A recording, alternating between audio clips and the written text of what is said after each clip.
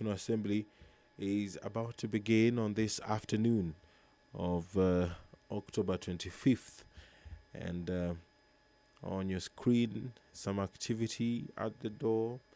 There comes in the mace, followed by the Speaker of the National Assembly, who is going to oversee the business of the National Assembly this afternoon, the Honorable Moses Masika Wetangula. My name is Edward Kabasa. I will now hand you over for this live broadcast of the National Assembly proceedings, courtesy of PBU and the Kenya Broadcasting Corporation. Enjoy your viewing. Na tuombe. Ewe Mwenyezi Mungu ambaye kwa hekima na wema wako umeteua nyadhifa za viongozi na mabunge kwa ustawi wa jamii na utawala wa haki za wanadamu, tukusihi ututazame kwa neema nyingi sisi watumishi wako ambao wameridhika kutuita ili tutekeleze muhimu za jamhuri yetu. Tukuomba uteremshie baraka zako sisi tuliokusanyika hapa, na utujalie tuyatende na kufikiria mambo yote yatakayofikishwa mbele yetu kwa njia ya haki na uaminifu, ili utukufu na sifa zako ziendelezwe na ili kustawisha amani, ufanisi na heri ya hii nchi yetu na wale ambao haja zao umezikabidhi mikononi mwetu. Amen.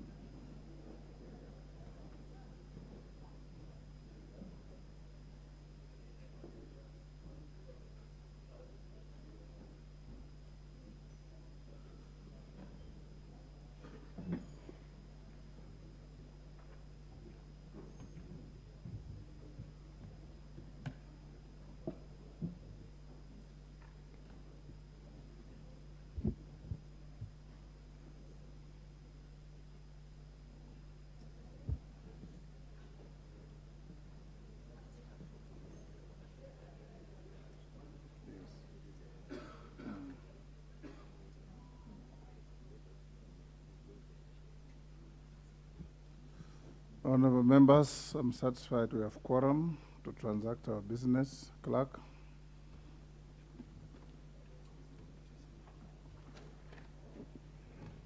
Order number 1, administration of oath. Order number 2, communication from the chair.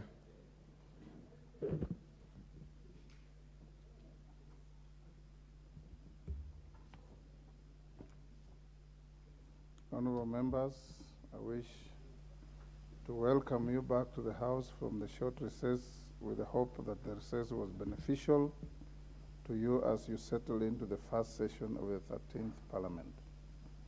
As the House embarks on the second part of the session, I wish to inform you that I have received a legislative proposal intending to amend the Constitution so as to entrench certain funds, among them the National Government Constituency Development Fund, in the Constitution.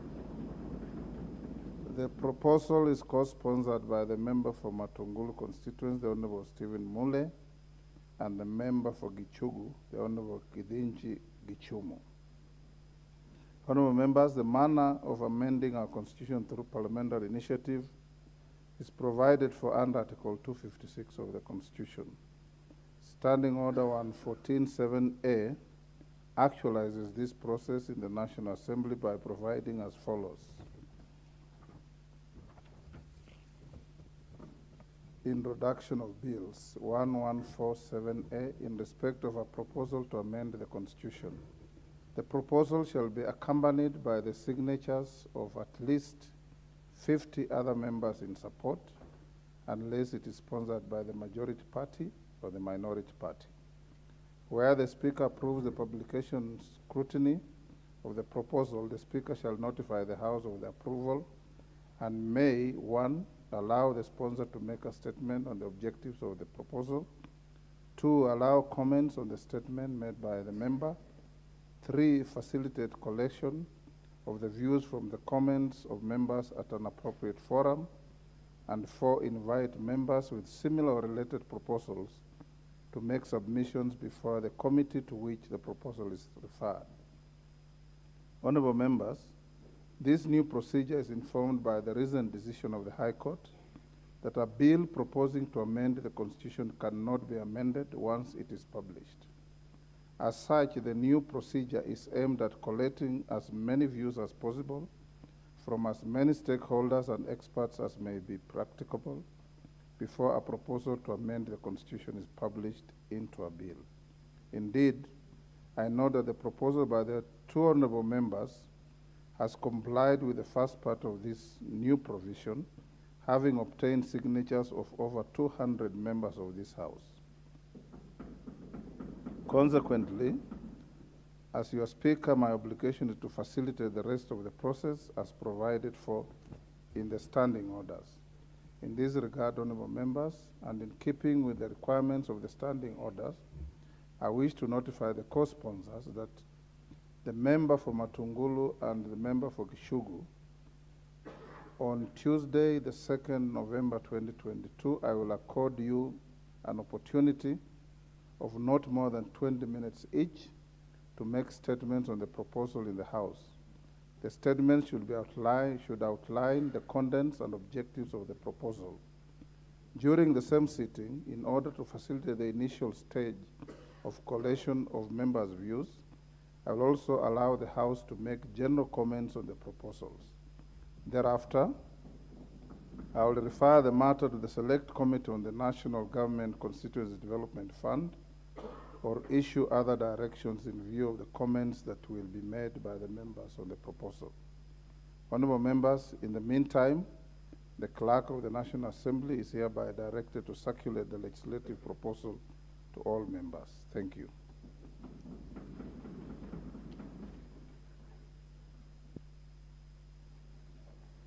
Order number 3, messages.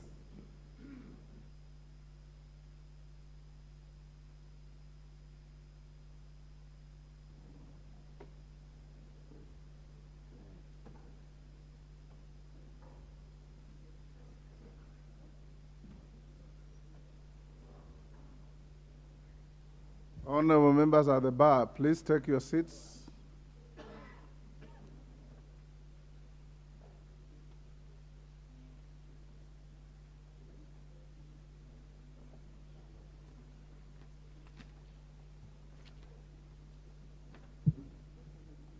Honorable members, I have 2 messages. The first one, approval of a nominee for appointment as the Inspector General of the National Police Service.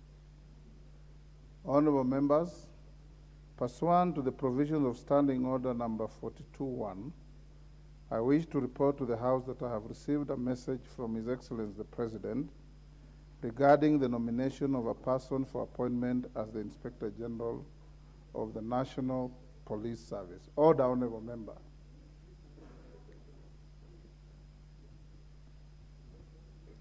You may take your seat.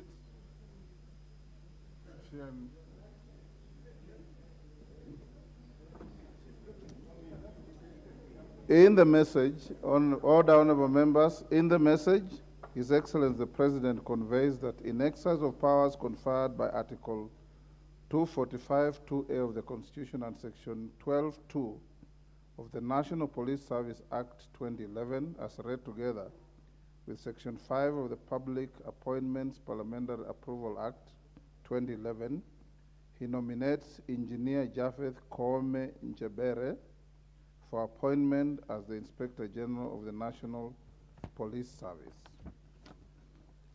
Honorable members, Article 245(2)(a) of the Constitution states as follows. The Inspector General is appointed by the President with approval. The President shall, within 28 days after vacancy occurs in the office of the Inspector General, nominate a person for appointment as an Inspector General and submit the name of the nominee to Parliament. Honorable members, it is notable that the approval of the nominee will be undertaken by the 2 houses of Parliament. In this regard, the vetting of the candidate will be done by a joint sitting of the relevant committees of both houses of parliament in accordance with established practice. Honorable members, Section 8(1) of the Public Appointments Parliamentary Approval Act 2011 provides that the committee to which such nomination is referred shall consider the matter and table a report in the House within 28 days.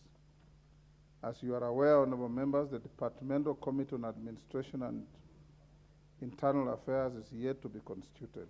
In this regard, and in keeping with the resolution of the House of 12th October 2022 regarding the conveyance of messages during recess, yesterday, the 24th October 2022, I notified all members and directed the clerk to cause the President's message to be transmitted to all members. I also instructed the clerk to coordinate with the clerk of the Senate so as to immediately facilitate the process of the statutory notifications to the general public ahead of the first sitting of the Joint Committee. The clerk has already complied with that. This implies that the counting of time with respect to the vetting process commences today, Tuesday, the 25th October 2022, being the first day following the statutory notification to the public. Honorable members, in summary and in accordance with the requirements of the Public Appointments Parliamentary Approval Act 2011, the standing orders of both houses and the practices of Parliament, it is notified as follows. 1, that the vetting of the nominee for appointment to the office of the Inspector General of the National Police Service shall be conducted jointly by the Departmental Committee on Administration and International Affairs of the National Assembly and the Standing Committee on National Security, Defense, and Foreign Relations of the Senate. 2, that the chairpersons of the two committees will co-chair the joint sittings and the Secretariat will comprise officers of the two houses. 3, that the quorum of the joint committee will be the corresponding quorums of each of the two committees as stipulated by the respective standing orders. 4, that as contemplated under Rule 9(6) of the Houses of Parliament Joint Rules, unless a decision is reached by consensus, any vote to be taken in the joint sitting of the committee shall be by separate houses. This will ensure that the numerical difference of the individual members representing the houses in the joint sittings has no effect on the decisions of the joint sittings of the committees. And 5, that the committees shall, having conducted the vetting hearings, submit a joint report to the respective houses in the manner contemplated by the standing orders of the respective houses. Honorable members, the message, together with the resume of the nominee, will now stand committed to the Departmental Committee on Administration and National Security of the National Assembly, sitting jointly with the Standing Committee on National Security, Defense, and Foreign Relations of the Senate for consideration. I thank you. Members at the bar, you may take your seats.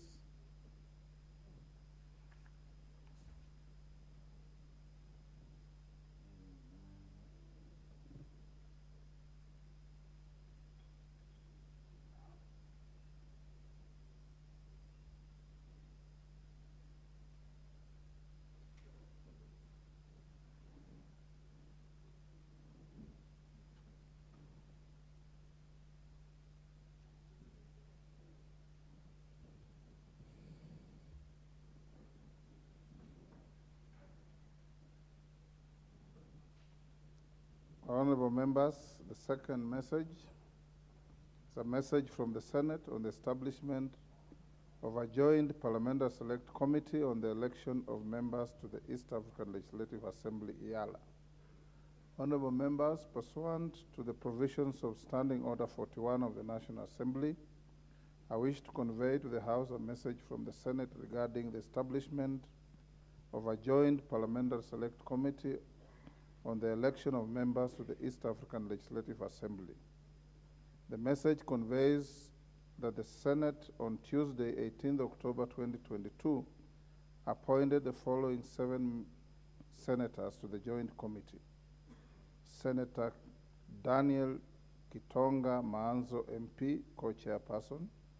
Senator Raphael Chimera Mwenzangu, MP, Senator Joyce Chepkoech Korir, MP, Senator Miraj Abdullahi Abdulrahman, MP, Senator Chute Mohammed Said, MP, Senator Joseph Githuku Kamau, MP, Senator Beatrice Akinyi Oyomo, MP.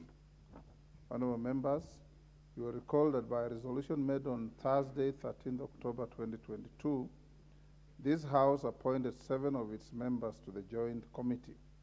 The membership of the National Assembly is led by the member for Kipipiri constituency, the Honorable Wanjiku Muhia, MP. This means that the Joint Committee on Election of Members to the East African Legislative Assembly, EALA, is now fully constituted as contemplated by the East African Legislative Assembly election of members of the Assembly Rules 2017. I therefore urge the co-chairpersons of the Joint Committee to urgently proceed to facilitate the process of nomination of Kenya's representatives to the East African Legislative Assembly as required by the said rules, and keep the House and the public informed of the progress of the matter. I thank you. Next order. Order number 4, petitions. Order number 5, papers.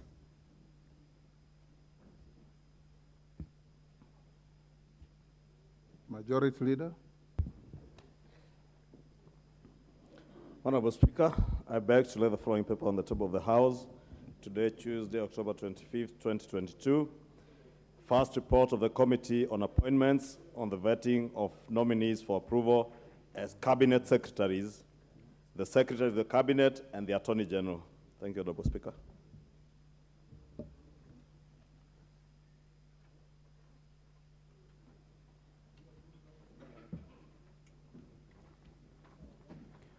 Order number 6, notices of motion. Majority Leader. Honorable members, you'll notice that we now have a supplementary order paper that we will use to guide our proceedings from now henceforth.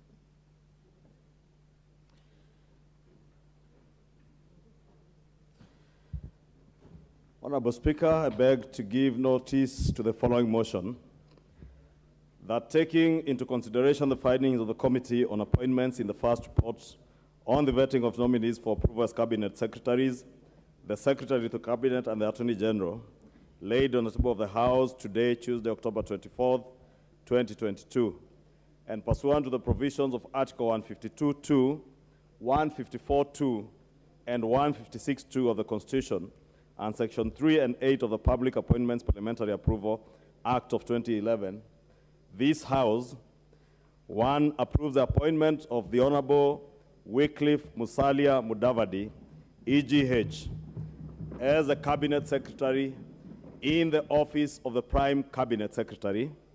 2, approves the appointment of the Honorable Justin Bidan Muturi Njoka, EGH, as the Attorney General. 3, approves the appointment of Honorable Aden Bare Duale, EGH, MP, as a Cabinet Secretary for Defense. 4, approves the appointment of the Honorable Dr. Alfred Nganga Mutua, EGH, as the Cabinet Secretary for Foreign and Diaspora Affairs. 5, approves the appointment of the Honorable Alice Mudhoni Wahome, MP, as the Cabinet Secretary for Water, Sanitation, and Irrigation. 6, approves the appointment of the Honorable Professor Kithure Kindiki, EGH, as the Cabinet Secretary for Interior and National Administration. 7, approves the appointment of the Professor Njuguna Ndungu, PhD, CBS, as the Cabinet Secretary for National Treasury and Planning. 8, approves the appointment of the Honorable Aisha Jumwa Karisa Katana as the Cabinet Secretary for Public Service, Gender, and Affirmative Action. 9, approves the appointment of Mr. Davis Kimutai Chirchir as the Cabinet Secretary for Energy and Petroleum. 10, approves the appointment of the Honorable Moses Kuria as the Cabinet Secretary for Trade, Investment, and Industry. 11, approves the appointment of the Honorable Onesimus Kipchumba Murkomen, EGH MP, as the Cabinet Secretary for Roads, Transport, and Public Works. 12, approves the appointment of the Honorable Roslinda Soipan Tuya, CBS and MP, as the Cabinet Secretary for Environment and Forestry. 13, approves the appointment of Zakaria Mwangi Njeru as the Cabinet Secretary for Lands, Housing, and Urban Development. 14, approves the appointment of Ms. Susan Nahumicha Wafula as the Cabinet Secretary for Health. 15, approves the appointment of the Honorable Franklin Meveka Linturi as the Cabinet Secretary for Agriculture and Livestock Development. 16, approves the appointment of Mr. Eliud Okech Owalo as the Cabinet Secretary for Information Communications and the Digital Economy. 17, approves the appointment of the Honorable Ezekiel Machogu Ombaki, CBS, as the Cabinet Secretary for Education. 18, approves the appointment of the Honorable Ababu Namwamba, EGH, as the Cabinet Secretary for Youth Affairs, Sports, and the Arts. 19, approves the appointment of Ms. Rebecca Miano, MBS, as the Cabinet Secretary for East African Community, Arid and Semi-Arid Lands, and Regional Development. 20, approves the appointment of Mr. Simon Kiprono Chelugui, EGH, as the Cabinet Secretary for Cooperatives and Micro, Small, and Medium Enterprises Development. 21, approves the appointment of the Honorable Governor Salim Vuria, EGH, as the Cabinet Secretary for Mining, Blue Economy, and Maritime Affairs. 22, approves the appointment of the Honorable Florence Chepngetich Koskei Bore as the Cabinet Secretary for Labor and Social Protection. 23, approves the appointment of Ms. Mercy Kiru Wanjao, CBS, as the Secretary to the Cabinet. And 24, rejects the appointment of the Honorable Penina Malonza, OGW, as the Cabinet Secretary for Tourism, Wildlife, and Heritage. Thank you, Honorable Speaker. Thank you, Honorable Speaker. And Honorable Speaker, I am certain this, Honorable members, this is just the notice to the motion. The motion will be there, you will debate.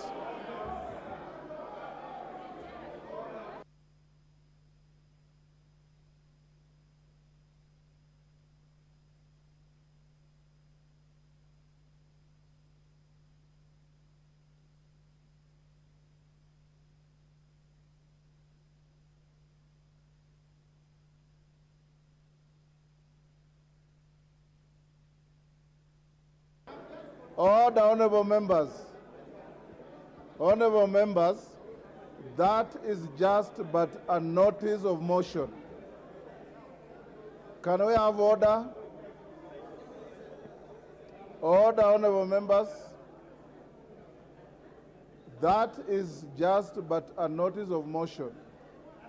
Each one of you is going to have time to debate, to ventilate on this motion, and eventually each one of you will vote on this motion. And you have the right to vote the way you want. I didn't hear you mention the Attorney General. Did you? You did. Honorable members, will now proceed as follows. Order, honorable members. Order. We'll now proceed as follows. If you look at your supplementary order paper, the Honorable Elsie Muhanda, if she's in the House, will be called upon to reply to her motion, whereafter a question will be put. After that, the Honorable Titus Hamala MP will be called upon to move his motion, but this motion will only be debated up to 3:30. I'm giving you time, honorable members, to pick the committee report, have a look and read through it, and at 3:30, I'll call the majority leader to move the motion whose notice has just been given. Whatever strong views you have on any of the nominees, I urge you to observe parliamentary decorum and dignity and debate the motion, and you will vote on it at the end of the debate, which shall be tomorrow.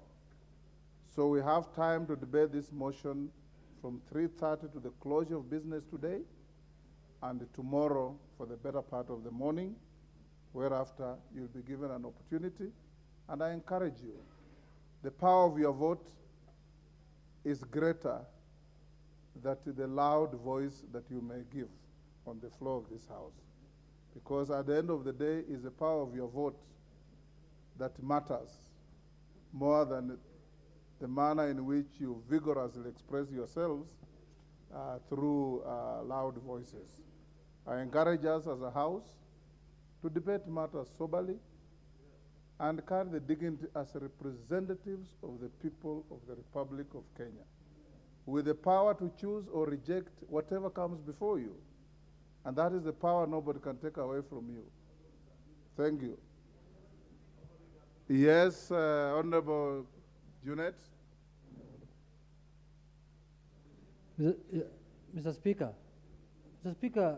you need to talk to Honorable Chepkonga that this is not the Eldoret Cooperative Society. We are in Parliament, Mr. Speaker. He's intimidating me here. But Mr. Speaker, having said that, in relation to the motion, that the notice of motion that has been given, in relation to the notice of motion. We shall listen to the Honorable Junet. Mr. Speaker, go on. Let me reserve my comment. Mr. Speaker, in relation to the motion, notice of motion that has been tabled by Honorable Ishungo, Mr. Speaker, I want to bring to the attention of the House that when you have told them to go and get the report of the committee, the vetting committee that you chair, I want to single out and ask them to pay attention that there is a minority report attached to the main report for discussion in this House that is rejecting the nomination of Honorable Aisha Jumwa and Honorable Linturi, Mr. Speaker. The people being rejected are not only one person. We are rejecting 3 people in total, Mr. Speaker, and I'm just urging them to look into it. Not that I'm debating. Mr. Speaker. Thank you, Honorable Junet. Thank you. Your point is made. Honorable members, the report will be found in the documents of office out there. Please read and make informed choices when you vote. The Honorable Elsie Muhanda.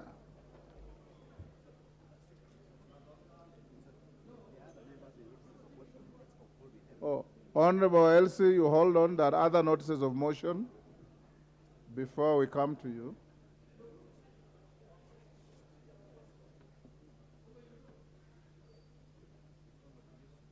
Honorable Yusuf of Kamukunji.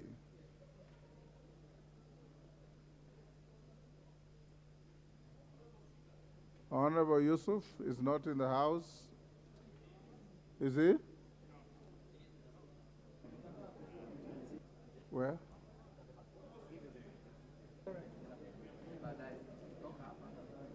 Can you give the Honorable Yusuf the mic to give notice of a motion?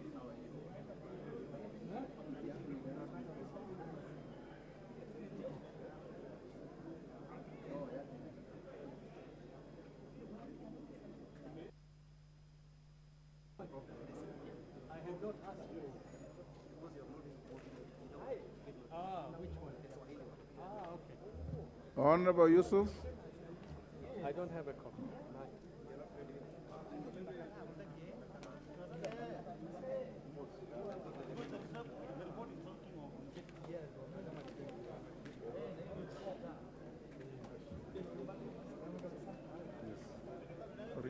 Yes. All the honorable members, I understand the Honorable Yusuf is not ready to give notes of his motion. Will stay, the Honorable. No, I just need a copy of the order. The screen doesn't work.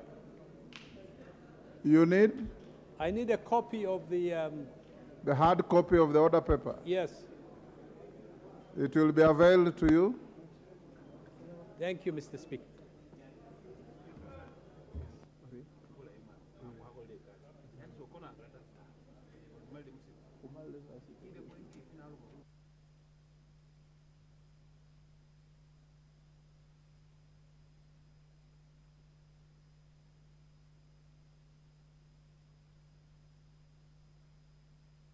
Honorable Yusuf, you gotten the order paper? Proceed and give notice of your motion. Asante Bwana Spika kwa kunipatia fursa hii ya kupendekeza arifa ya hoja ya kubuniwa kwa Baraza la Kiswahili la Kitaifa.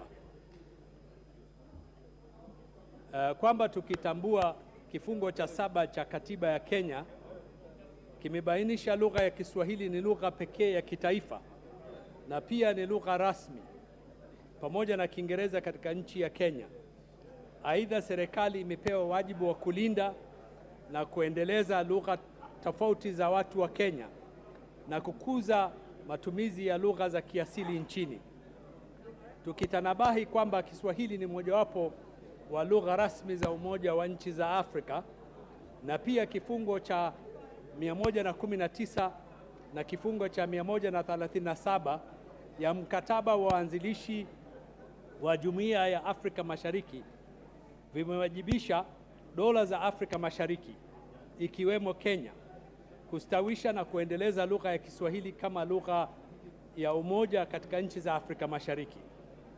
Tukitambua kwamba nchi ya Tanzania iliunda Baraza la Kiswahili la Kitaifa BAKITA katika mwaka wa 1967 na pia Zanzibar ikabuni Baraza la Kiswahili la Zanzibar BAKIZA katika mwaka 2004 kwa madhumuni ya kukuza, kuimarisha na kuendeleza mbele lugha ya Kiswahili katika Tanzania bara pamoja na visiwa vya Zanzibar.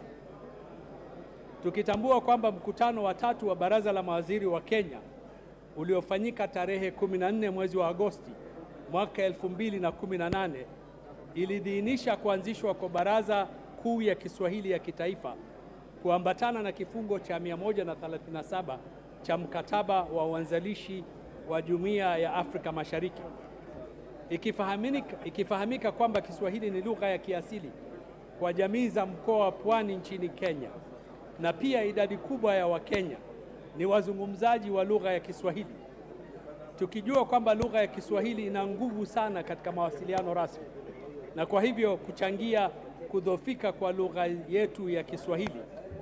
Tukitambua uamuzi wa Baraza la Mawaziri kuhusu kubuniwa kwa Halmashauri Kuu ya Kiswahili ya Kitaifa bado haujatekelezwa, kwamba bunge hili linahimiza serikali kuu ya Kenya kupitia Wizara ya Michezo, Utamaduni na Urithi kuanzisha rasmi Baraza Kuu ya Kiswahili ya Kitaifa na kuzindua mikakati, mbinu na sera mahsusi zinazohitajika kukuza na kuendeleza lugha ya Kiswahili na kushirikiana na vyombo vingine vya dola vya kitaifa na vya kibinafsi vinavyohusika na uboreshaji wa lugha ya Kiswahili.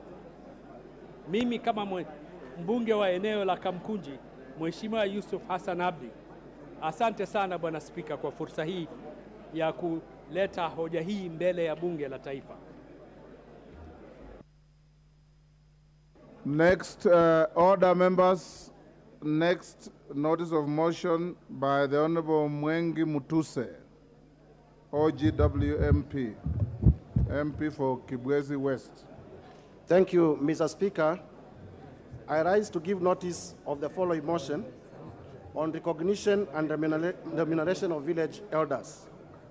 That aware that there have been village elders in every village in the Republic of Kenya, cognizant that the village is not formally recognized as an administrative unit in accordance with Section 14 of the National Government Coordination Act of 2013, noting that despite the said village elders offering services to the Republic and the people and the government of Kenya, that they are not remunerated contrary to Article 41 of the Constitution on fair labor practices, and further noting that in accordance with Section 14 and 15 of the National Government Coordination Act of 2013, the Cabinet Secretary in charge of Interior and Coordination of National Administration, in consultation with the President and the Public Service Commission, have the power to establish national government administrative units and appoint administrative officers to serve under these units, and further recalling that Article 10(2)(b) of the Constitution binds state organs and state officers to uphold dignity, which includes remuneration for work done, and noting that village elders have existed for many years and interact with wananchi at the lowest level. Hence, their recognition in law is in public interest and their remuneration has been long overdue. This House therefore urges the national government through the Ministry of Interior and Coordination of National Administration to, 1, establish all existing villages as administrative units in accordance with Section 14 of the National Government Coordination Act of 2013, and 2, recruit and remunerate the existing village elders as administrative officers. Thank you, Mr. Speaker.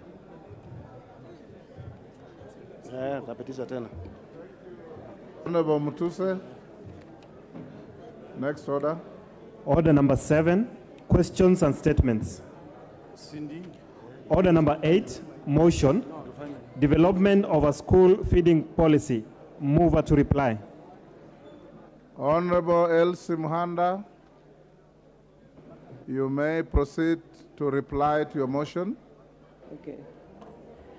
Honorable Speaker, thank you so much for granting me this time. First of all, I want to thank all honorable members for the overwhelming support they have given to this motion. It shows that indeed food is a basic need, and it shows that the problem is deep in Kenya. And before I finalize my right of reply, Honorable Speaker, to Honorable Mary Emase, Honorable Engineer Nzengu, Honorable Catherine Omanyo, Honorable Charity Gadhambi, Honorable Zambia, Honorable Malulu Injendi, and Honorable Kombe. 1 minute each before I finalize, because I only have 10 minutes. So, Honorable Speaker,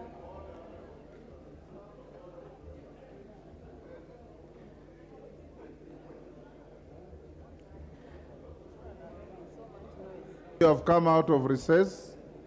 You can retreat to the lobby out there and exchange views.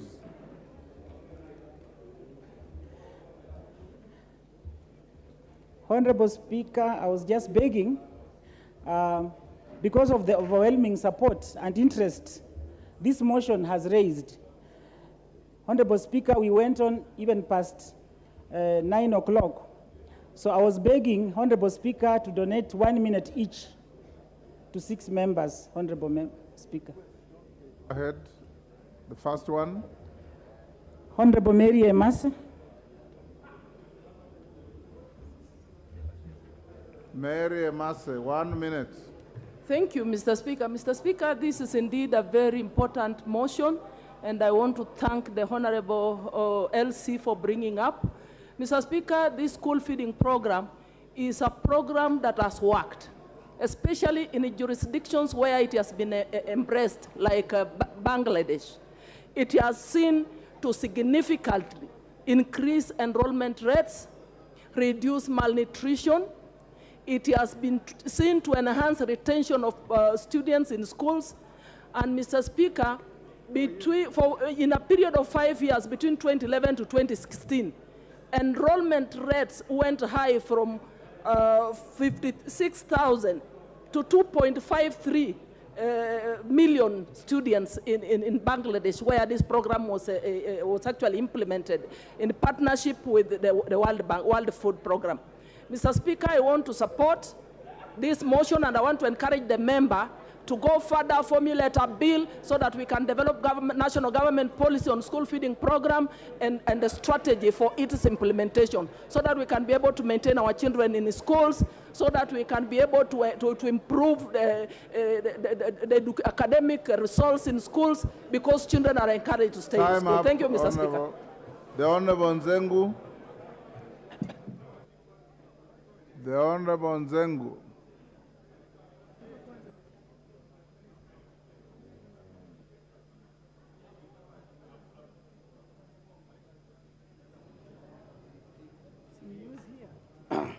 Thank you, Mr. Speaker.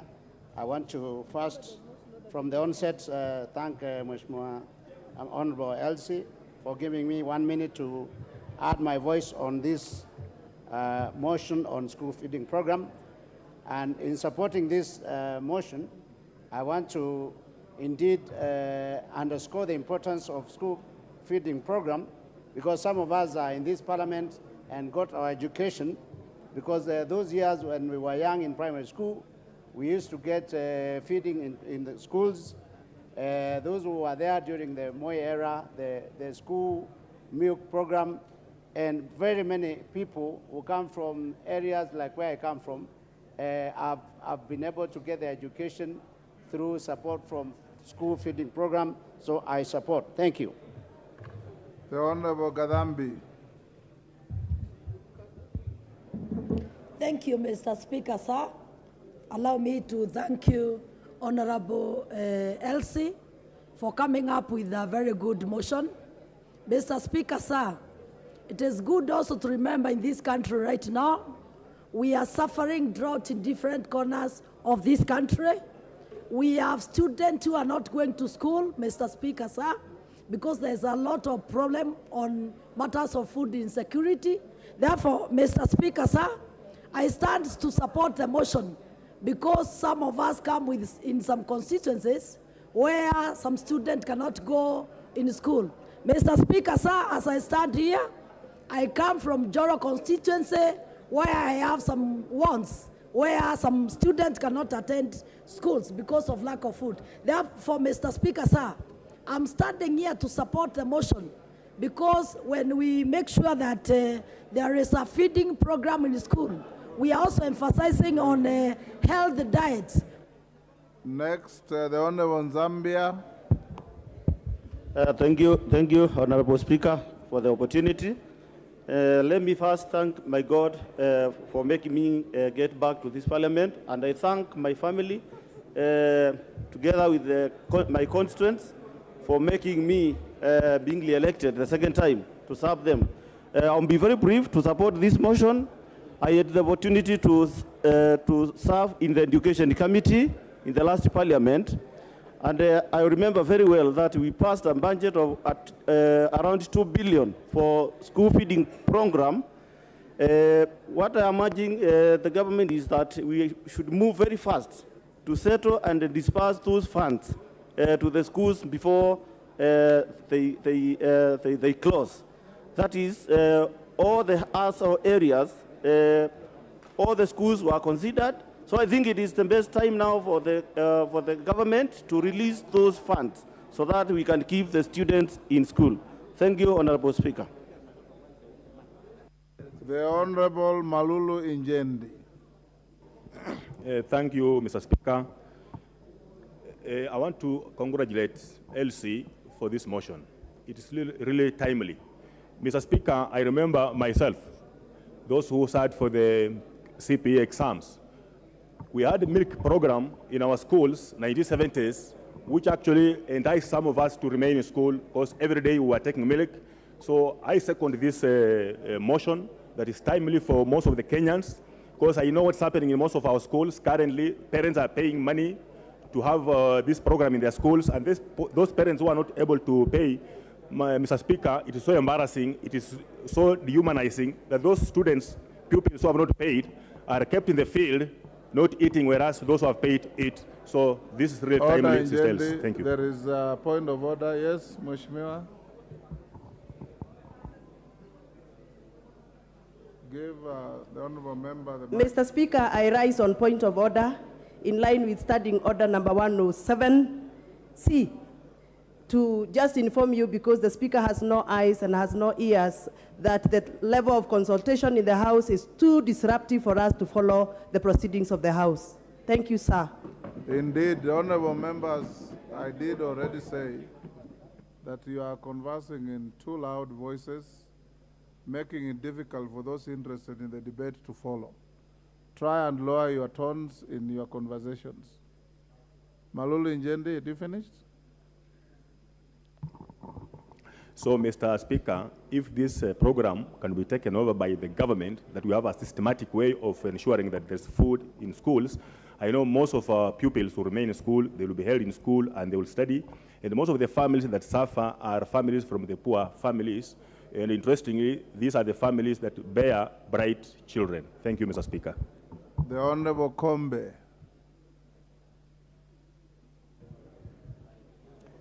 Asante, Mheshimiwa Spika. Pia nichukue nafasi hii nimpongeze Mheshimiwa Elsie kwa kuleta hoja hii. Mheshimiwa Spika, ni wazi na ni dhahiri kwamba shule nyingi hasa za msingi, watoto wengi huwa wanaacha kuendelea na masomo kwa ajili ya janga hili la njaa. Wakati mwingi utawapata wanahudhuria asubuhi na saa 8 hawarudi shule kwa sababu hawawezi kumudu hali ile ya njaa. Na wale wachache watakaoweza kurudi shuleni pia vile vile, Mheshimiwa Spika, utawapata wanalala, hawana wakati wa kuweza kusikiza kwa makini na kupata yale wanayofundishwa. Mheshimiwa Spika, ningeomba tu mara mswada huu unapopita, Mheshimiwa Spika, ile kamati ya utekelezaji wa miswada kama hii ikaweze kuchukua hatamu na ikaweze kuhakikisha ya kwamba mswada huu unatekelezwa. The Honorable Omanyo.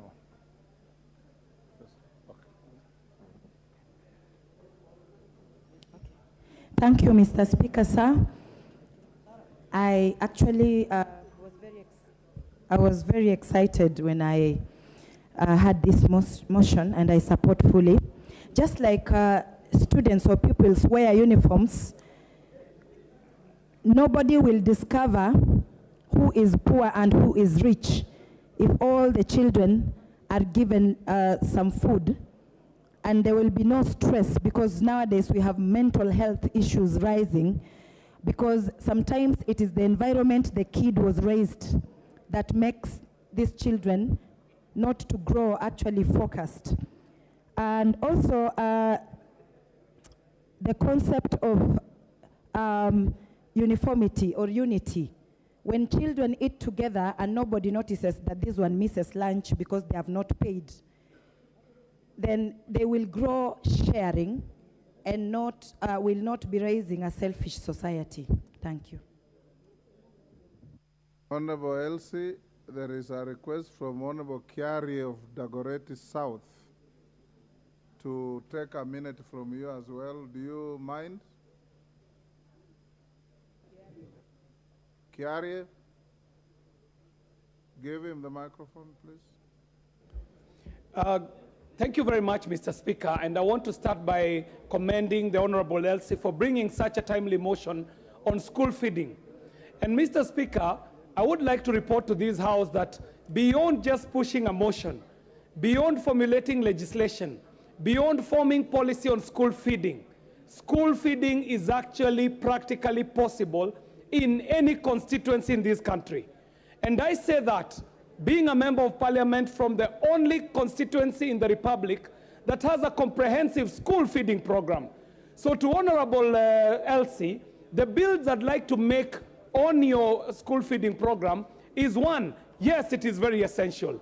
Secondly, the model that works in Dagoretti South constituency is a model that involves a number of stakeholders. For starters, as Dagoretti South constituency NGCDF, we built a central kitchen in one of the schools in the constituencies. From this central kitchen, we are able to feed 12,000 students every day out of that one kitchen.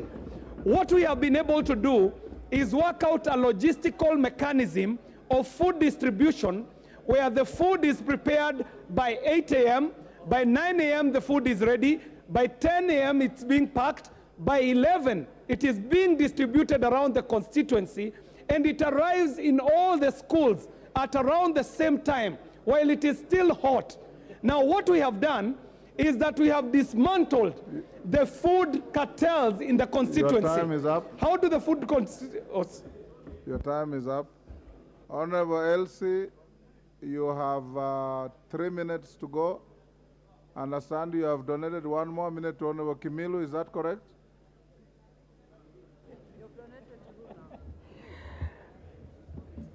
Yes, Mr. Speaker. Honorable Kimilu, when he finishes, you now close your debate. Thank you, Mr. Speaker, for giving me this opportunity. And I want to thank Honorable Elsie for a very important and timely motion, because, Mr. Speaker, as we are speaking now, most of the school children are not attending school due to lack of food. Mr. Speaker, I think this is a very, very important motion, and I support, because I know, as where I come from, Kaiti now, I'm getting calls every day from the parents, teachers, and also the community due to the anger, because, Mr. Speaker, as we are speaking now, the drought is persisting and children are suffering. So I support and thank you, Honorable Mwanda, for a very important motion. Honorable Elsie, now you have 2 minutes to wind up. In winding up, Honorable Speaker, you can see how this motion has a lot of interest, because the situation on the ground is bad, Honorable Speaker. Right now, 3 million Kenyans are hungry. 10 counties are food insufficient. Honorable Speaker, I beg that we take up this matter seriously as a country. I urge the Education Department and all the other agencies to take up the matter, and I propose, members, that this should be an act of parliament, because in Article 53, food is a basic need. A hungry child cannot go to school. So food being a basic need, Mr. Speaker, I urge that this motion, we take it very, very seriously, and all members, we move with it with speed. Thank you, Mr. Speaker. Order, honorable members. Order. I'll now put the question. That aware that school meals are an important safety net for vulnerable children from food insecure households and communities in Kenya, appreciating that school meals have multiple benefits, such as increased school enrollments and attendance, as well as significant and positive contribution to reducing hunger and improving nutritional intake, noting that primary school completion rates have been found to be higher in schools with meals provided. Thus, school meals remain a core development intervention to support the country's achievements in the education sector. Recognizing that some county governments have adopted direct and community-led initiatives for ECD school feeding programs, concerned that the exercise is not supposed to be a clear policy, is not supported by a clear policy and budgetary framework, and does not support pupils in primary and secondary schools who form the basic education ecosystem, cognizant of the fact that where school meal programs have been initiated, it has been noted that they encounter different challenges that embed their effectiveness, including insufficient resources due to low budgetary allocation and budget cuts, lack of a school feeding policy, inadequate safe cooking and drinking water, drought and famine, poor food storage, a lengthy procurement process, insecurity and dilapidated infrastructure, among others. This House therefore resolves that the Minister of Education, through the relevant State Department, immediately develops a school feeding policy to cover basic education pupils and sustain the program in order to ensure that children are maintained in schools for effective learning and to improve their well-being. As members of that opinion say aye. Will those of the contrary opinion say nay? The ayes have it. The Honorable Hamala Titus, MP. Order number 9, motion, a review of teacher development policy. Thank you, Honorable Speaker. I beg to move the following motion, that aware that education is a key enabler of national development and realization of Kenya's Vision 2030 and the Sustainable Development Goals, and appreciating the invaluable role that teachers play in actualizing the national goals of education, noting that a conducive working environment for teachers enhances performance, and recalling that the delocalization of teachers commenced in 2018 by the Teacher Service Commission immensely disrupted teachers' lives, lowered teachers' morale, and caused untold trauma to many teachers countrywide. Honorable Speaker, concerned that the exercise was not supported with a clear policy framework and was initiated without the participation of teachers or their unions, contrary to Articles 118 and 132 of the Constitution on public participation and involvement of the people in the process of policy making, and cognizant of the fact that the localization of teachers is inconsistent with the United Nations Educational, Scientific, and Cultural Organization, UNESCO, teacher deployment practice, which treats education as a culture process conducted within a people's cultural context at the local level. Honorable Speaker, I beg this House to resolve that the Teacher Service Commission immediately reverses the ongoing delocalization of teachers and initiates a comprehensive review of the teacher deployment policy with the involvement of teachers in order to make the policy consistent with International Labour Organization, ILO, and UNESCO laws and practices on teacher management and deployment. Honorable Speaker, I want to thank God for the opportunity He has given me, and to thank the people of Lurambi for electing me for the second time. And Honorable Speaker, as I move this motion, we are all aware that we have a problem in our schools. Education is what we can give to a country. Our children and generations to come can only be guaranteed when we have a better framework of education. Honorable Speaker, I rise here today to speak on this issue, delocalization, which commenced in the year 2018, whereby without any preparation, without any participation by unions and education stakeholders, Teacher Service Commission began to move teachers from one point to another point. Teachers were moved as animals and not even as human beings. Honorable Speaker, education, as we know, is culture-based. And when I was in school, Honorable Speaker, my teacher began to teach me in this format. Ma, me, mi, mo, mu. Ma, me, mi, mo, mu. Pa, pe, pi, po, pu.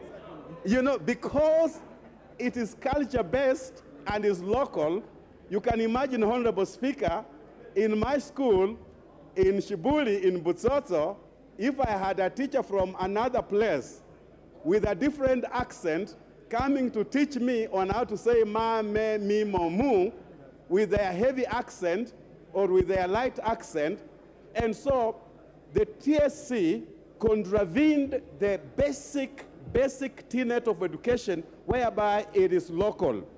Teaching is local. Honorable Speaker, we are building and putting in a lot of infrastructure in schools.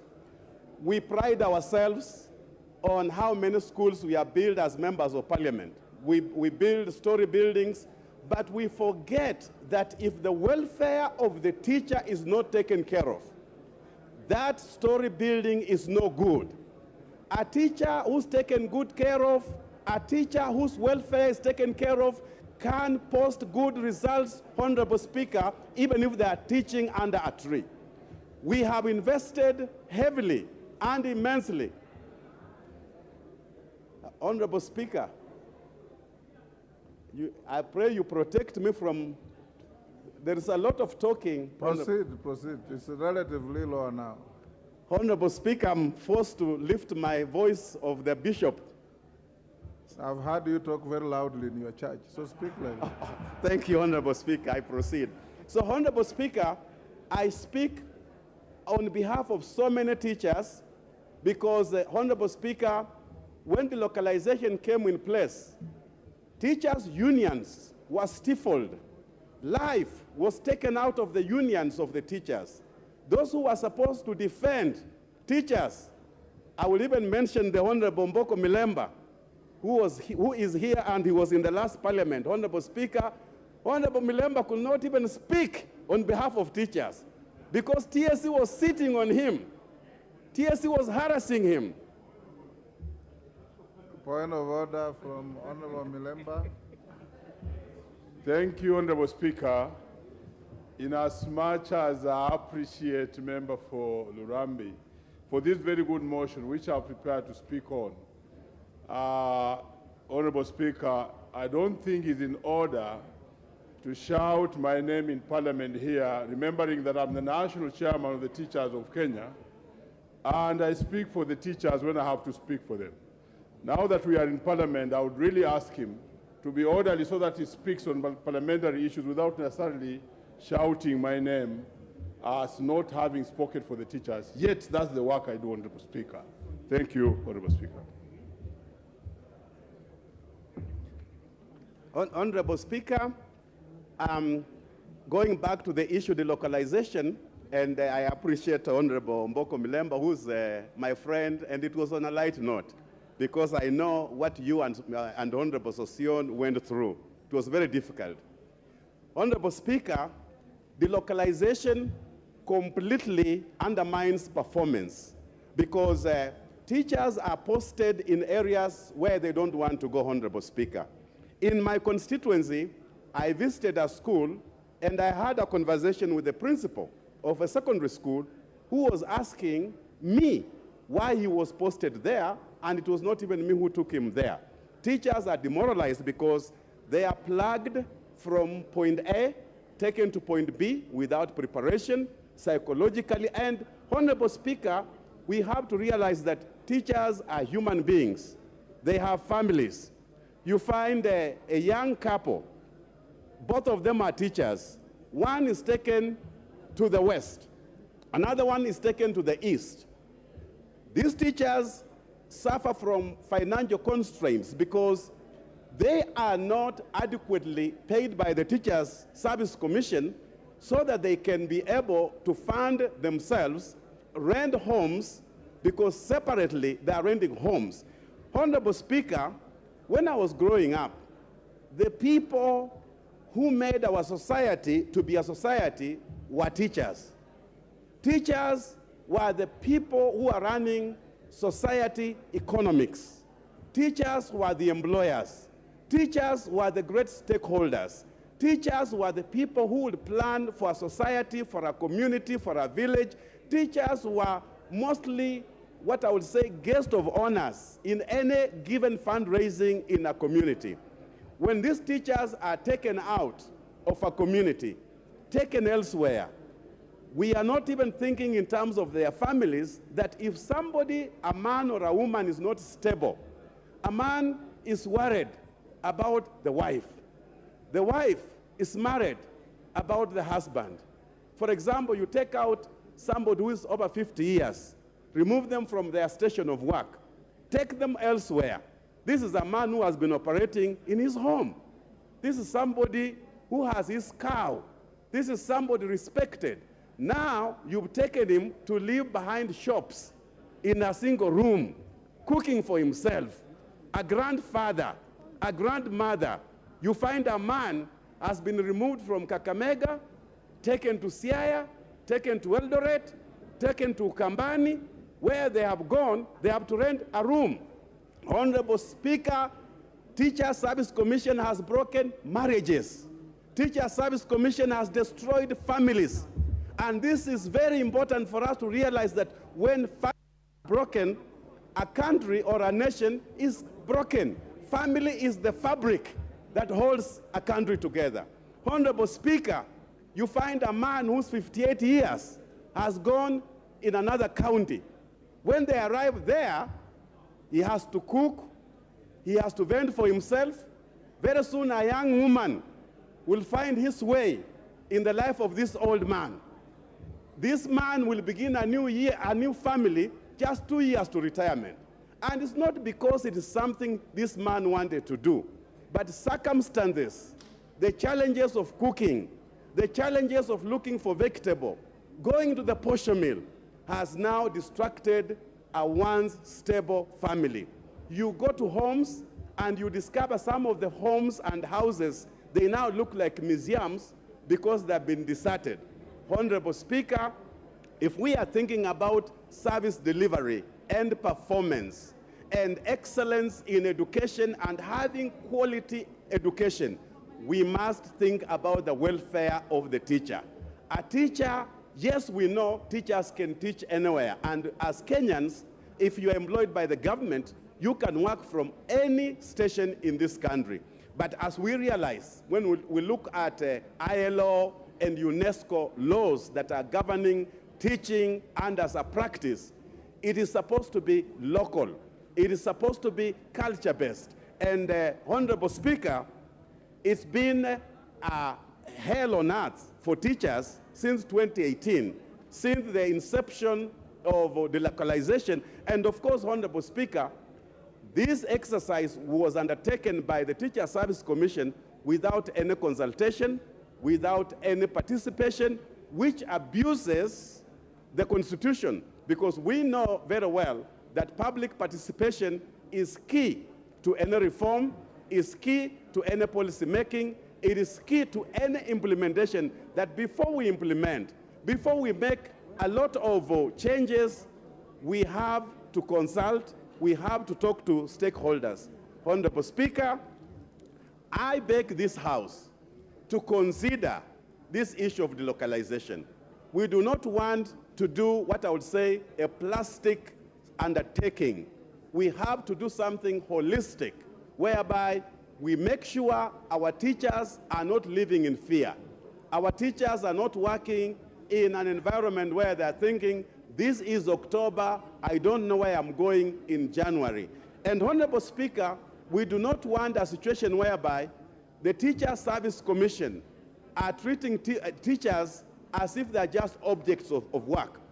Teacher Service Commission ought to respect teachers, ought to treat teachers as human beings. Teacher Service Commission has to respect families. Teacher Service Commission has to realize that it's not just about deployment and sending teachers to work, but the welfare of the children, the learners, the students. Because, Honorable Speaker, if a teacher is teaching in an environment that is hostile, for example, you find there is a principal that has been removed from a school, then the other principal, when the principal comes in, the community rejects that principal. So that principal cannot land in that station because perhaps the principal that was there was performing. So this new one that has been brought, there is a history of non-performance. Honorable Speaker, I have seen schools where parents have marched to the school to evict the head teacher, to evict the principal, and the pupils were cheering. It was like a political rally. And I'm just asking myself, what are we putting in our children? What kind of investment are we making in our children if we can't teach our children how to respect, how to view their teachers? Teachers are humiliated because they are not accepted. Honorable Speaker, it will take a delocalized teacher even a year just to learn the local language, to learn the culture. Of course, we know that English and Kiswahili are the national languages.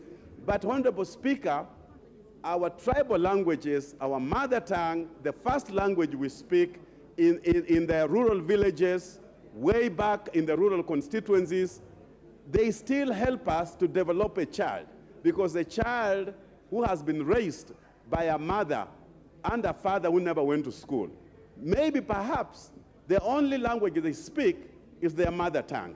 And so you find that a teacher who has been delocalized has to take a lot of time to learn the culture, to understand how things operate and how they can become effective. Honorable Speaker, this is a very important motion because it is going to end delocalization. We have to find a way whereby, as much as we want our teachers to teach wherever they are teaching, we also have teachers with conditions, medical conditions, whereby whenever they are taken out of the comfort of their homes or friendly zones where they teach from, then the health issues escalate on them, which again become an impediment for them to actually get performance. Honorable Speaker, I just beg that this House will consider this motion, and with your permission, I call upon the Honorable Dr. Oundo Mdenyo to second this motion. Honorable members, Honorable Hamala, I agree that you need a seconder, and Honorable Mdenyo will second your motion at an appropriate time. I want to now stay your motion and go back to the order on the approval of cabinet nominees and invite the majority leader to move his motion. Order number 10, special motion, approval of appointment of cabinet secretaries, the Attorney General, and Secretary to the Cabinet.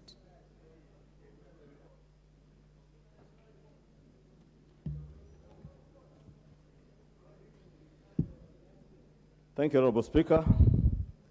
The sergeant and the sergeant at arms and his staff are distributing the reports.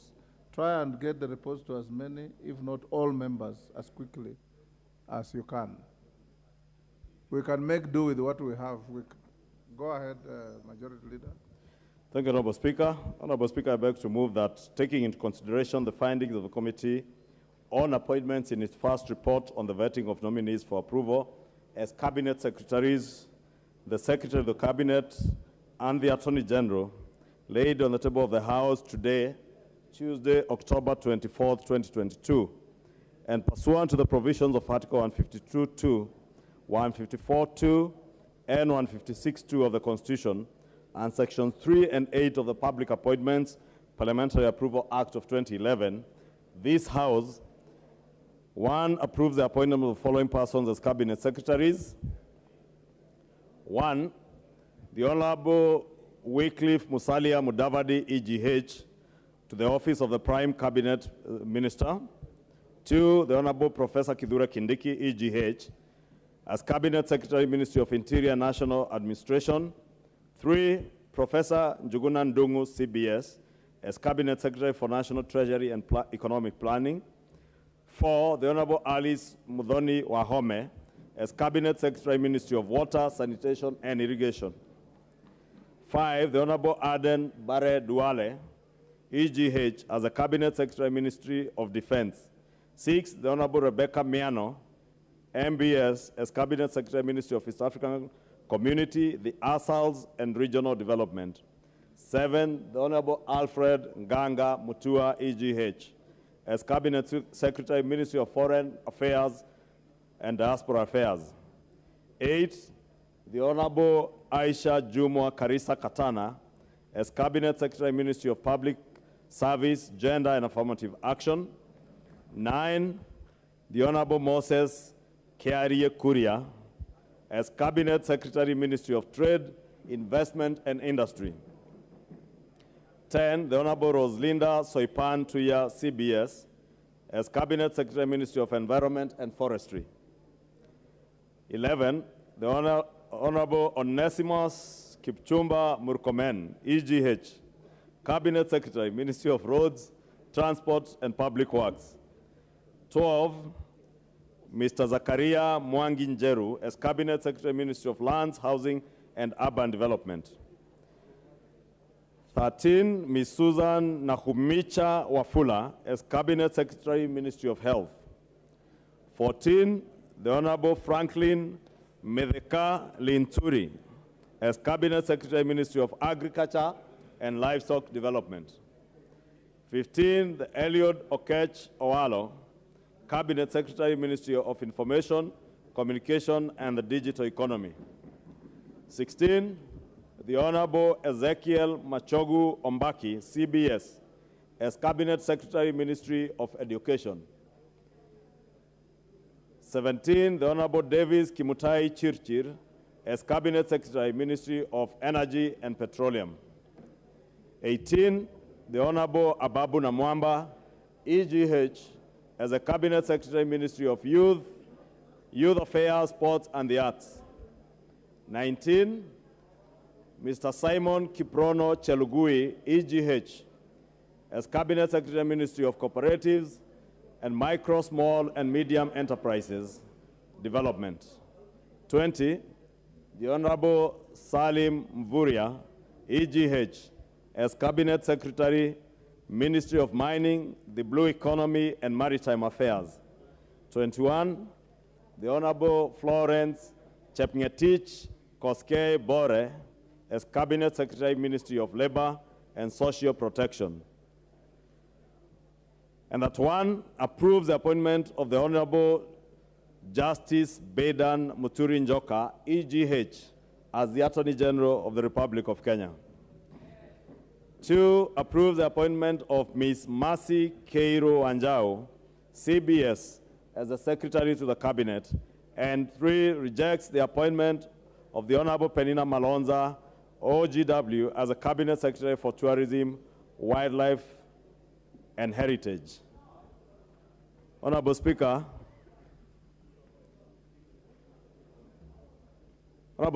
I beg to move that motion as it is.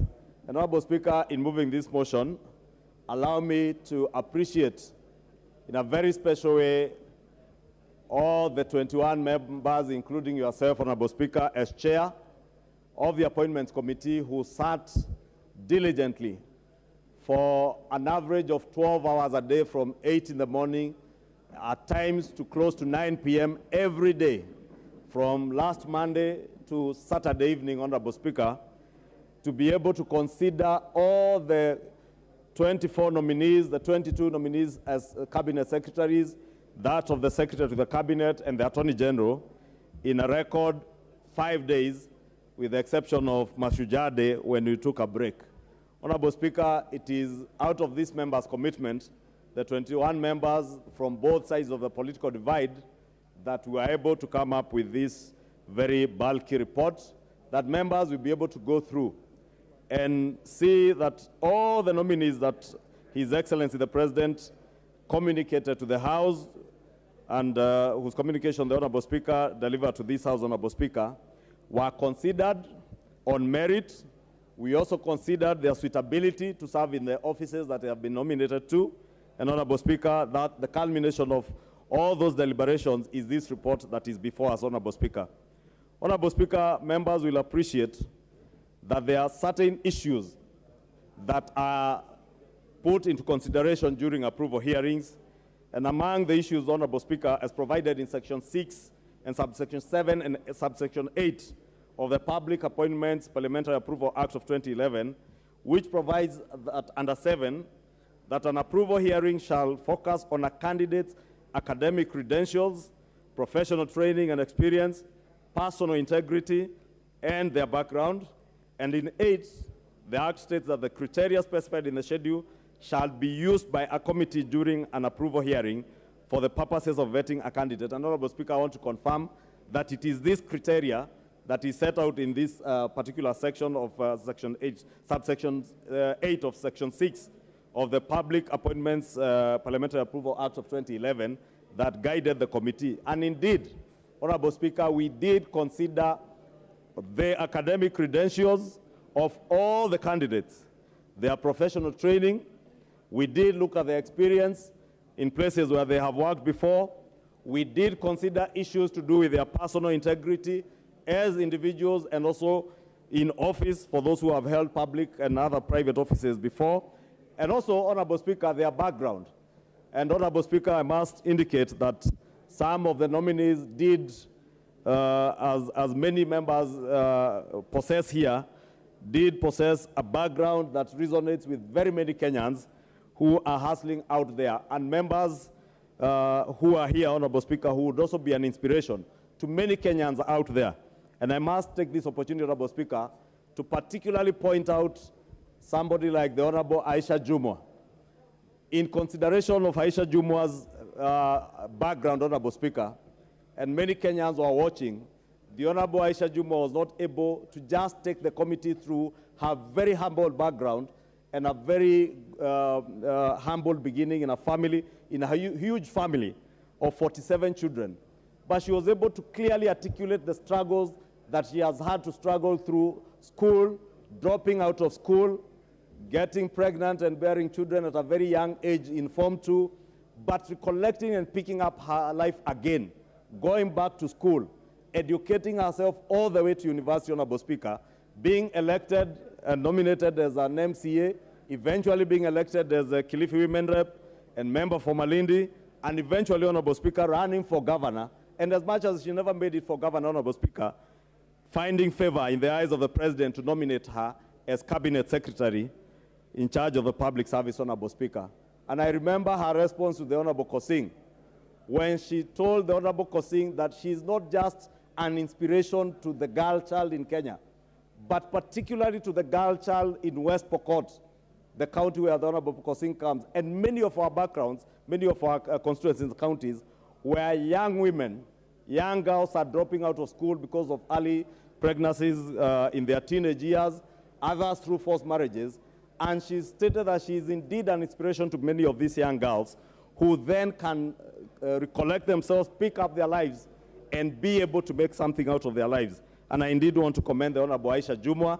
And even as we recommend her approval today, it is bearing in mind that she has demonstrated that despite the challenges that have been laid out in the minority report, and it is indeed true, as the Honorable Junet was indicating, there is indeed an appendix to this report or at the back of the main report, Honorable Speaker.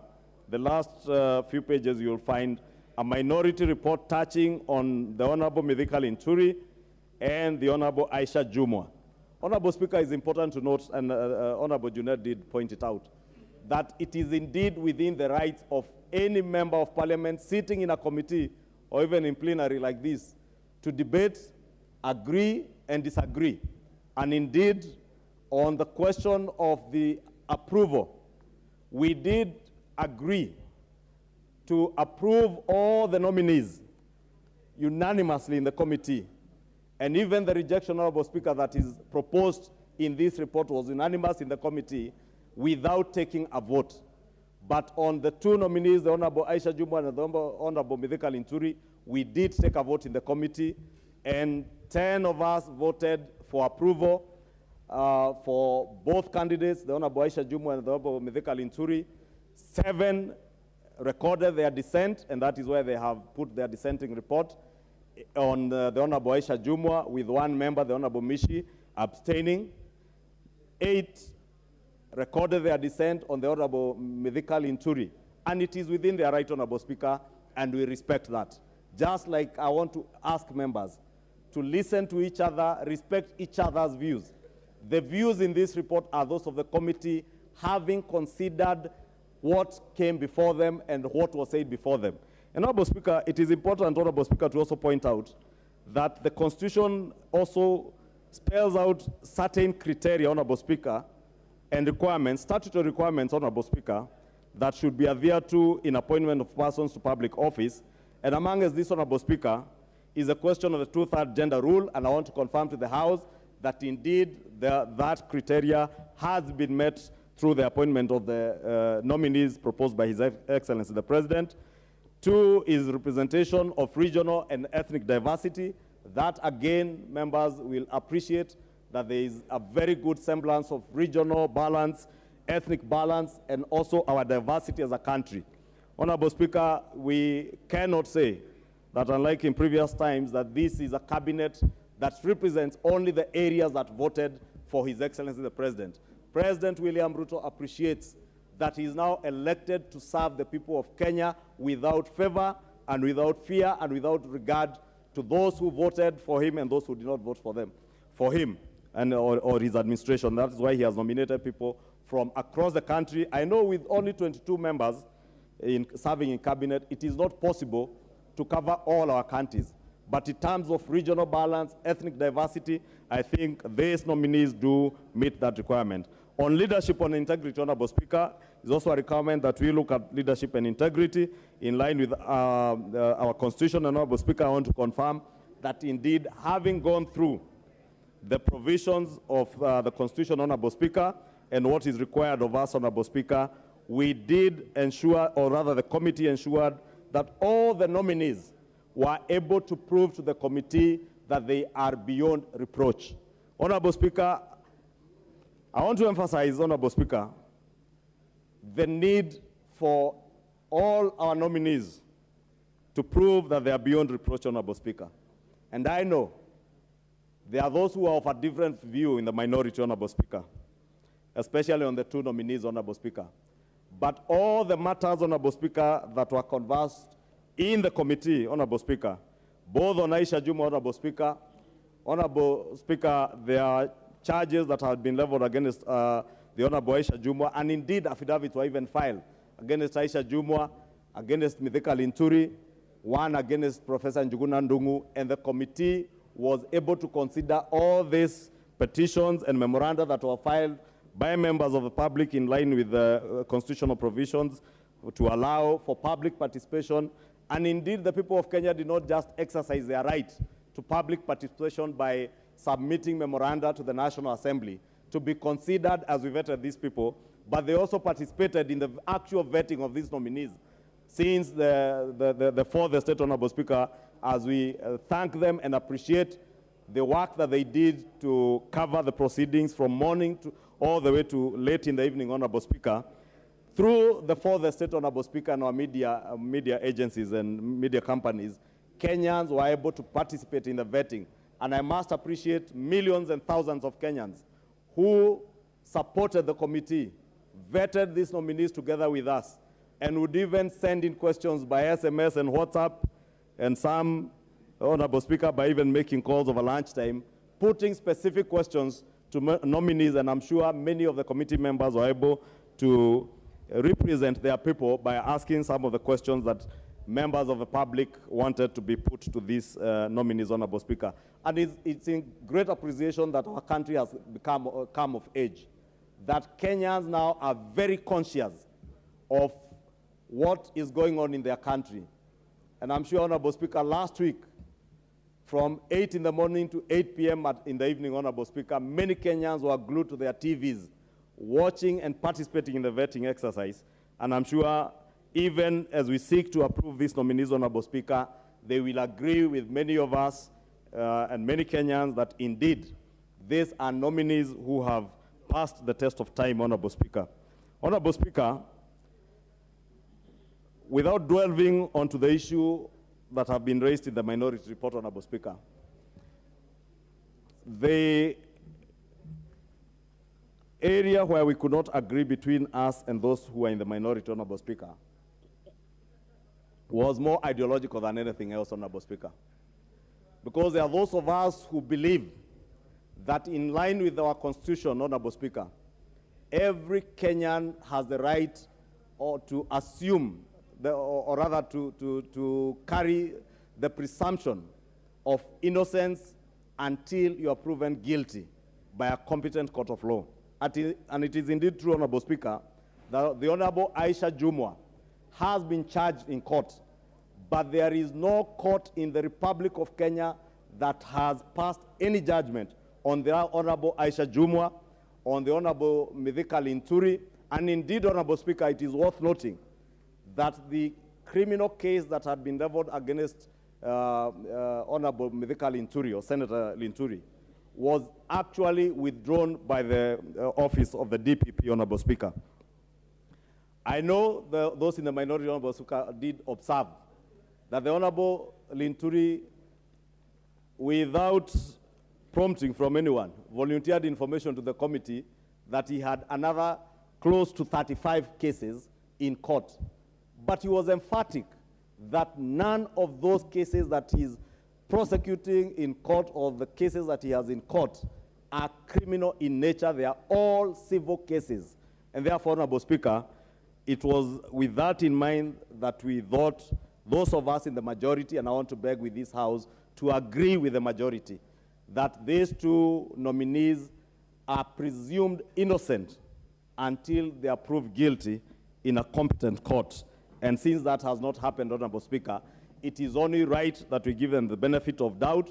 And in line with our statutes, Honorable Speaker, and our Constitution, should any of them, even those who have no cases in court, Honorable Speaker, should any of these nominees ever be found guilty of any criminal offense, Honorable Speaker, it is within the powers of this House to impeach and recall that cabinet secretary.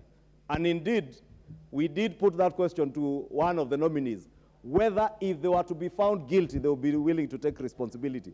And I believe many of them, or rather most of them, those who had cases, were emphatic that should they be found guilty, they would be willing to take responsibility like others before them, Honorable Speaker. But it's only fair, Honorable Speaker, that we ensure, Honorable Speaker, that we do not become the judiciary. We allow the judiciary to do their work. We allow the office of the DPP to do its work without interfering with their work.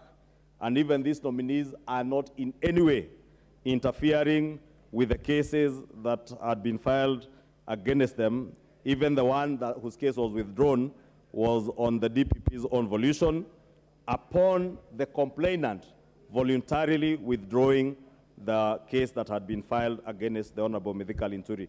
Honorable Speaker, the other issue that had been raised, Honorable Speaker, is on the nomination of the Honorable Wycliffe Musalia Mudavadi as the Prime Cabinet Secretary, Honorable Speaker. And Honorable Speaker, you will remember, Honorable Speaker, when this issue was raised before the committee, in our first meeting, you did address it, Honorable Speaker, and appreciating, Honorable Speaker, that it is within the powers of the President and Article 132 and Article 152, Sub-Article 2, as read together with Section 10, Subsection 1 of the National Government and Coordination Act number 1 of 2013, it is within the powers of the President to appoint, to designate the title and assign functions to a Cabinet Secretary, provided that the total number of Cabinet Secretaries being nominated by the President do not exceed 22. It is important, Honorable Speaker, for members and the nation to note that the Honorable Musalia Mudavadi, in line, Honorable Speaker, with your ruling as our chair, that the Honorable Musalia Mudavadi was nominated by His Excellency the President to serve in the office of the Prime Cabinet Secretary as one of the 22 Cabinet Secretaries, Honorable Speaker. And the other additional nominees to make the list that we have just read of 24 is the Attorney General and the Honorable Ms. Mercy Kiruanjao, who serves as secretary to the cabinet, is therefore not a member per se of the cabinet. Is an ex-official member of the cabinet together with the Attorney General. Honorable Speaker, on the nominee by the name, Honorable Speaker, the nominee who, Honorable Malonza, Penina Malonza, OGW, who was nominated as a Cabinet Secretary for Tourism, Wildlife and Heritage. Honorable Speaker, again, it is important to state that this was a decision by the committee. But at the end of the day, Honorable Speaker, again, the committee works on behalf of the plenary and on behalf of this House, and it is up to the House to make a decision on all these nominees and decide whether to approve or disapprove them, Honorable Speaker. And it's important, Honorable Speaker, to note that, Honorable Speaker, this particular nominee and the decision of the committee, Honorable Speaker, to reject her nomination is not a vindication, Honorable Speaker, on her suitability per se to hold public office. We did consider and look at her academic credentials, Honorable Speaker, and the nominee is very well qualified in terms of her academic credentials.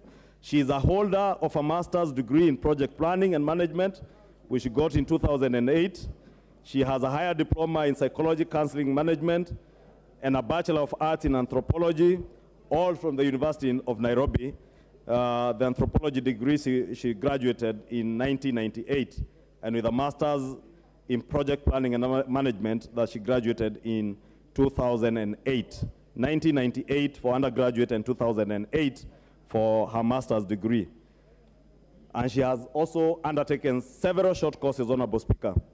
It's also important, Honorable Speaker, to state that the nominee did meet all the requirements of Chapter 6 of the Constitution on leadership and integrity, having obtained her clearance certificate, just like all the other nominees, including the Attorney General and the Secretary of the Cabinet did obtain their clearance certificates from EACC, KRA from the Directorate of Criminal Investigations, the Office of the Registrar of Political Parties to state whether they are active members or officials of political parties, and the Higher Education Loans Board.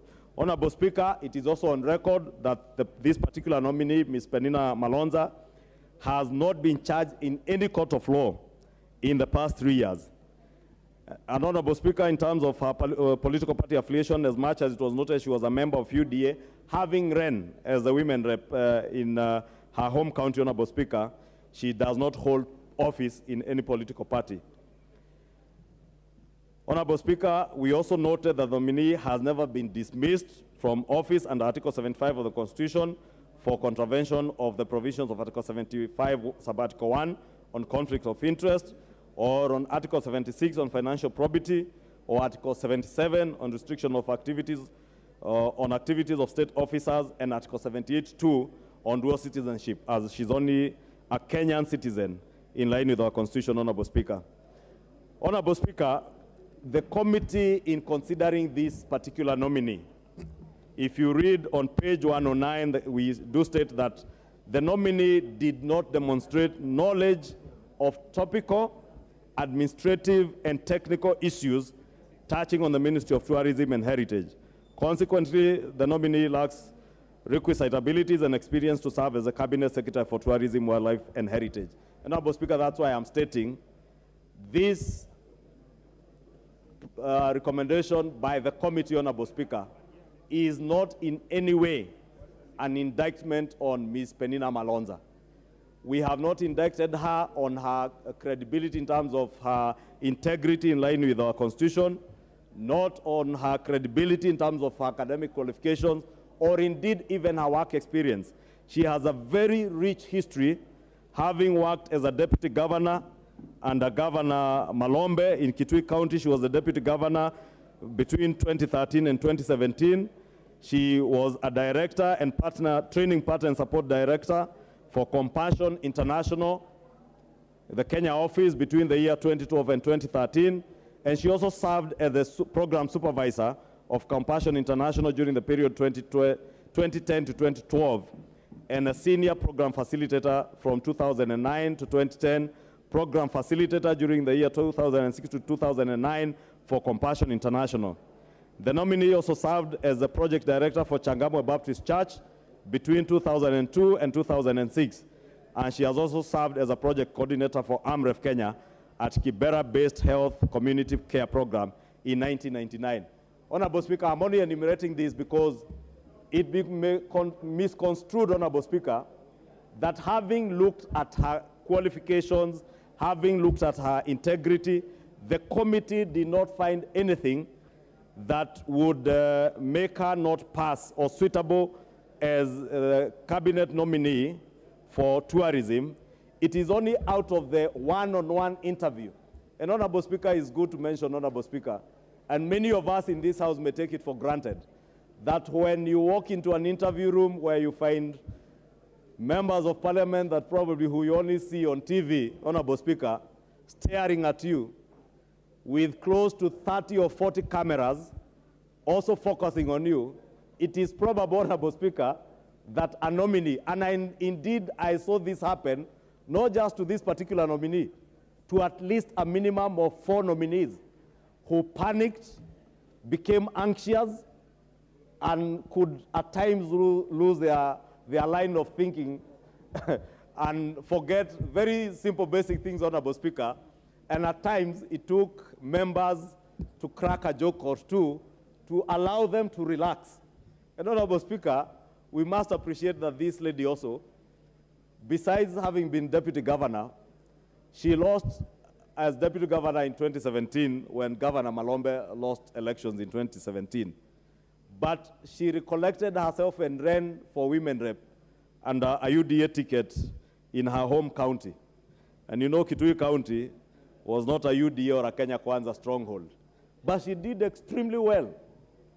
And Honorable Speaker, having come from an election that she had lost, Honorable Speaker, and she is now subjected to a grueling, almost close to 2 hours, with cameras, Honorable Speaker, focusing on her.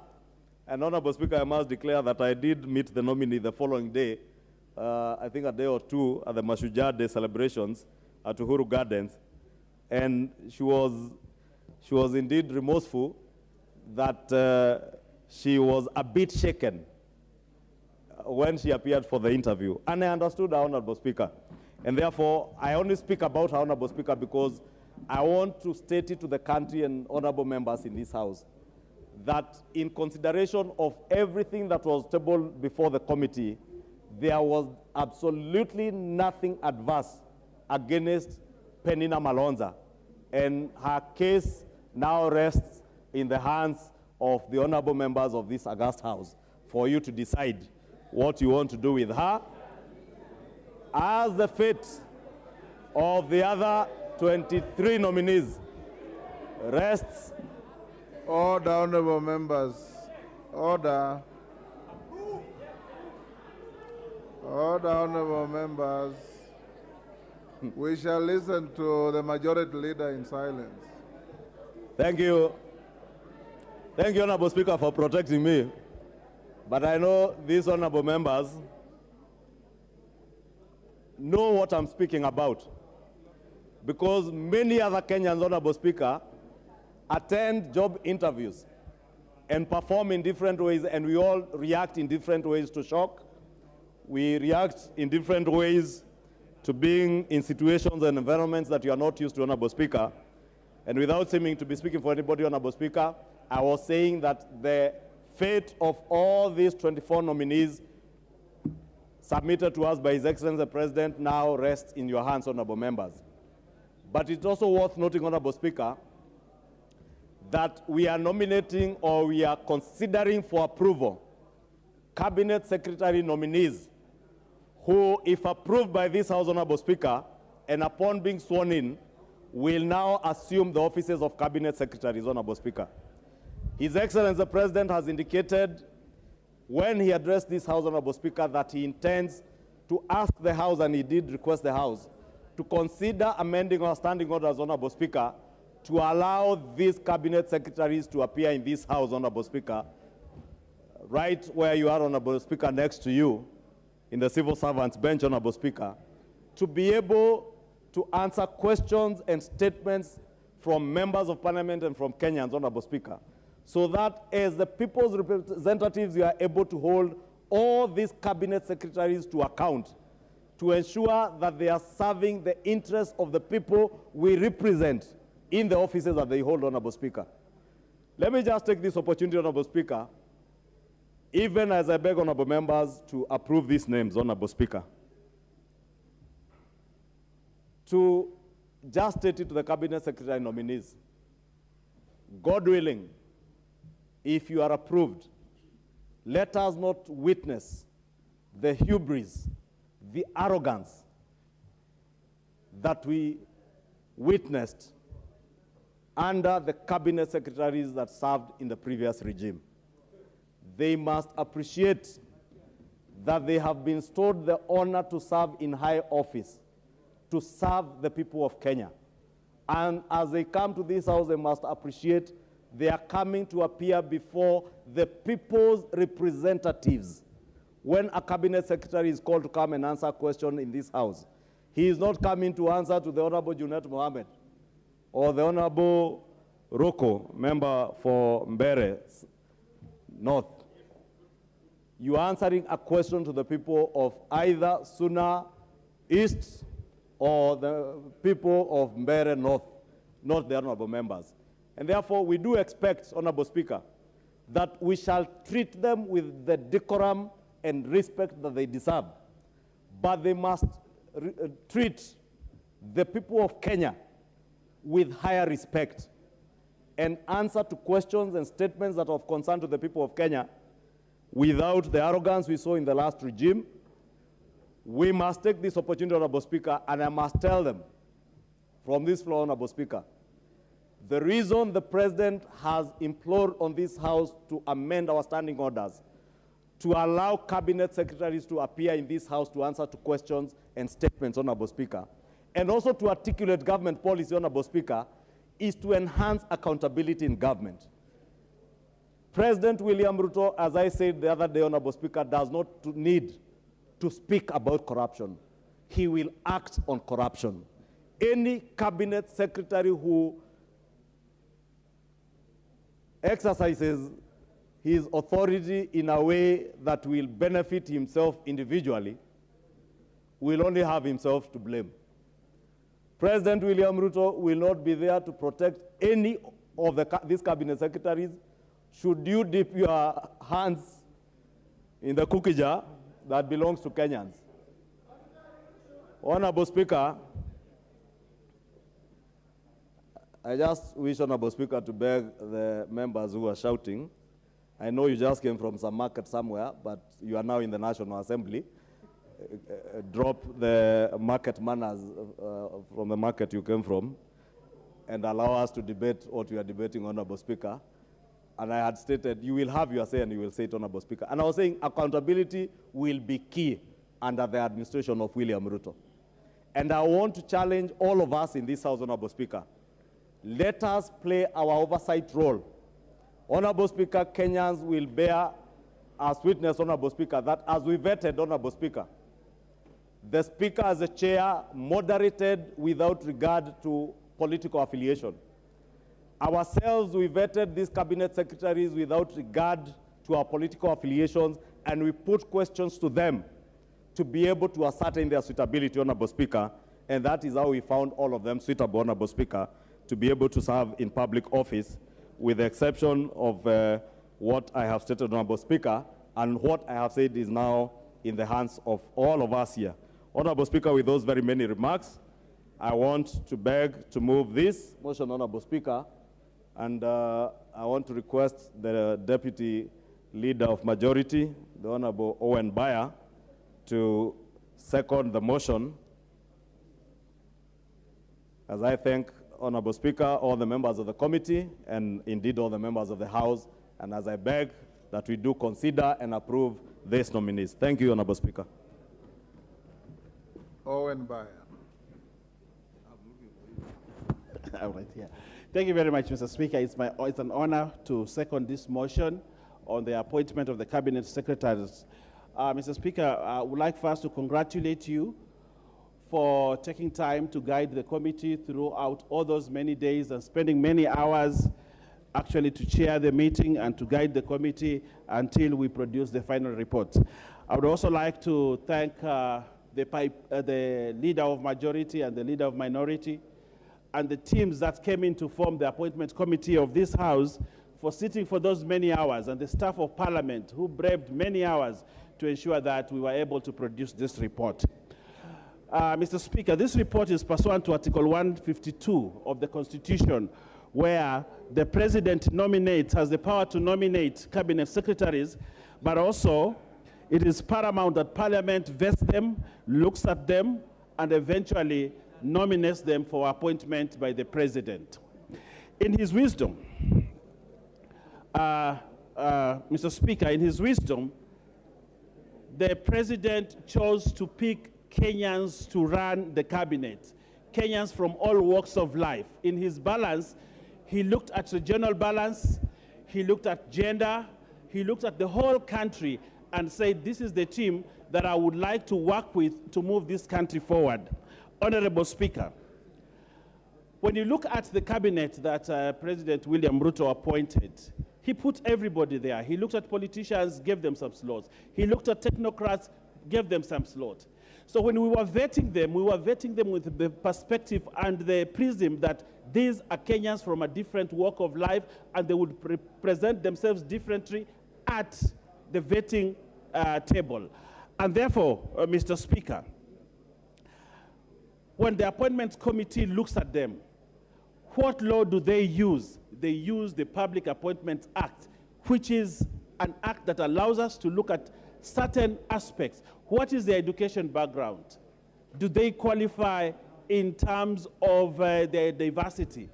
Do they qualify in terms of the qualifications that the President has looked at? And if you look at all these cabinet secretaries that were nominated by the President, you see people, Kenyans, who are ready to serve this country as they presented themselves during vetting. Mr. Speaker, the issues that the minority report brings out on the nomination of one Aisha Jumwa and Mitika Linturi. The report, if you look at the main report, it actually is very clear on the findings of the committee on appointments. That one, the allegations against Aisha Jumwa have been dropped. The family itself withdrew the charges. The allegations against Mitika Linturi, these are cases that are civil cases, they're civil matters. Many of the members here in this house, in this chamber, have very many civil cases out there, but they do not impede them from doing their work as honorable members. Even if you look at the past cabinet, very many of them had civil matters, civil cases. They did not impede them from doing their work. The civil cases that are hanging around Mitika Linturi will not in any way impede him from doing his work. He had these cases even when he was senator. But today, to try to crucify Mitika Linturi on the basis of civil matters is double speak on the members that have written the minority report. Even those members here that wrote the minority report themselves have civil cases. They have issues, but it doesn't impede them from doing their work. So today, to say that Mitika Linturi is unfit to hold public office because of civil matters, Mr. Speaker, is stating what is not right. Mr. Speaker. Yes, order, Honorable Wandai. Mr. Speaker, it's never my nature to interrupt colleagues while on the floor. But if you listen keenly to the Honorable Owen Bayer, he has indicated that the members of the Committee on Appointments who have drafted dissenting or minority report have engaged in what he has termed as doublespeak. Mr. Speaker, I find that to be totally offensive and unparliamentary. So would you kindly ask Mr. Honorable Owen Bayer to remain true to the calling of a parliamentarian and stick to the issues at hand and observe utmost decorum. Yeah, thank you. Thank you. Honorable Owen, I will stick to... is entirely within the competence of any member of any committee Thank you. to dissent and write a minority report. Thank you. So don't cast aspersions against your colleagues. Thank you. Thank you very much, Mr. Speaker. I also like to thank colleagues because of the bipartisan approach to the work that we did. It was many hours, but we are able to agree on very many things and disagreed only on 3. And I think that is something that we would like to commend the committee. On the issue of Malonza, looking at her education background, her experience, and looking at the work that she has done for the many years that she has been in public service, I think she has done understanding work that prompted the president to say, this is somebody that we can work with in cabinet. This is somebody that can run a cabinet slot in this government. But during presentation, and as she presented herself, and many things happen when you face a barrage of cameras and very many people asking many questions, there are things that happen to people, and this happened to one Penina Malonza. But should we condemn Penina Malonza because of the 1.5 hours that she appeared before the committee? Yes, there's a point of order. Is that Honorable Mbandi? Order, Honorable Baya. Honorable Mbandi. Give Honorable Mbandi the microphone.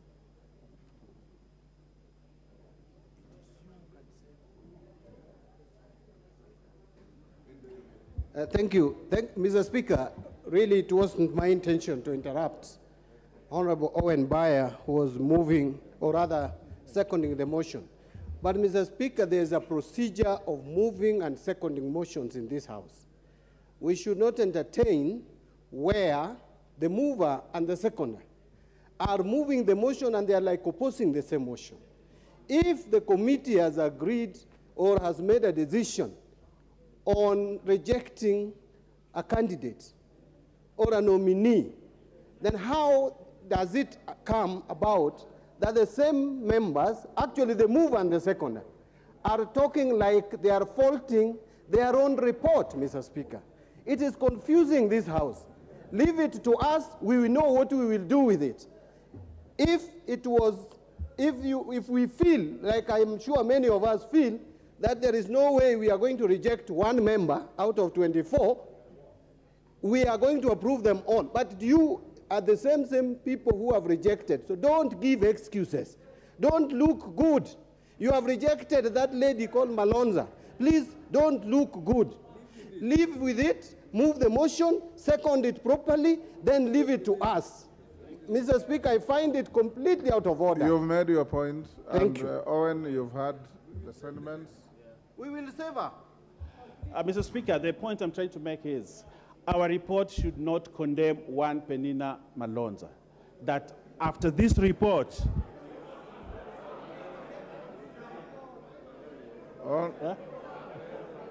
Yes, Honorable Mudenyo. Give Honorable Mudenyo. Thank you, Honorable Speaker. I have tremendous respect to Honorable Bayer. We served with him here in the last parliament, and he came across as a very sober-minded and objective member of parliament. I do not know what has happened in the travel from Damascus to wherever it is. Honestly speaking, I can't understand what he's talking about. First of all, he is seconding the report. Secondly, in a way, he is opposing the report. Can he come straight forward and tell us that now they have changed their mind, they want to withdraw the report or amend the report so they do not talk about, they don't reject Malonza? Let's just come out. Stop beating around the bush, Honorable Bayer. You are beyond this. At your age and level of exposure, you are beyond this. Just eat the humble pie and tell us it was by mistake, we are coerced, but now we have changed our mind. We want to move the report in amended form. Thank you, Honorable Speaker.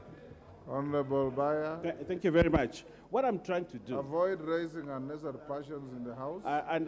Mr. Speaker, what I would like to say is that I'm trying to buttress one thing, very simple, that the report as it is in the hands of the House, and the House will make a decision on the report. And that is what I'm saying. And therefore, in concluding in concluding my remarks, Mr. Speaker, I would urge this House to look at this report soberly, to look at the individuals that have been nominated soberly, give this country a cabinet as soon as possible so that this country can move. There are very many people there, the hustlers in this country, who are looking at an opportunity for this cabinet to start work. This cabinet has work cut for itself to move this economy from the point it is to the next level. Kenyans are suffering. There are very many Kenyans today who have very many pending bills. We need a new sheriff at Treasury. We need cabinet secretaries in the ministries so that they can move this country. The hustlers in this country are looking to the presidency of William Ruto to start working. Mr. Speaker, I beg to second this report. Thank you very much. The honorable members, I now propose the question, which is that taking into consideration the findings of the Committee on Appointments in its first report on the vetting of nominees for approval as Cabinet Secretaries, the Secretary to the Cabinet and Attorney General laid on the table of the House today, Tuesday, October 24, 2022, and pursuant to the provisions of Articles 152.2, 154.2a, and 156.2 of the Constitution and Sections 3 and 8 of the Public Appointments Parliamentary Approval Act 2011, this House approves the appointment of the following persons as Cabinet Secretaries. It's a bit long, you may have to see.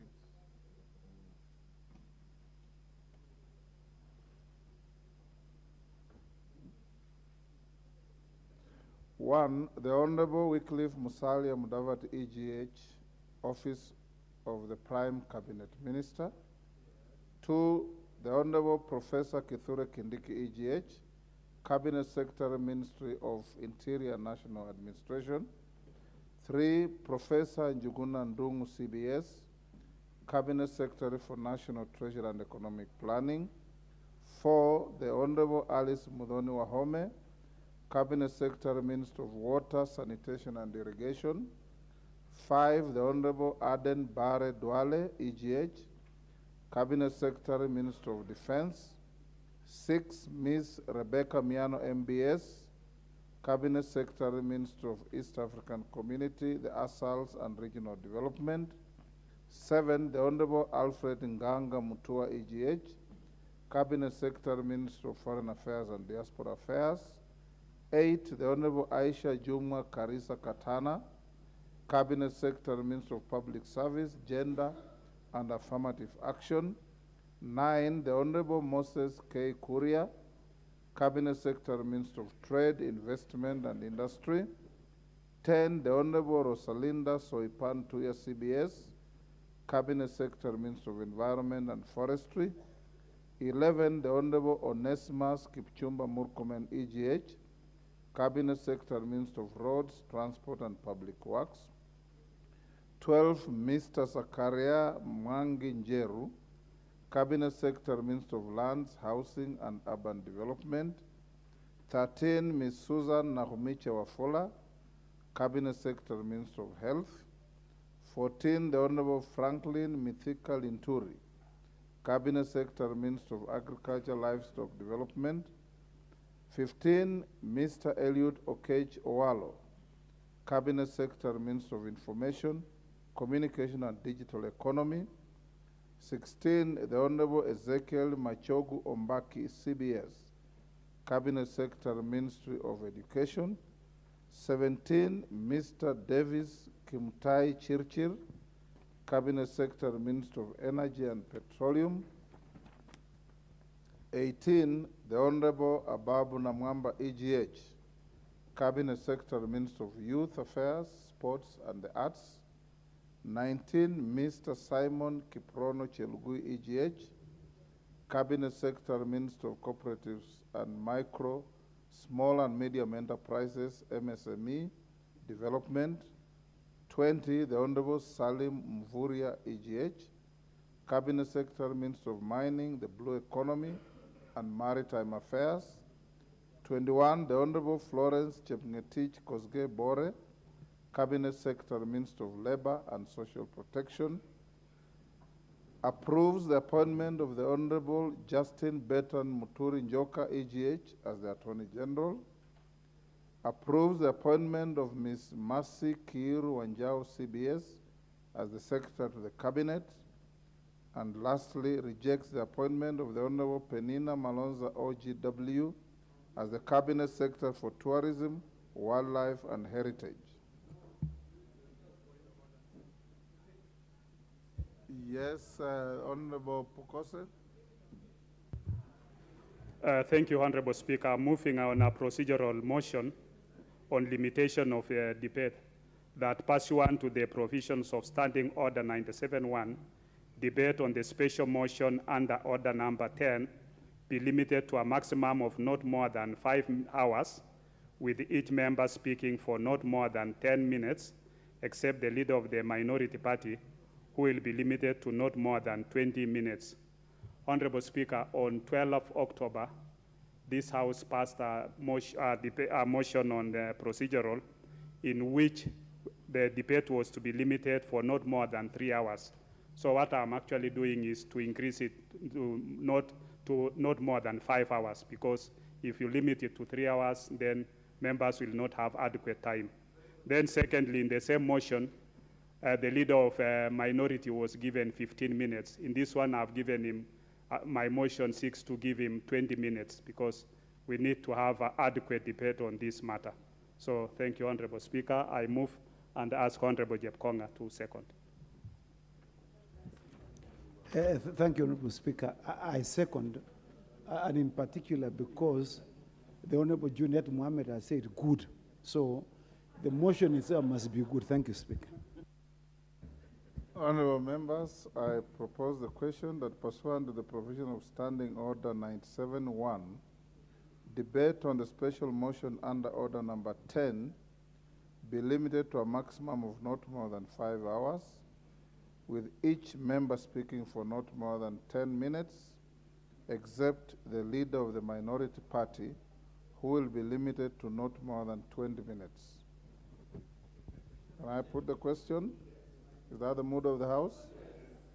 There being nobody interested in debating this motion, I now put the question that pursuant to the provisions of Standing Order 97-1, debate on the special motion under Order Number 10 be limited to a maximum of not more than 5 hours, with each member speaking for not more than 10 minutes, except the leader of the minority party, who will be limited to not more than 20 minutes. As members of that opinion say aye. Aye. Will those of the contrary opinion say nay? The ayes have it. Which means, honorable members, that we now can debate this motion in the direction I gave to tomorrow, and I'll give the first opportunity to the leader of the minority party. Thank you, Mr. Speaker, for giving me this chance to make a few comments on this motion.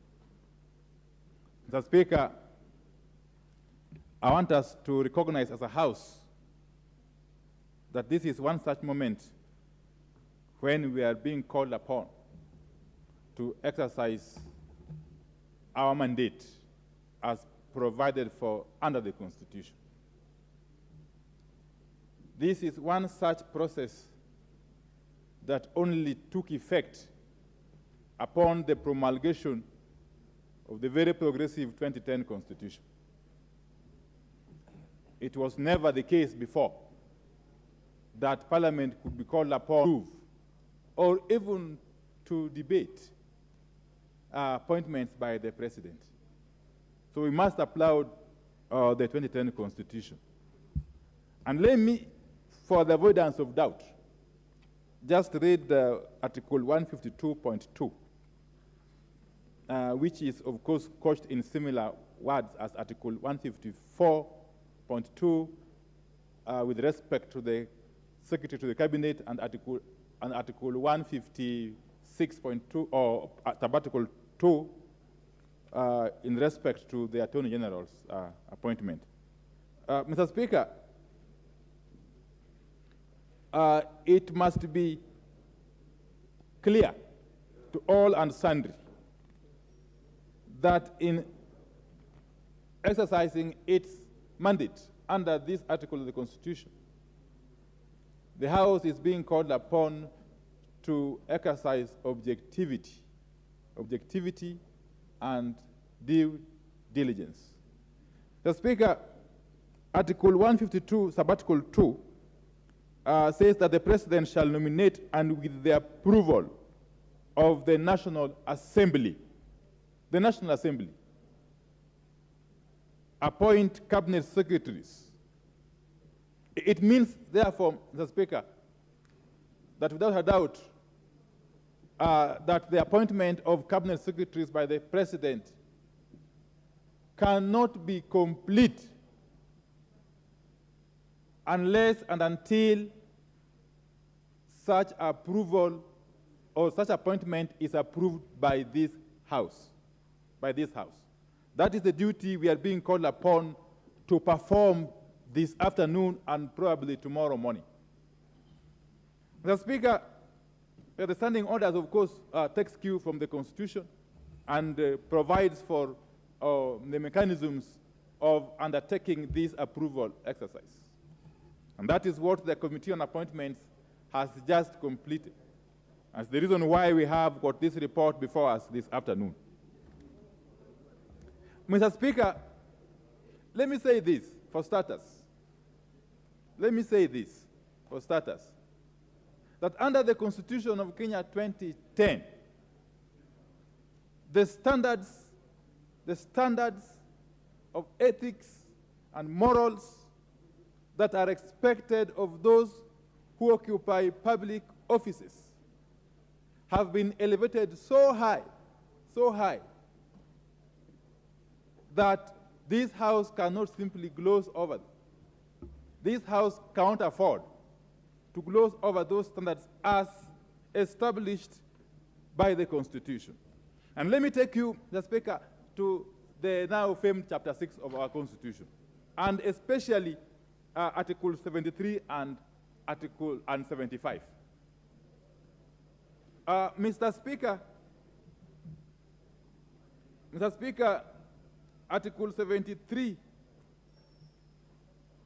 Subarticle 1, among other things, says this: that authority assigned to a state officer is a public trust to be exercised in a manner that, among other things, demonstrates respect for the people and brings honor to the nation and dignity to the office. And if you go ahead, a step ahead, and look at Article 75, Mr. Speaker, it goes on to say that a state officer shall behave. A state officer shall behave, whether in public and in official life, in private life, or in association with other persons, in a manner that avoids, among other things, demeaning the office the officer holds. Why am I emphasizing this, Mr. Speaker? Mr. Speaker, it is on record that in the previous administrations, if I begin with the administration of the Honorable Mwai Kibaki, the late President of the Republic of Kenya, sometime in the year 2010, the President suspended 8 officials for 3 months after they were mentioned adversely in reports on the work of the subsidized maize scheme and Kenya's free primary education program. And I will go further to cite another case when in 2015, I think March, President Uhuru Kenyatta came before this very house, and I was privileged to be in this house at that time. He came before this house and read out a list, what was then referred to as the list of shame, of those individuals, public officers, and state officers who are under active investigation by the Ethics and Anti-Corruption Commission. And subsequent to the reading of that list, these public and state officers were asked to step aside. It is important to point out that this was obviously in accordance with the requirements of the Constitution, and especially the stringent requirements of Chapter 6 of that Constitution. The Speaker, if you go to the Anti-Corruption and Economic Crimes Act, you will find that once a public officer or state officer has been charged with corruption or economic crimes, he or she shall be suspended with effect from the date of the charge until the conclusion of the case. The Speaker. The Speaker, why am I saying this again? The Speaker, it is important that when you seek to occupy a public office, and indeed a public office as high as that of a cabinet secretary, you must, like Caesar's wife, be beyond reproach. There are no two ways about it. There can be no two ways about it, Mr. Speaker. And that is the basis upon which you will come to appreciate the fact that a minority of the members of the Committee on Appointments did write a minority or dissenting opinion, especially on two nominees. That is the Honorable Mithika Linturi and the Honorable Aisha Jumwa. Mr. Speaker, the Committee on Appointments did a rigorous job and with utmost objectivity. And indeed, on cases where we agreed, there was no wasting of time. I have a cases in point, the case of the Honorable Professor Kindiki Kiture, the Honorable Kipchumba Murkomen, and the Honorable Aden Dwale, who for sure left us with no doubt whatsoever that they were capable of exercising the mandates under the dockets to which they had been nominated. And unanimously, we approved their nominations or appointments. The Speaker. The Speaker, on the matter of the Honorable Mithika Linturi, if you go to the report, you will, at page 18, paragraph 17, the commission, that is the Ethics and Anti-Corruption Commission, EACC, further stated that it had received adverse reports against the following nominees. 1, Honorable Franklin Mithika Linturi. Allegations that he is in possession of a forged KCSE certificate and a Bachelor of Commerce degree from Marathwada University in India, which he used to register for the Bachelor of Laws degree in the University of Nairobi. It is important to note that during the committee's proceedings, this question was put to the Honorable Linturi. And his answer was that his Bachelor of Laws degree from the University of Nairobi had no issue whatsoever. And yet, according to the EACC, this is a matter which is still under active investigation. He contended that the only issue he had was his master's degree program in law at the University of Nairobi, which had been stopped under suspicious circumstances. The Speaker, the Honorable Linturi went further to inform the committee that he was saddled with a plethora of cases, a litany of cases, numbering about 35, that had weighed him down so much that he wanted to forget about them and move on. Mr. Speaker, how will you move on? How do you move on when you have got active cases against you in court? When we approve you to be a cabinet secretary with all these cases, how would you move on? And yet Kenyans expect you to go and serve them from the office to which you have been appointed. That was our difficulty with the Honorable Mithika Linturi. And indeed, in addition to this other matter of the university accreditation, university certificates, he had the issue of the attempted rape case, which of course had been dropped, and the issue of forgery in terms of acquisition of certain loans, which were ongoing. The Speaker, all this put into context raised serious questions of integrity that, in our view as minority, we felt could not allow the Honorable Linturi to effectively perform the functions of the office of a cabinet secretary if appointed, Mr. Speaker. On the issue of Honorable Aisha Jumwa, it is a matter of public notoriety that the Honorable Aisha Jumwa, up to this afternoon, is still facing an active case of murder. Up to this afternoon, Mr. Speaker.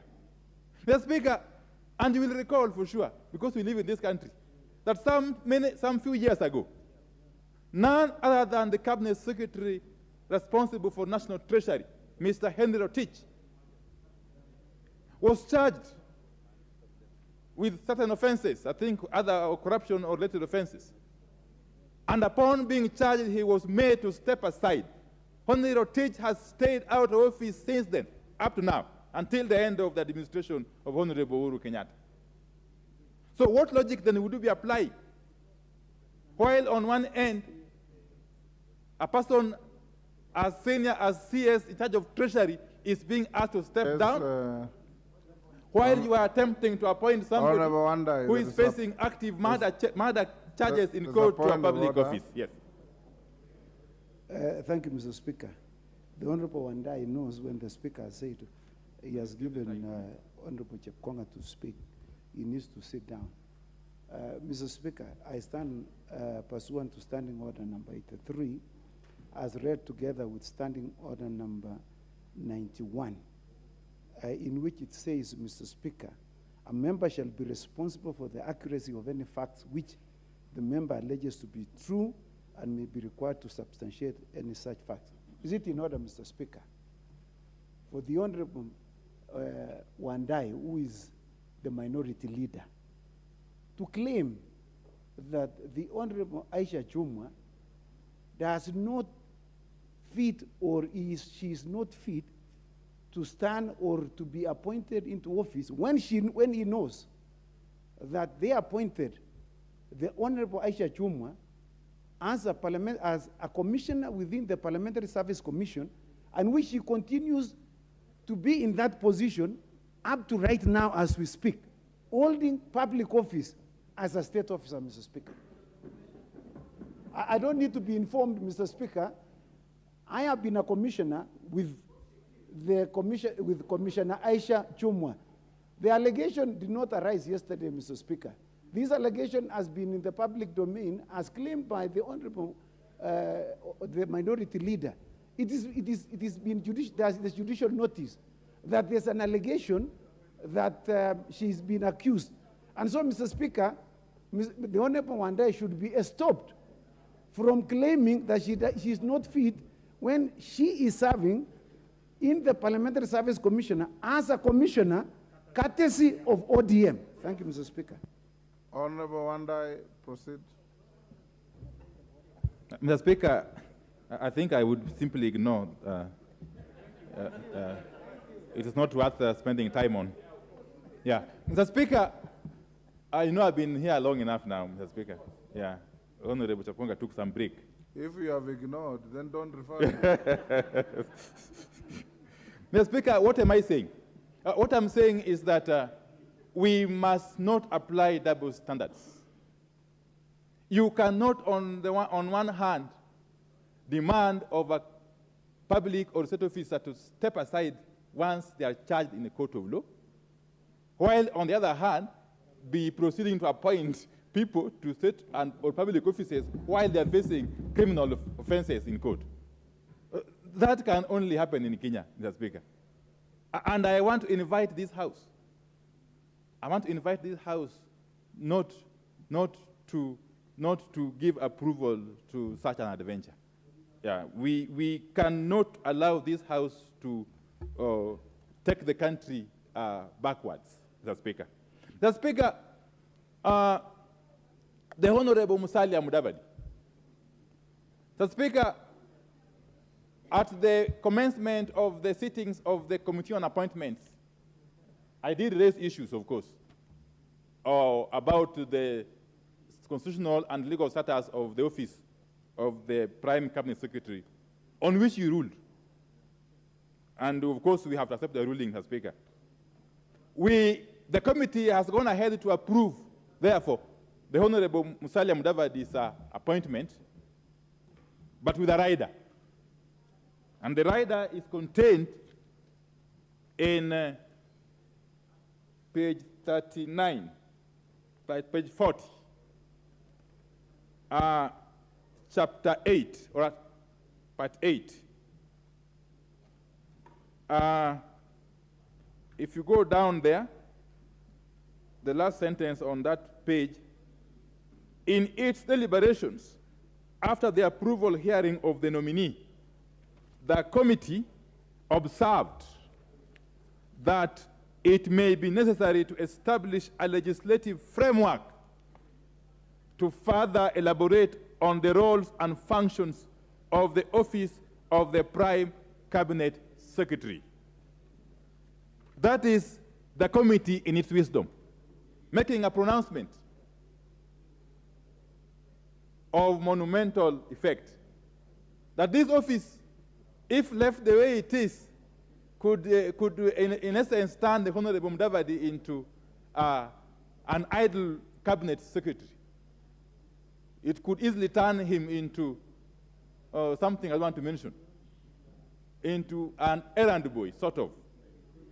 That this House, together with the executive, needs to move with speed and create a legislative framework for this office to function effectively as that of a cabinet secretary.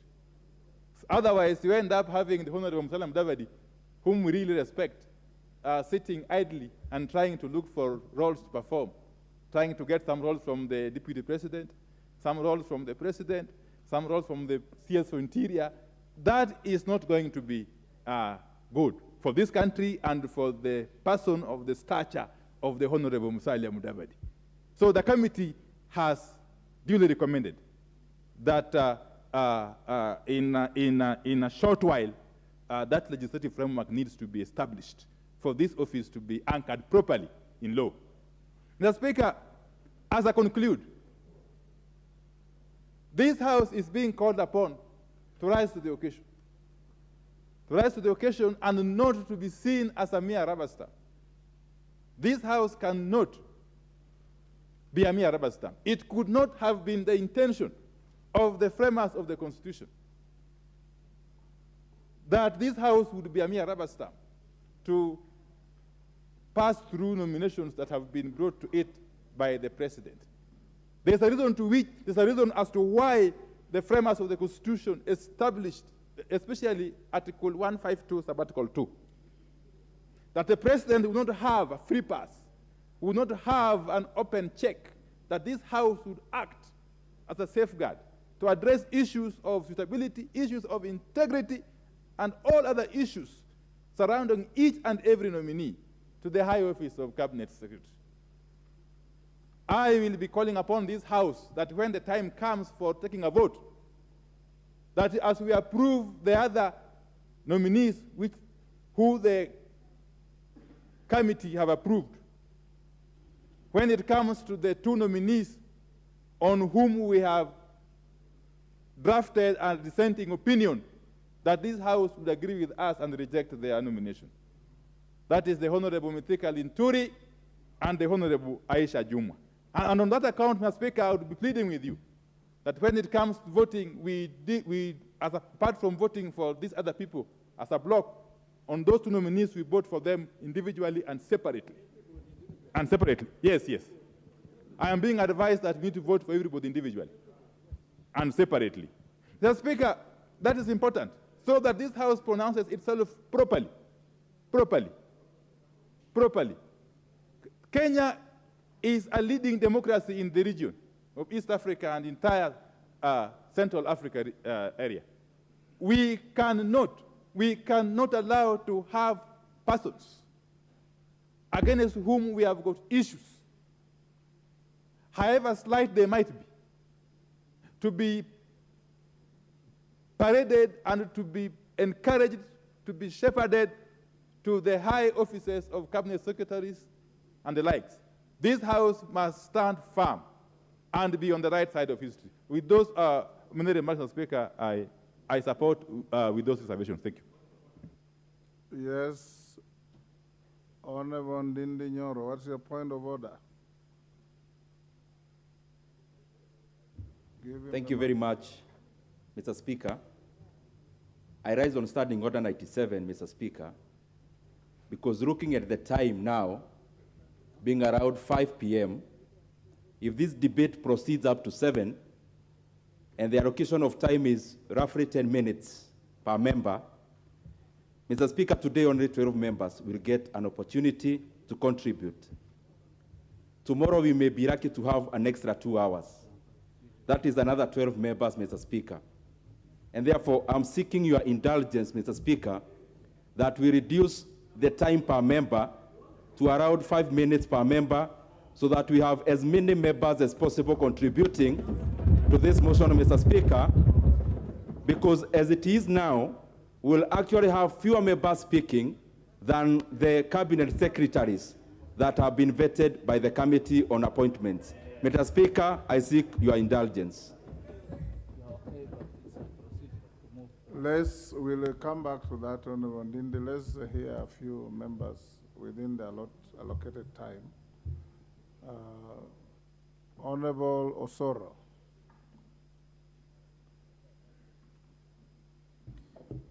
Thank you very much, Honorable Speaker, for the opportunity to address myself on the report that has been tabled in this House by the Committee on Appointment.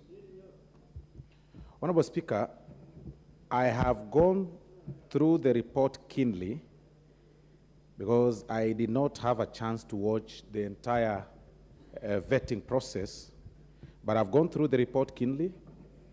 And much as I support, to the extent of the 21 nominees, I raise an exception on the rejection of one Penina Malonza. Honorable Speaker, when you read the report tabled before this House and the recommendations of the committee, you'll notice serious and very positive milestones made and achieved by Honorable Penina Malonza. One, the committee states in their report that Penina Malonza holds a master's degree, is a student of, currently is a student of master's in the University of Nairobi. She holds a bachelor's degree from the University of Nairobi. She has never been charged before a court of law. She meets the requirements of Chapter 6. She has no history of controversy. She's been cleared by Ethics and Anti-Corruption Commission of Kenya, cleared by the Kenya Revenue Authority, cleared by the Directorate of Criminal Investigation, and in their very first paragraph, the first paragraph of this report, that in accordance with Article 78, 1, 2, and 2 of the Constitution, the nominee is eligible for appointment to state office since she is a Kenyan citizen born on 7th March 1974 in Kitui County and does not hold a dual citizenship. Oh, sorry, it's Madam Speaker now, so that I don't find myself also in the similar challenge that Penina had. So, Madam Speaker, what does that one imply? What that implies then is that there is another parameter that the committee used to come up with their rejection report. And in my presumption, the committee used the imaginary presentation, you know, they used the very short event of vetting to define her suitability. The committee is telling us that by her mere presentation, which possibly took about 90 minutes, she does not fit, or she could not be able to answer adequate questions as asked by the committee. Now, Honorable Speaker, this is not the right parameter to use when rejecting a nominee. If the nominee has been cleared by all the relevant authorities, or the statutory bodies have cleared her, then you cannot use a singular event to define one's suitability or insuitability. The nominee has once served as a deputy governor of Kitui County for 5 years. 5 years being elected deputy county governor of Kitui County. This house has no report, you know, it has no report about her integrity. This house has no report about, you know, any petition that might have, you know, been filed by, you know, the voters of Kitui County when she served. There is no report about, you know, integrity or money or ESCC, anything that involves any government parastatal. What parameter did the committee use to reject? Is it because she's a woman? Is it because she did not have people to defend her in that particular committee? Is it because she's a widow? Is it because she only has one child? Is it because she does not have enough money? Honorable Speaker, I call upon this House to overturn the recommendation by this committee and pass Honorable Penina Malonza. I mean, we all understand when some of our members here in this house, when before this microphone, they even refer to the chair when she's female like you, Madam Speaker, sir. Does that define their suitability, their insuitability, not to serve as members of parliament in their constituencies? I mean, it is normal for one to be a stage fright. It's a singular event. And we understand that the definition the committee might have used is possibly her way of expression. But not every person is an actor. Yeah. Not every person is able to speak before cameras. She knew that she was live before TV. You know, really, she knew that. And it is normal for any person to have anxiety. It is normal for any person to develop a bit of some stage fright. It is normal for any person at least to also get scared, especially when you have people like Honorable Junet looking at her straight in the eye and she gets scared, you know. She's used to seeing Junet on TV, you know, very tough on questions and stuff like that. It is very normal. We cannot use that singular event to deny the women of this country an opportunity to serve. Yes. His Excellency the President of the Republic, His Excellency the President of the Republic, at one point during the campaign, committed to have at least a good sizable number of women serve in cabinet. This was a good display. This was a good show. Please do not deny women a chance to serve in this country.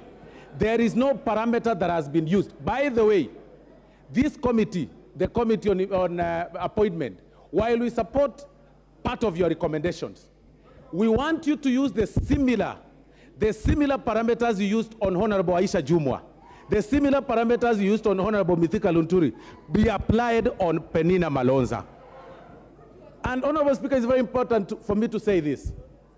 We do not want to allow this House Honorable members, order members, we will not catch the Speaker's eye by shouting. Please ensure your card is working and you put it on intervention if you have a point of order. Continue, Honorable Soro.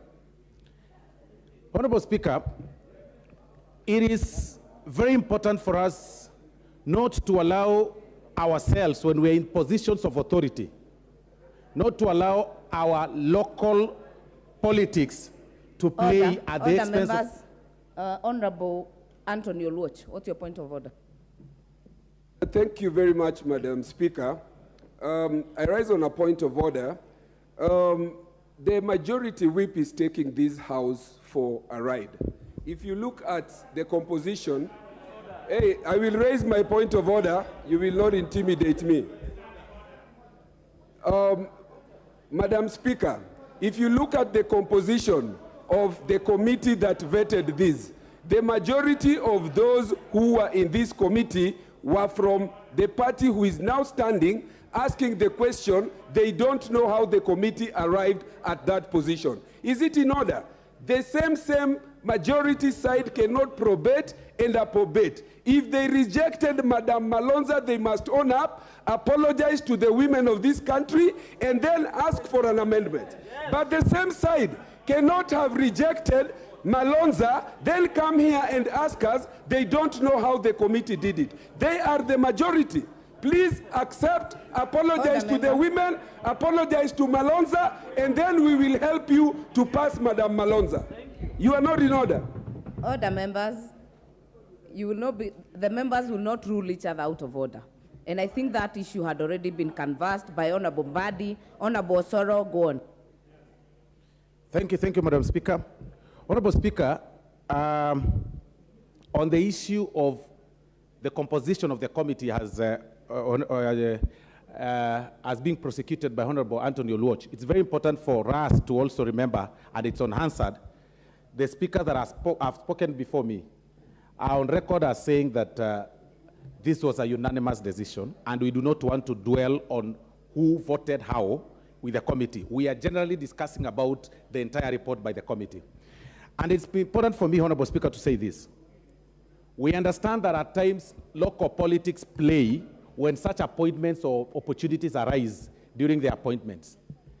I call upon my colleague leaders that let's learn to put our country ahead of everything. My imagination is that even the local politics must have played in this whole thing to reject, that warranted the rejection of Penina Malonza. However, Honorable Speaker, it is wrong to only use one parameter to deny her. I think if we were to be fair, we ought to have allowed every, if the rejection ought to be on matters that are serious, that affect that touch on Chapter 6 of the Constitution, that touch on suitability, but not on issues of, presentation to the committee. Maybe she wasn't dressed very well. Maybe she was on her periods. You cannot start making her. Yes, exactly.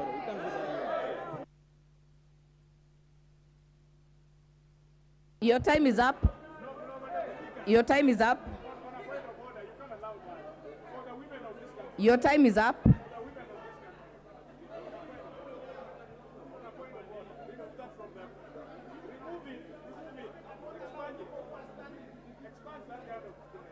Order. Order, members. Order, members.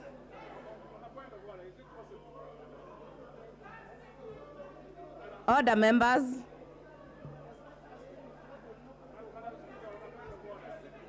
We will now hear the Honorable Member for Suna East, Honorable Junet Mohammed. Thank you, Madam Speaker, for giving me an opportunity to contribute to this motion, Madam Speaker.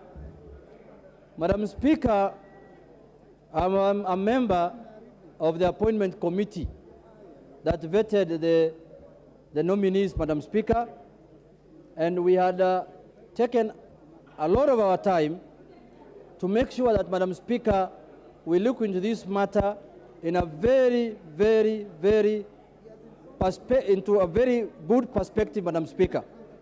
Madam Speaker, why we were doing that is because this is the highest decision-making organ of the country, Madam Speaker, the Cabinet of the Republic of Kenya. But, Madam Speaker, if I may give my views on what was presented before the committee, Madam Speaker, and in accordance with the report that we have made as a committee, Madam Speaker. Madam Speaker, the Constitution is very clear. The Constitution says that this country, when appointments are made, we must look into issues of regional balance, we must look into ethnic balance, and we must look into issues that can bring cohesion in this country, Madam Speaker. Madam Speaker, if you look at this appointment of these ministers, Madam Speaker, we have a cabinet now consisting of 24 members, Madam Speaker. 24 members. And if you look at the composition of this cabinet, Madam Speaker, of these 24, the region where the president comes from, Madam Speaker, 4 ministers come from there. Including the president, there are 5 in the cabinet. The region where the deputy president comes from have 8 ministers, Madam Speaker. Including him, there are 9. If you put 9 plus 5, there are 14. And the total number is 24. All the other parts of the country has only 10 cabinet ministers, Madam Speaker, ambayo wametupiwa kama kuku na tupiwa mahindi, Madam Speaker. Madam Speaker, this is when will a Turkana be a minister in this country? When will Borana be a minister in this country, Madam Speaker? When will a Korea be a minister in this country, Madam Speaker? If every election, year in and a Pokot, year in, year out, we have the president's region having 5 ministers, the deputy president ministers having 9 ministers, out on 24 ministers, you have 14, the other part of the country are 10. Madam Speaker, if that is not unfair, what do you call unfairness, Madam Speaker? This must stop, Madam Speaker. This is unconstitutional, Madam Speaker. This is an affront to the constitution of this country, Madam Speaker. That is why the constitution speaks to the issue of regional balance, ethnic balance, and cohesion of this country, Madam Speaker. First, Madam Speaker, on that note, this appointment lacks the constitutional merit that it requires for it to govern this country, Madam Speaker. Secondly, Madam Speaker, we have vetted the members. Some of them are distinguished, outstanding members, Madam Speaker, and I agree with the committee that some of them merit to be cabinet ministers, and they have qualified and passed the standards that we were looking for as a committee. But a few of them, Madam Speaker, as we have noted in our minority report, are substandard, Madam Speaker. Madam Speaker, when you are talking about the cabinet of the Republic of Kenya, and you want to have a cabinet minister seated there who has a live case in court, not a capital offense, Madam Speaker, of murder, Madam Speaker, how do you want this House to approve that, Madam Speaker, unless we have lost our head, Madam Speaker? Madam Speaker, it is very clear. It is very important for the image of this country, Madam Speaker, for that nominee to step aside, go and clear her cases in court. Once she has finished. What is your point of order, Honorable GK of Ndia? Who is GK?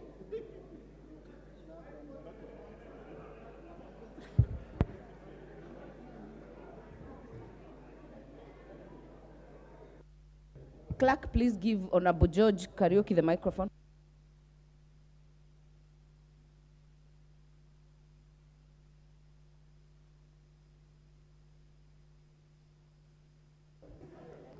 Thank you, Honorable Speaker. Honorable Junet, I am GK. Government, yes. And Honorable Speaker, my point of order is in regard to something he has said, that Atokana has never been a cabinet secretary in this country. We know very well we had Honorable Munez, who was a cabinet secretary. So you are misleading the House. Please, that's my point of order, Madam Speaker. Withdraw. Honorable Junet. I know. Madam Speaker, I agree with the Honorable GK, the government of Kenya, that he thinks this 21 or 24 we are passing now has a Turkana in the. There is no Turkana in this list that we are passing as a cabinet minister, Madam Speaker. The one you are talking about was in the previous cabinet, Mr. Honorable Member. Now we are discussing new nominees, new appointments, Madam Speaker, under the new government of Kenya, under the leadership of President William Ruto, Madam Speaker. Madam Speaker, I wanted to say that, Madam Speaker, the nominee for public service and gender, Madam Speaker, it is imperative, Madam Speaker, let us not trivialize the matter. Because what the standards we are going to set in this parliament today, it is what is going to be used in the future, Madam Speaker. If we approve a nominee today who has a case in court, who has a live case in court, Madam Speaker, of murder case, a capital offense, Madam Speaker, tomorrow, anybody can be brought to this house with any kind of cases, Madam Speaker, and passed, because you will have set the standard that one time the Parliament of the Republic of Kenya passed a nominee with a murder case, Madam Speaker. And I'm not judging anyone. We cannot say she's guilty of the offense or she's not guilty of the offense. That is the courts to decide, not us, Madam Speaker. We need to let the court do their work, let the court judge her, acquit her, or convict her, Madam Speaker. Then from there, we can make a decision as a House, Madam Speaker, whether that person is fit to hold the office of a Cabinet Secretary, Madam Speaker. Madam Speaker, look at the world democracy, Madam Speaker. Look at developed countries, Madam Speaker. Look at the democracies that we borrow from, Madam Speaker. Leave alone being charged in court, Madam Speaker. When even allegation is put against you, whether they are true or false, until you clear your name, until you are told to step aside. Madam Speaker, public officers who are in office, governors who have been charged in court were barred from their offices, Madam Speaker. Public officers who were taken to court were all told to leave office, Madam Speaker.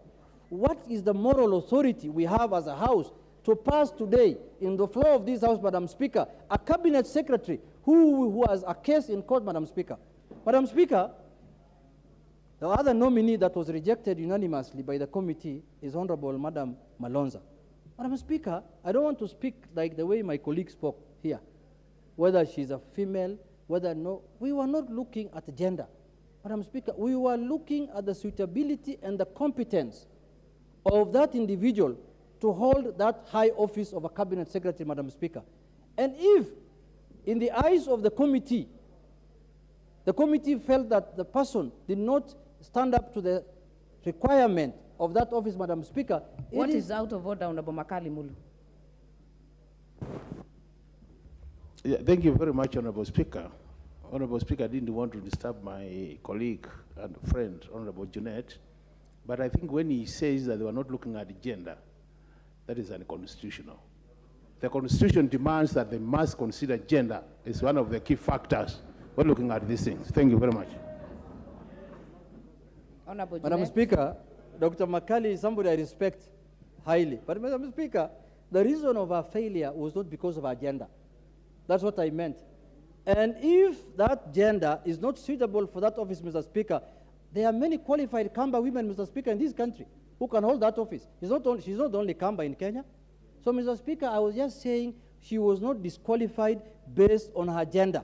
Let us not bring the gender card on the table now just because she's a female lady, a female nominee who has been rejected by the committee, Madam Speaker. So, Madam Speaker, what I want to say is that Parliament is being watched by Kenyans, Madam Speaker. Parliament is being tested. This country, this Parliament has a destiny with the people of Kenya, Madam Speaker, on the approval of these nominees. Kenyans want to know whether we are a conveyor belt. Kenyans want to know whether we are a rubber stamp, Madam Speaker, for the executive. We must stand up and tell the executive they are wrong when they are wrong. There are many Kenyans who are qualified that they can bring back to this House, Madam Speaker. There are over 30 million Kenyans who can do the job of a Cabinet Secretary, Madam Speaker. It's not only me and you and others who have been nominated, Madam Speaker. The reason why the Constitution, Madam Speaker, gave the approval of nominees of Cabinet Secretary to the House, Madam Speaker, there is a valid reason for that, Madam Speaker. Look at what happens in the United States, Madam Speaker. If we approve these members just because we are part of the party that is forming government, Madam Speaker, we shall be doing injustice to Kenyans, Madam Speaker. You must rise up and stand up and defend the rights of Kenyans, Madam Speaker, whether it is favoring you or it's not favoring your party, Madam Speaker. So for that reason, Madam Speaker, I want to urge this House to agree with the minority that we reject those 3 nominees so that we can have other Kenyans nominated who are qualified, who can do the work for this country, Madam Speaker. When you are made a Cabinet Secretary, you're not going to serve your family. You're not going to serve your wife or your husband. You are going to serve the people of Kenya. And the people of Kenya gave their sovereignty to the members of Parliament so that they can do on their behalf the vetting of the nominees, Madam Speaker. Honorable members, stand your grounds. Don't be intimidated. Whether you're in Kenya Kwanza, whether you're in Azimio, do the right thing for the people of Kenya, Madam Speaker. And we must stand up and defend the Kenyan people, Madam Speaker. Thank you very much. And have a good day. And let's make sure those three. Your time is up. The member for Naivasha, Jane Kihara.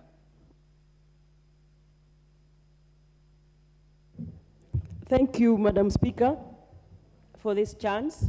First and foremost is to congratulate the team, the select team that was interviewing these nominees. They did a good job. I wish to congratulate all of them. However, I support each and every nominee that went through their interview. One, because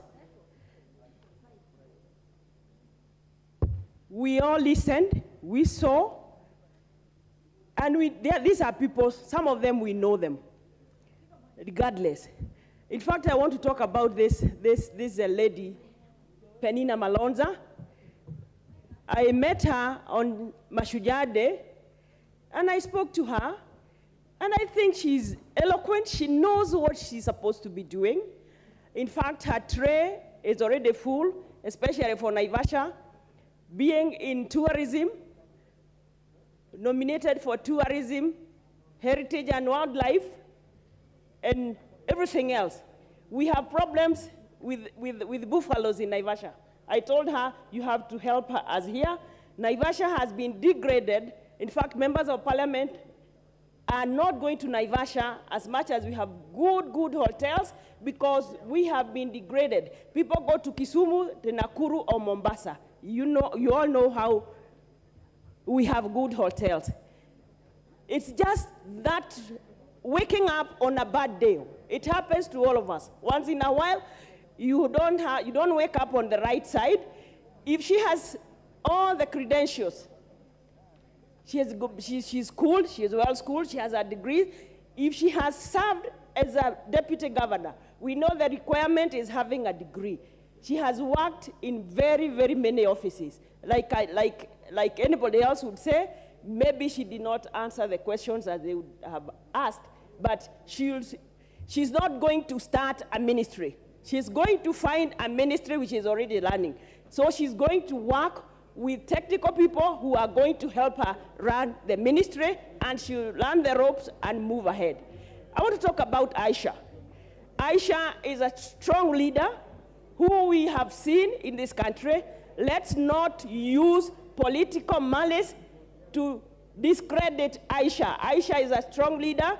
She has worked in the Parliamentary Service Commission. She's been a commissioner. The fact that she divorced ODM, she should not be condemned because it's ODM who told us he's a leader and nominated her to the commission. Honorable Mudavadi, Honorable Wadai, for heaven's sake, telling us that Honorable Mudavadi is going to be an errand person, an errand boy. We know he has worked in this country. In fact, he has been a vice president of this country. He has been a minister for finance. He cannot be an errand person. So he is able to do the work and supervise the ministers. Madam Speaker, it's upon this House to pass these nominees. You have CDF committees members. You are not going to get a person who is not going to help you perform your role. So the president nominated the people he thinks are going to help him deliver this country, remove it from the economic... Honorable Jeanette, what is out of order? Madam Speaker, Madam Speaker, this is a House of Record, Madam Speaker. You see, Madam Speaker, this report was done by a parliamentary committee called Appointments Committee, Madam Speaker, chaired by the Speaker, Honorable Moses Pasika Wetangula. Madam Speaker, is it in order for the Honorable member to say that we are victimizing Aisha because she was a member of ODM? Now who's victimizing Malonza? Is it Kenya Kwanza because she was removed by the whole committee who are members of Kenya Kwanza and Azimio? Does it mean that Malonza was also victimized by Kenya Kwanza? Madam Speaker, those parochial way of debating can divide us, Madam Speaker, and we are ready for it. Administration. CAS in tourism was a former Inspector General of Police, Poinet, and she appeared in Parliament here before to collect views on members, where they come from, where we have wildlife. Endebess constituency, we have Mount Elgon National Park, and we contributed views to the committee of Poinet. Poinet, having been an Inspector General, he was not an expert in tourism, but listening to him appearing before our committee, he had grasp of the ideas. Also, having been an examiner in the past, we've seen students coming before examiners. And when they appear before the examiners, at times they get blackout because of the fear of the unknown. And as a good examiner, you can tell this student, have a seat, give him even a cup of tea or a glass of water, allow the student to rest. Then after that, you examine, and you'll find that this student is able to pass. So for me, I think she was not given adequate time. The committee, I watched that interview on 19th at 2:30 p.m. And I think the committee continued bumping questions to her. To me, as a doctor, the committee should have even given her time to rest and give her time to assess. Somebody who has an anthropology degree, somebody who has a master's degree, somebody who has been a senior position of management, surely you end up with an observation that she does not demonstrate knowledge of topical, administrative, and technical. Even you, if even of you had to appear before me for questioning on medical issues, all of you would not have knowledge of topical, administrative, and technical issues. So for me, I think this lady deserves to be given a second time. On the dissenting report by the minority party, on Honorable Aisha Jumwa, I was just reading 411, and it says the family has actually withdrawn the case of murder against Honorable Aisha Jumwa this afternoon. And I think the DPP is in the process of having that case to be withdrawn. So the allegations that we are making here against Honorable Aisha Jumwa, I think they are overtaken by offense. And having been also a member in this House, she was cleared by all the agencies to contest, even as a governor for Kilifi County. If she was given to be a position to contest for Kilifi County, if she had succeeded, because she almost succeeded as a governor for Kilifi, if she had succeeded as a governor, she would be serving as a governor for Kilifi County. So I don't see it in merit, the argument that she is not fit to be a cabinet secretary. Similarly to Honorable Mithika Linduri. Mithika Linduri was contesting as a governor for Meru. If Mithika Linduri had succeeded as a governor for Meru to be chosen by the people of Meru, he would be a governor now. So we must give them let the due process of law take its effect. When you refer to the case of the former administration, in which a list was read in this House on March 2015, many of those cabinet secretaries were victims of circumstance, because up to today, none of them has been taken to a court of law and proved to be guilty of any offense that they were read in this House.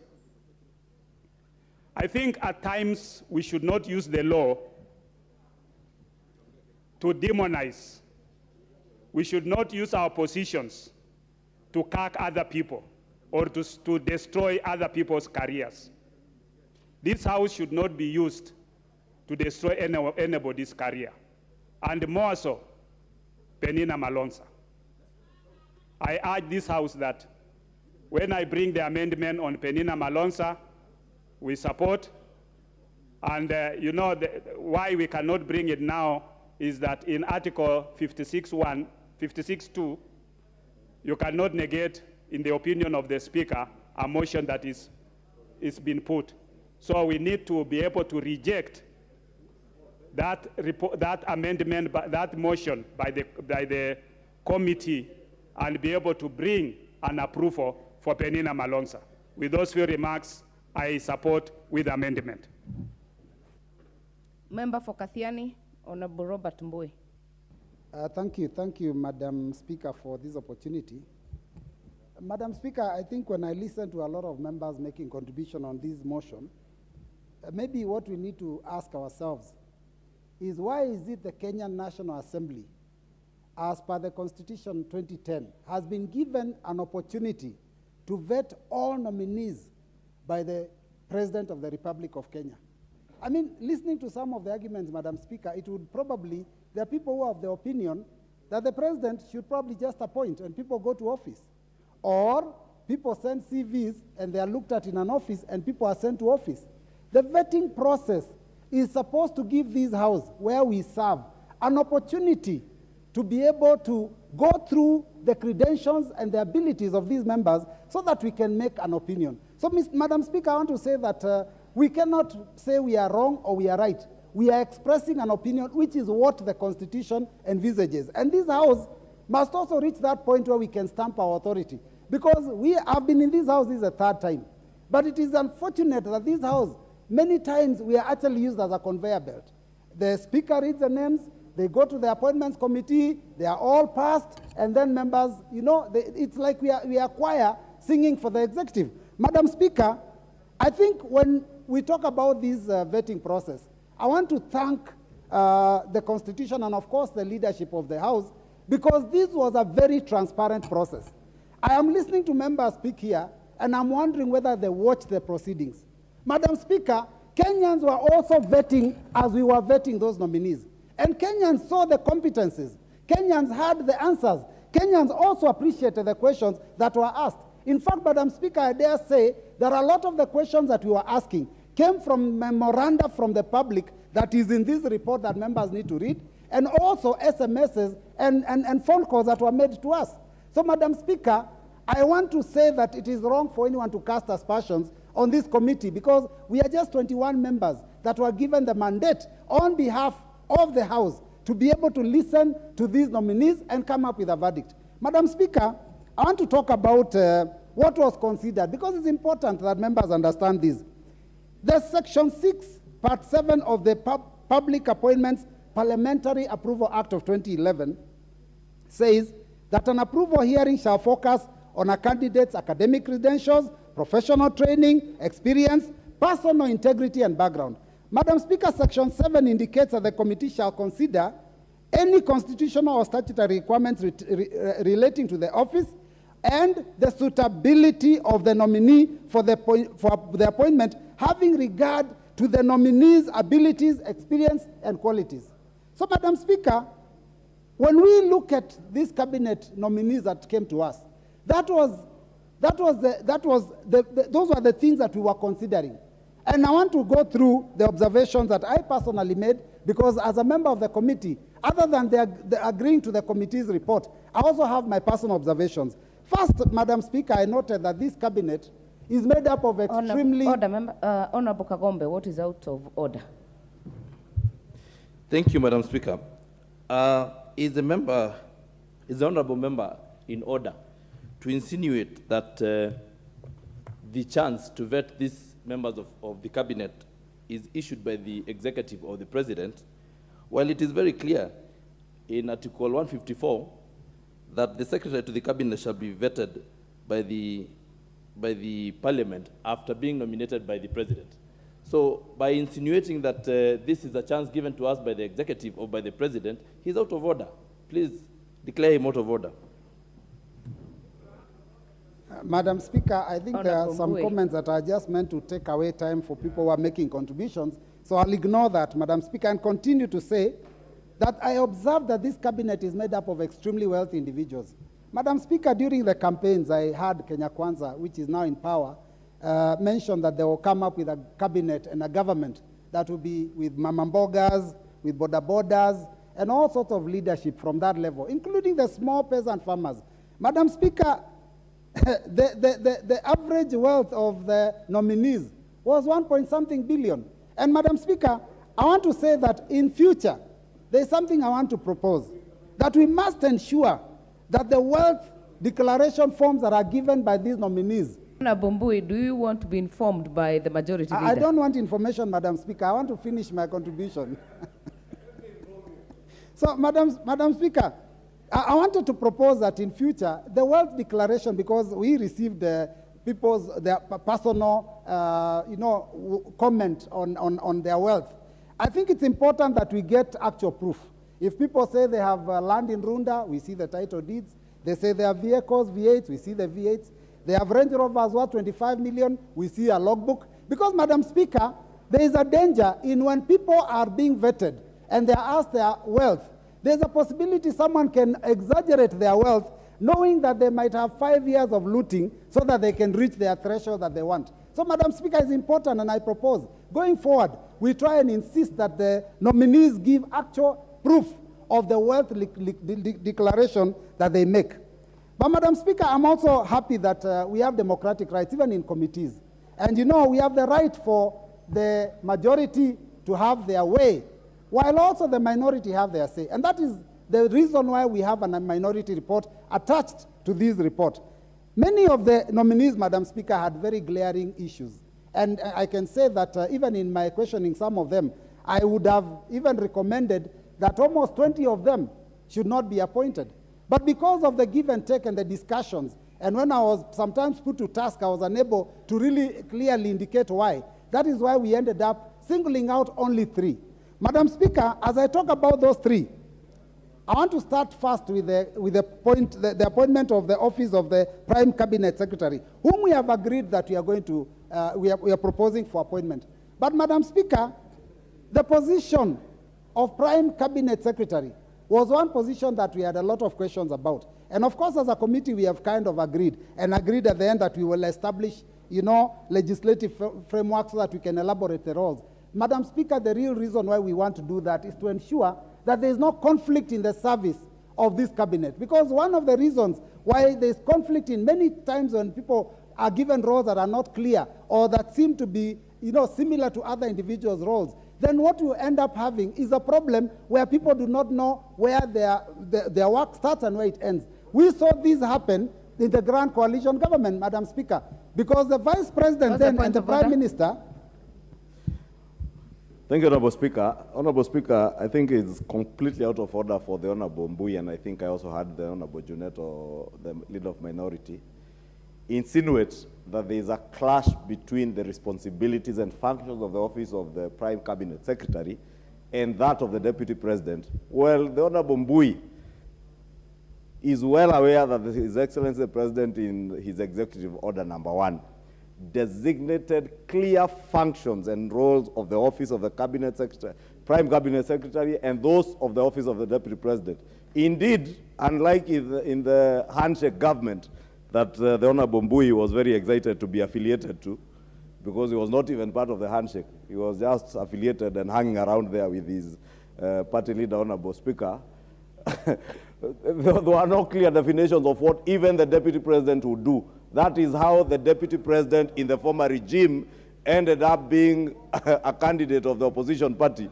And your candidate in Azimio ended up being Uhuru Kenyatta's project. Honorable Mbui is completely out of order to be misleading the country. What you are doing is misleading the country, Honorable Speaker, that there is no clear distinction on the functions. And through that executive order, that distinction was cleared. And Honorable Mbui, you should not mislead the country.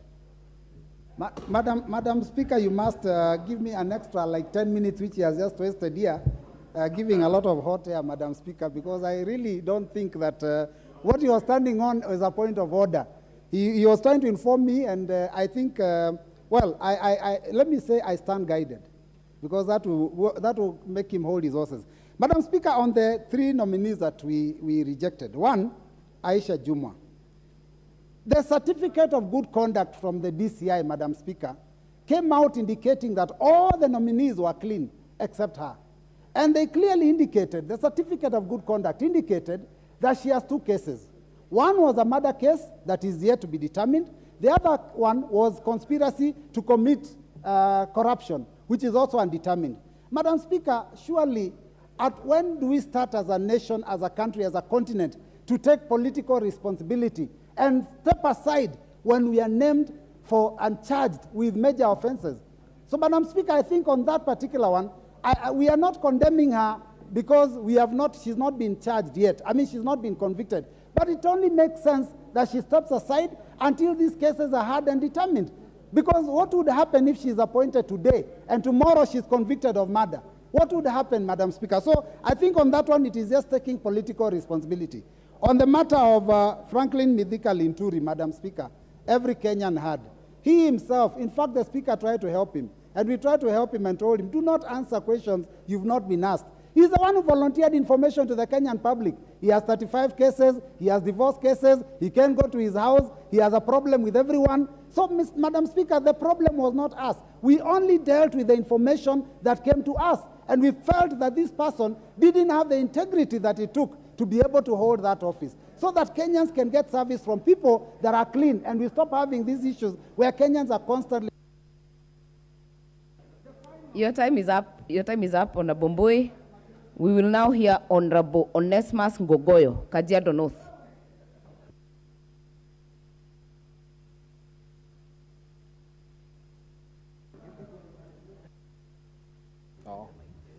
Okay, thank you, Madam Speaker. I rise to support the motion on the floor. And like a member had mentioned, I will support the motion with an amendment. Madam Speaker, looking at the Public Parliamentary Approval Act, the committee went ahead to conduct the vetting of the proposed CS nominees, and they were able to do so in a record time, and I think we need to congratulate the committee for a job well done. But Madam Speaker, you realize that the Public Parliamentary Approval Act does not carry a marking scheme. It intends to look at the suitability of a member, and Madam Speaker, an hour and a half would not determine the suitability of a member, but going through what the committee has looked at its observation, you could read a lot from majority of the people who have been recommended by their past exposures, their CVs, and even what the committee has gone ahead to say that this was what they were able to come up or to see during the vetting. Madam Speaker, I wish to first of all say that for the members that have been approved, I agree with the committee. But I wish to disagree on the issue of rejecting Penina Malonza as a CS. One, because the nominee, according to the report of the committee, has honors and awards that she has received. One, she has received from the Compassion International as the best team performer, and she was given an award. She was also awarded by His Excellency the President then in 2015 with the Order of the Grand Warrior. And Madam Speaker, it is not possible for her to have been a deputy governor, earn such awards, and still be the person to be rejected and assume that there is nothing in her that she can offer. Madam Speaker, I have served in different entities, Madam Speaker, and I've seen people who are approved by different assemblies. And one of the things that you'll realize is that the people exposure of an individual helps them perform in any one office. And one of the things that you can tell by this individual is that she has people skills. In everywhere she has worked, at least they have defined her as a people's person. She has been one of the best team leaders and awarded internationally by what they call GLLUP, or whatever it is, but it's the Compassion International. And Madam Speaker, you realize also when the committee did its report, they said everything that she feel, her questionnaire, everything, and even how she answered the question, apart from a few issues that they raised, they said she was okay. Madam Speaker, there is no graduate who does not have a skills in management. And tourism could be one of the offices she's been recommended to, but remember, it's about management in every office. You have experts under you, people who you foresee, you manage, and they give you reports. I therefore, Madam Speaker, would wish to say that this House should consider approving this motion with an amendment so that Penina Malonza becomes a CS. It is only fair that we give her a chance to prove herself once in office. In any case, if she does not perform, members will also have an opportunity to take on her, because this cabinet, different from many others, will be appearing before this House. On other candidates, Madam Speaker, I wish to single out the issue of one Aisha Jumwa. A number of members have mentioned about Aisha Jumwa. And Madam Speaker, I don't know why everyone has, the few people who are opposing have an issue with politicians, because Aisha Jumwa was a politician, Mithika Linturi was a politician, and even Penina Malonza. It is not possible for you to single out all politicians. We are also politicians. Assuming we were once nominated to these positions, you would wish to be supported by your colleagues, because it is not possible to say that only professionals have the ability to take on people in offices. Therefore, Madam Speaker, with those very few remarks, I wish to support with amendments and say that Penina Malonza, God willing, will become a CS because we will approve her with amendments. Thank you, Madam Speaker. The member for Mwingi West, Charles Ngusia, CNN.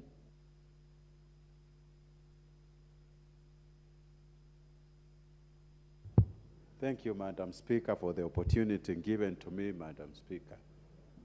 Let me take this opportunity before even commenting on the report on the committee to congratulate His Excellency, Dr. Samoei Ruto, for seeing it wise actually to give the Kamba community 3 CSs.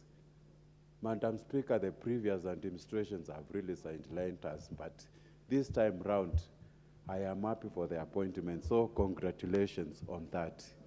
And we have to give credit where it is due. Madam Speaker, I've gone through the report very quickly, and I took some time actually to watch some of the nominees, and let me begin by saying that we can't disagree on what the majority have agreed, Madam Speaker. Madam Speaker, on the issue of my sister, let me declare the interest. Penina Malonza comes from my county, and when she was deputy governor, she really performed. Compassion International right now, it is doing so much in our county, and she was awarded as the best performer in that NGO, and she has exhibited many good characteristics of leadership. When you take work experience, tick. When you look at academic credentials, tick. When you look at leadership skills, when she was deputy governor, tick. On what basis are we discrediting my sister? I am begging this House, the members of this House, to pass Madam Penina Malonza's appointment very soon so that she can begin. And we are tired of waiting for this. The vetting has taken too long. Kenyans need to start working. And we can't work if the executive arm is not fully constituted. So, Madam Speaker, I don't have much to say. I am defending the appointment of Penina Malonza as the CS of tourism. I know she's going to perform because she has performed before, and no doubt this will be the best CS in our country. With those few remarks, I support. The member for Mandera East, Hussein Weitan.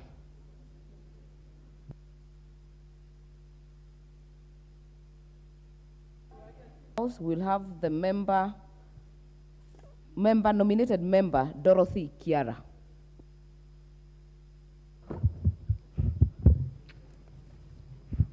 Madam Speaker, I rise to support this motion. And before I do that, allow me to thank His Excellency, the President of the Republic of Kenya. To support the President of the Republic of Kenya, His Excellency President William Samoei Ruto, for appointing these very able men and women to serve in his cabinet, to carry the agenda of his government to the next level. Allow me to thank the committee, the appointment committee, which sat for many, many hours and took their time to vet the nominees and gave their recommendation. Madam Speaker, I want to say the men and women who sat in that committee are astute lawmakers, and I'm sure they did put in cognizance every aspect of what they were supposed to look for to come up with these names. Madam Speaker, I want to say these are people who have served in this country in various capacities, and there is no reason for whatsoever reason for anyone to insinuate that some of them are not fit to serve in the cabinet. Examples have been given that nominee Aisha Juma was vetted and allowed to vie for the governorship, and she did not make it. And I'm sure she was allowed to run for that position because she qualified too. Nominee Medeka Rentore, Franklin Medeka Rentore, is a person who has served this country in various capacities and has proven beyond doubt that he is capable of serving at whatever capacity. Therefore, Madam Speaker, I want to passionately implore upon the registrators in this House, let us not have divided mind when it comes to passing these nominees as they are. Madam Speaker, turning to Penina Malonza, who was vetted for the position and the recommendation given that she has not performed very well. Madam Speaker, it's good to know that there are people who suffer from a condition called sociophobia, and normally when they go before people, especially a panel, they normally don't perform so well, and that does not mean that they are not capable.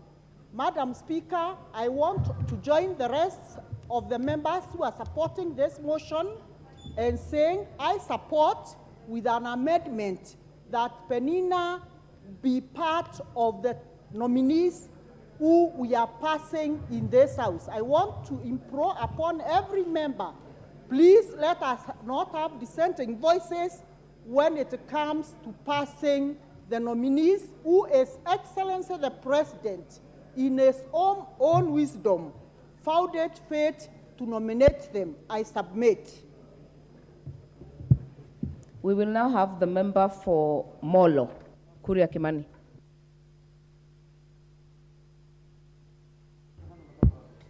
Thank you very much, Honorable Speaker. And it's very good to see you, Madam Speaker, on the chair today. It's a great celebration for the great people of Nakuru County. Madam Speaker, I would like to start by weighing in on the issue of a person nominated to a position of cabinet secretary or to any other government position where they have an ongoing court case. Madam Speaker, on the record of this House, on the July of 2018, we held a debate on the nomination of one Ben Chumo, who was nominated by His Excellency the former President to be the chairperson for the Salaries and Remuneration Commission. Madam Speaker, this House rejected the candidate Ben Chumo on the basis that he had an ongoing corruption court case, an active ongoing corruption case. A few years later, Madam Speaker, and to be specific, last month, the director of the DPP withdrew the case against Ben Chumo. As a result, Ben Chumo was condemned for 4 years without a job. His reputation was tainted. He lost a chance to be the chairperson of the Salaries and Remuneration Commission, even when he was not guilty of the offenses that he was accused of. In the report, Madam Speaker, the DCI was accused of not responding to 4 letters sent to them between October of last year and May this year.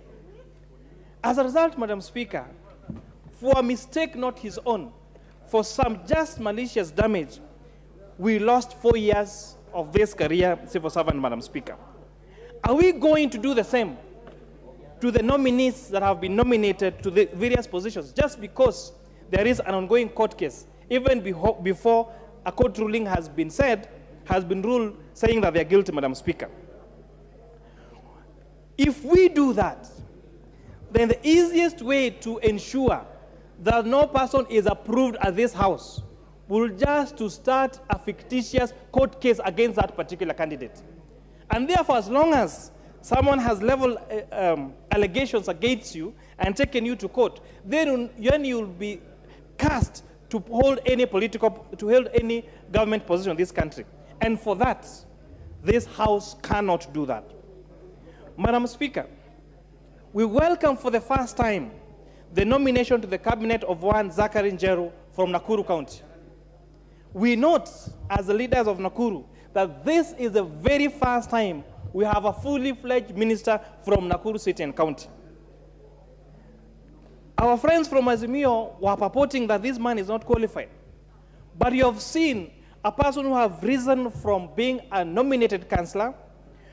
Even before he became councillor, we have seen somebody born in Bodeni, one of the slums in Nakuru town, who went to a district day school, Nakuru Secondary School, went all the way to university, became a councillor, became even a sub-county administrator. And this is a person that understands the real issues of housing in this country, especially because of where he is born.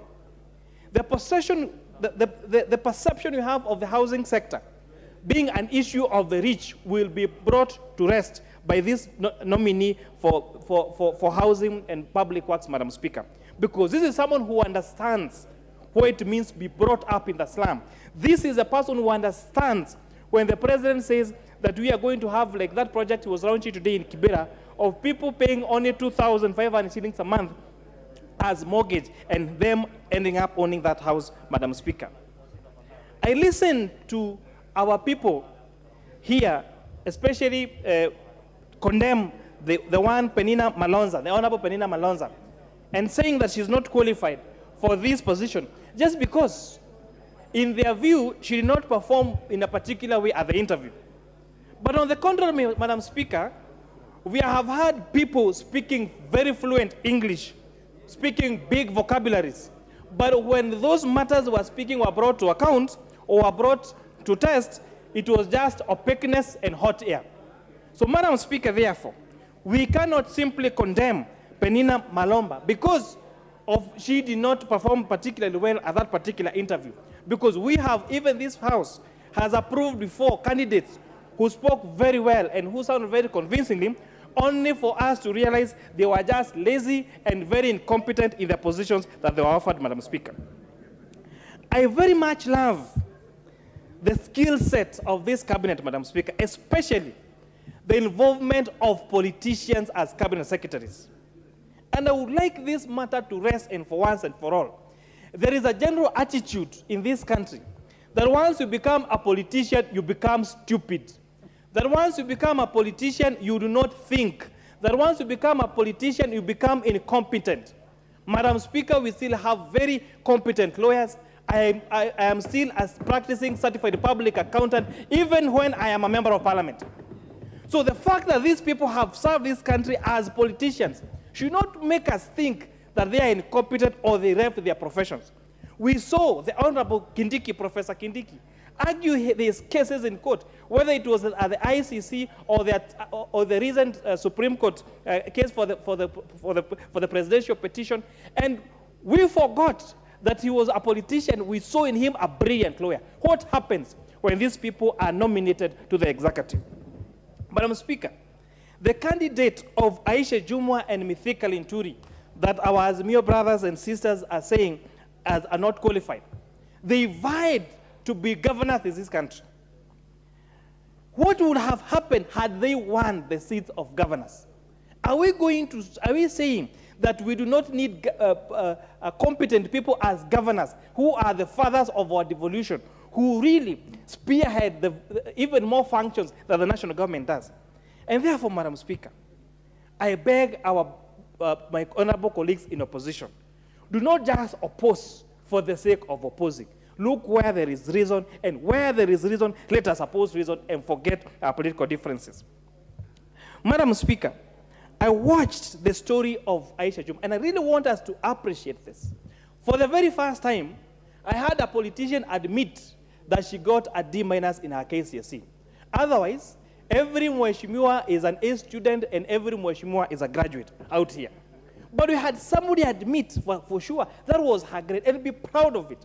And many Kenyans, when they saw her being interviewed alongside the professors, they felt proud that this is a government that gives opportunities to different people based on their capabilities. Madam Speaker, she helps us understand the complications, the complexities of being a woman. Because I'm just imagining, the people who probably were involved in marrying her off at an early age, or the father of her babies then, are still going on with her life. And yet, she is here many years later, being forced to account to what happened to so many years ago when it was not a fault of her own, Madam Speaker. I would really urge this House to unanimously, first of all, reject that dissenting view of those members, because they're just trying to play politics even when there is no smallest window of playing politics. And because, Madam Speaker, the President has indicated and given a commitment that he is not going to shield cabinet secretaries from the oversight of Parliament, to the point of suggesting the amendment of a standing orders to allow our cabinet secretaries to come here and stay in account. If you really want to play your oversight and opposition role, wait for these people to be sworn in, wait for them to start working, and question in this floor of this House what they'll be able to do for this country, Madam Speaker. And with that, I am very happy with the skill set of these people, and I pray and beseech my honorable colleagues to pass all these nominees so that this government can start to work, and so that you can start holding the Kenya Kwanza government accountable for the campaign promises we made for these people of the great Republic of Kenya. I thank you, Madam Speaker.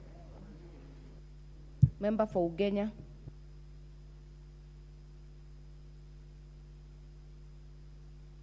Member for Ugenya, Honorable David Ochieng. Thank you so much, Madam Speaker. Madam Speaker, I stand here to support the motion, like other members, with the impending amendment by the Honorable Pukose. Madam Speaker, things happen in this country that people take for granted. That some time back, a president would just appoint a cabinet, his ministers, and no one would question how they are appointed. But Madam Speaker, in the last week, Kenyans were riveted on their TVs to see for themselves who the president had nominated to become a secretary, Madam Speaker. Madam Speaker, I want to thank the committee.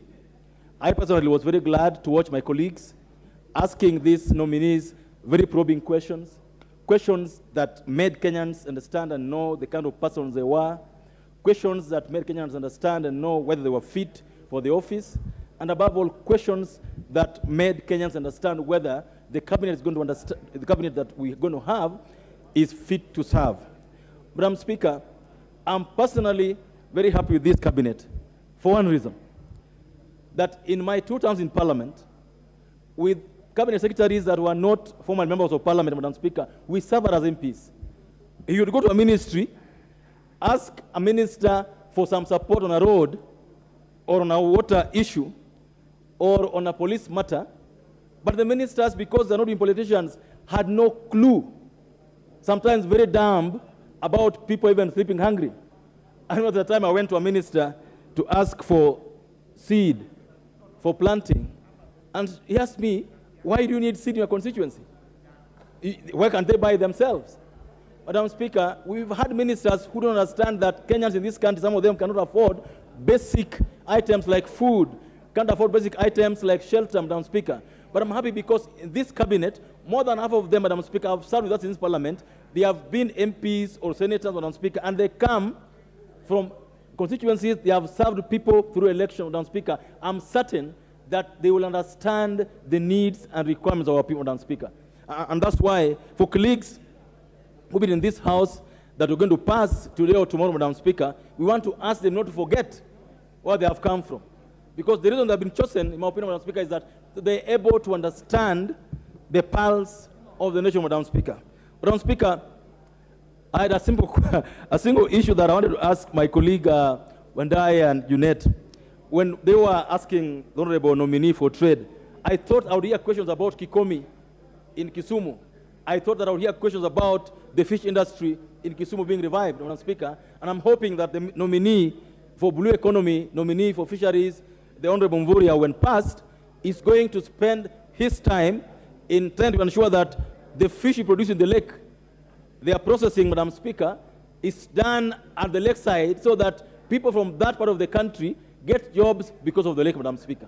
Madam Speaker, I'm hoping that when we pass the nominee for trade and investment, the Honorable Kuria, that we will have our Kikomi being rejuvenated, that we'll have cotton industry in Nyanza being rejuvenated. Madam Speaker, these are the things that I am hoping, and I'm hoping that the nominees are listening, that my friend, the Honorable Kipchumba, will ensure that the road network in this country is distributed, like he said during the vetting process, that they will be distributed fairly per constituency. And Madam Speaker, this House must hold the nominees to their words. Madam Speaker, the issue of net worth that is being spoken about on the streets there, Madam Speaker, it is for this House to ensure that those who said they are worth 4 billion or 1 billion or 800 million, Madam Speaker, we hold them to their word that we will, as a parliament, check at what they have at the end of their term, Madam Speaker. That is why they're asking the questions. The questions being asked about it was not about, today or tomorrow. It's about, we'll be checking in the next 3-4 years what these nominees are worth, whether they are doing the jobs for Kenyans or they have gone there to amass for themselves, Madam Speaker. Madam Speaker, as with any system that's presidential, Madam Speaker, it is important to note that before the President nominated these nominees, Madam Speaker, he considered their competences. He considered their abilities. I'm sure that he even had a conversation with them on the dockets they have been placed at. And that's why I have an issue, especially with the rejection of Madam Malonza. Madam Speaker, if you look at, I've read the report, I've read the engagement between the committee and the nominee, Madam Speaker. And there's nowhere, first of all, where the committee puts a marking scheme, that this is what our marking scheme is about the competence of a nominee. Madam Speaker, I've gone through the report, and the report about Malonza is the same as the report about the other nominees, that the nominee answered questions well, the nominees seem to understand this. I don't find their recommendation, Madam Speaker, speaking to how they engage with the nominee. There's nowhere in that report, Madam Speaker, where the committee says in the report that the nominee could not answer this question or that. There's nowhere where in the report it says that the nominee answered this question wrongly. There's nowhere, Madam Speaker. And so the observation, in my opinion, does not emanate from the report. In fact, I dare say that the recommendation by the nominee on Madam Malonza is basically baying for blood, Madam Speaker. This is not the time for bloodletting. This is not the time to look for blood, Madam Speaker. This is the time to bring together.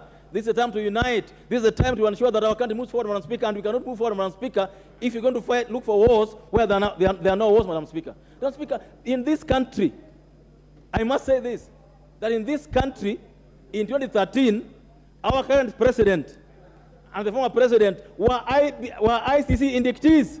They ran, we elected them. Madam Speaker, in this House, we have more than 30 MPs with cases in court. They are members of parliament. That's the truth, Madam Speaker.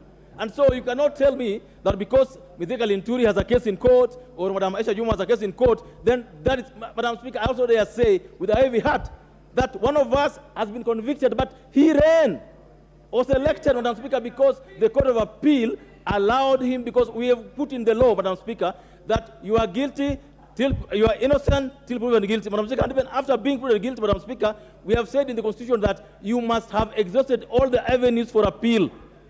The Honorable Aisha Jumwa, the Honorable Mithika Lunturi have not even been tried by any court of law, Madam Speaker. You cannot verify the veracity of the charge, Madam Speaker, and so you cannot hold them on different levels of integrity, Madam Speaker, like we hold others, Madam Speaker. And so any recommendation based on either guilt or perceived guilt, Madam Speaker, of Madam Aisha Jumwa or Linturi Mithika Honorable, Madam Speaker, for me are misguided. Madam Speaker, as I end, I want to request this House that in my now 10, 11 years in Parliament, what I've seen distinguish a Cabinet Secretary is how they understand the members' needs, how they understand the country needs, not what papers they have, Madam Speaker. In the past, if you look at the first cabinet, Madam Speaker, the first cabinet of this country in 1963, Madam Speaker, few of them had degrees. Few of them had even worked anywhere, Madam Speaker, but they did so well. And so it would be remiss for this assembly to keep harping on papers. This has papers, this has no papers, Madam Speaker, without the ability, Madam Speaker. We know that some people have served this country so well because of the passion they had for the job. Madam Speaker, the Honorable Michuki, may the Lord rest his soul in peace, did so well as a minister for transport, and I don't think he learned anything, he was an engineer or anything, but he did so well in that ministry, Madam Speaker, that the whole country was saying, bring him back. And so what we as Assembly must do is to ensure that after we pass these nominees, we put them to task. Madam Speaker, I'm so happy that we have a president who is so sober, so ready to work, that these ministers, I'm sure in the next 1 or 2 years, they will be gasping for air. Let's put them to task. Let them work for the country, Madam Speaker. The country is waiting with bated breath, Madam Speaker. We cannot wait any longer. Let's pass these guys. Let them get to work. Thank you, Madam Speaker. Member for Kitui Central, Dr. Makali Mulu. Yeah, thank you, Madam Speaker. Honorable Speaker, I really want to thank you most sincerely for this opportunity. I want to start by really appreciating the Appointment Committee, Honorable Speaker, for the work they have done. It's not easy. This is the third time I'm witnessing appointment of CSEs in this country as a member of Parliament, and I know it's not an easy job. So the committee did a lot of work. I took time to watch the interviews, Honorable Speaker, and I must say that I agree with the majority leader when he says that even as they were vetting, Kenyans were also sending messages. Others were calling, trying to suggest what kind of questions should be asked, Honorable Speaker. Honorable Speaker, the questions were in a way, structured in a way that you get academic qualifications, it should do with net worth, it should do with whether you have a case in court, whether you are a citizen or not. And Honorable Speaker, to me, one of the most interesting questions was the net worth of individuals who are appearing before the committee. Honorable Speaker, I've looked through this section of the net worth, and what we have picked, Honorable Speaker, is that actually majority of the Kenyans out there are very rich compared to politicians. And it looks like it's only politicians who are not rich. I don't know whether it's because we share our resources with the rest of Kenyans, or it's because we are not aggressive enough to make wealth. Honorable Speaker, I want to single out one of the individuals who appeared before the committee, and from my assessment, this Kenyan must be very good, Honorable Speaker. This proves that in Kenya, we still have people of high integrity. Honorable Speaker, if you look at the net worth of Governor Mufuria of Kwale, who has been a governor for 2 terms, he is only worthy 120 million. I'm sure not many Kenyans will believe, looking at the kind of life governors are living through and the kind of wealth governors have amassed within the short times they have been governors. So I really want to encourage Kenyans to continue working for the public so that at the end of the day, Honorable Speaker, we provide high levels of integrity as leaders, and at the same time, Honorable Speaker, we make sure that we improve the lives of the Kenyans. Looking at the approvals, Honorable Speaker, you know, Honorable Speaker, I've taken time to read through this report, and there is some consistency in terms of main text of the body of the report and the conclusions. But when I look at my sister, Honorable Penina Malonza, Honorable Speaker, you realize that the main body of the report is inconsistent with the conclusion. Why am I saying that? They are saying very well she is very qualified in terms of academic, she has no criminal case, her net worth is within the range of the rest of them, and all those good things. But then in conclusion, they say that they don't approve her because she didn't have the technical and the administrative capacity, Honorable Speaker. Honorable Speaker, I want to remind Kenyans and my colleagues that as a CS, most of the work of our CS is policy direction and strategic direction. And the third one, which is critical, is the political direction also, Honorable Speaker. So when you look at that level, really, I don't think as a CS, you need to be an expert in engineering for you to be the CS transport. And Honorable Speaker, to be very frank with this process, and if we are honest with the process, Honorable Speaker, let's look at it this way, Honorable Speaker. When you look at this report, there are nominees who have been alleged to have criminal cases. Penina Malonza has not been alleged to have any criminal case in this country. There are nominees who have corruption-related allegations, Honorable Speaker. Penina Malonza has no allegation to do with corruption. There are nominees who have allegations to do with murder, Honorable Speaker. Penina Malonza has no allegation to do with murder in this country. There are nominees, Honorable Speaker, who, looking at their papers, there are doubts whether their papers are genuine. Penina Malonza's papers are assessed to be genuine, Honorable Speaker. But despite all this, the people with corruption-related cases, even though they are allegations, the people with criminal-related cases, even though they are allegations, the people whose papers are seen to be not genuine, have been approved by this same committee, Honorable Speaker, and then Penina Malonza, who seems to have no issue at all, Honorable Speaker, is being said to be not qualified to be a CS in this country. Honorable Speaker, I must say, these are double standards. And as a parliament, we cannot allow double standards to be played when we are here, Honorable Speaker. Honorable Speaker, I've had one of the committee members say that as a parliament, we must be seen to be doing our work by saying no to some nominees. I want to say this, Honorable Speaker. It is unfortunate, and I don't think we can do that as a parliament, that we can only be seen to be working when one nominee by the name Penina Malonza is not approved and the other nominees are all approved. Fairness demands that, Honorable Speaker, is either we approve all of them, or if not so, then, Honorable Speaker, we also disapprove all of them. Because all of them have even worse cases, allegations, when you compare them with Penina Malonza. Penina Malonza happens to come from my county, Honorable Speaker. And this is a lady I know for many years. She was our first deputy governor of Kitui County. And is somebody we have interacted with.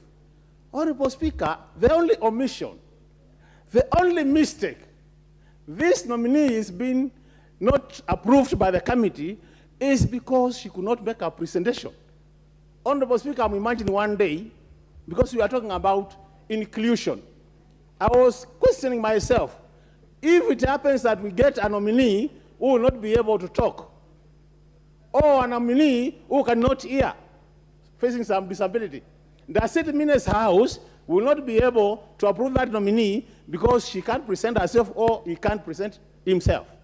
So, Honorable Speaker, for me, I think, really, we can't accept these double standards. And that's why I was somehow also not very happy with the way the motion was being moved, because it's like my friend, Majority Leader Honorable Kimani Ichung'wah, was moving the motion, but at the same time, trying to move it in an amended form, which he was not telling the House that I'm moving in an amended form. So, Honorable Speaker, I would want to recommend this way. As we approach to the date of 14, which is tomorrow, Honorable Speaker, I think we need to have this motion amended to read as follows: that this House do approve all the names as presented by the committee, including Honorable Penina Malonza. That is my prayer, Honorable Speaker.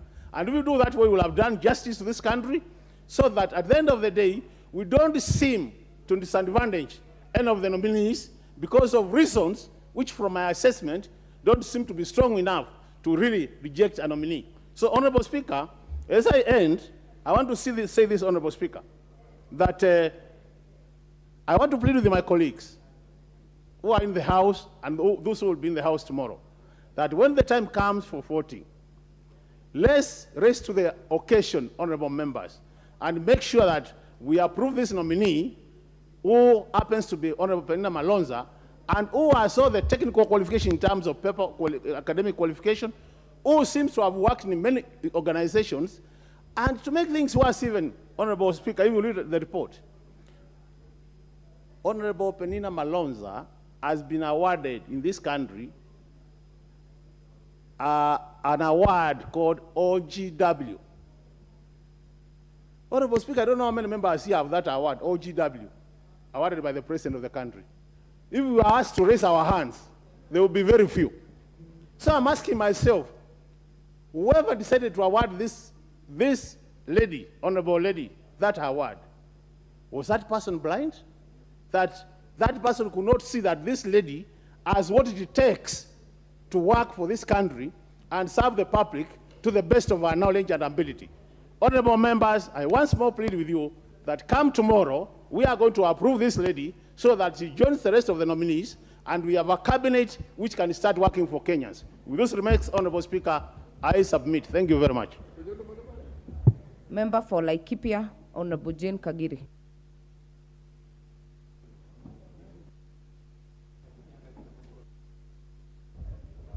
Thank you, Madam Speaker, for giving me this opportunity to contribute to this special motion.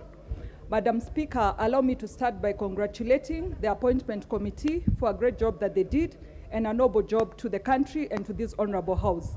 Madam Speaker, I'll also congratulate all the 24 nominees because it's not a small feat that they were nominated in the midst of more than 57 million Kenyans.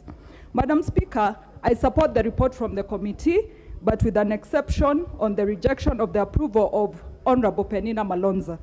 Madam Speaker, I look at Honorable Penina Malonza as an honorable lady who has grown through the process for her to get where she is today. Madam Speaker, let's remember, Honorable Penina Malonza is the first Cabinet Secretary nominee from Kitui South constituency. Madam Speaker, I have listened to those who have spoken before me as they narrated on her presentation and her articulation of the questions that she was asked. Madam Speaker, being a first from that constituency, we need to give her the credit that she has already achieved that feat. She had no predecessor to teach her or guide her on how to go through the process. Madam Speaker, I also continue to read a lot about Madam Penina Malonza, and I learned that she has been a deputy governor for 5 years, which of course was also achieved through hard work.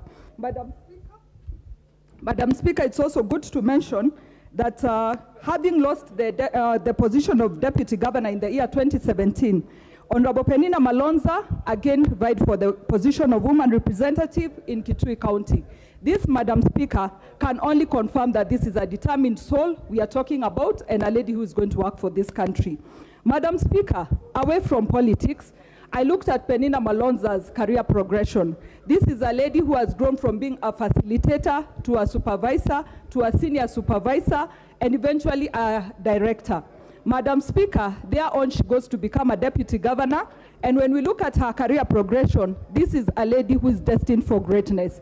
From deputy governor, I pray and I believe she'll now go into being a cabinet secretary. Madam Speaker, we look at a lady who holds a bachelor's degree and a master's degree, but she has gone ahead and applied to continue studying another master's degree. Madam Speaker, that talks of a willing learner and a lady who is even going to learn in her new position as the Cabinet Secretary for Tourism, Wildlife and Heritage. Madam Speaker, once in a while we are asked who your classmates were. It is good to confirm that Honorable Penina Malonza received her Order of Grand Warrior Award on the same day that I received mine. So I know she has done an honorable job to this country and she rightfully deserved the award. Madam Speaker, I also read of many acts of charity that Honorable Penina Malonza has done to her community. She has served orphans, she has served women, and Madam Speaker, anybody who lends to the poor lends to God. So let us believe that the prayers from these people are also what have gotten her to where she is today. Madam Speaker, I read on to hear that some of the issues Madam Penina Malonza had was that she could not articulate her answers in the questions she was asked. Madam Speaker, the biggest challenge we have in my community is in regards to human-wildlife conflict and compensation to those who have been affected by those issues. Madam Speaker, when Honorable Penina Malonza was asked that question, her answer was that she should engage the concerned committee to increase budget allocations for her to serve Kenya. That is the right answer that was expected, because whenever we have asked these questions, it is an answer of budget allocations. For me, that was the perfect answer that she should have given. Madam Speaker, as I conclude, I wish this Honorable House takes its time to quickly approve the nominees so that this country gets on moving. The people out there are waiting for us to deliver on our promises, and I believe by us urgently approving the 24 nominees, the country can move on and we can be able to serve Kenyans as we promised them as we were campaigning. Thank you, Madam Speaker, for this opportunity, and I believe it's an upward projection for Madam Penina Malonza. She now goes on to become a Cabinet Secretary. Thank you, Madam Speaker.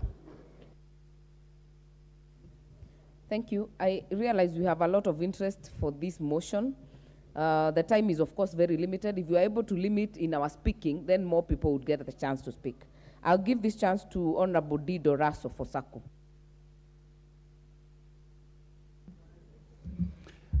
Thank you very much, Madam Speaker. And let me congratulate you for having appointed to the Speaker's panel.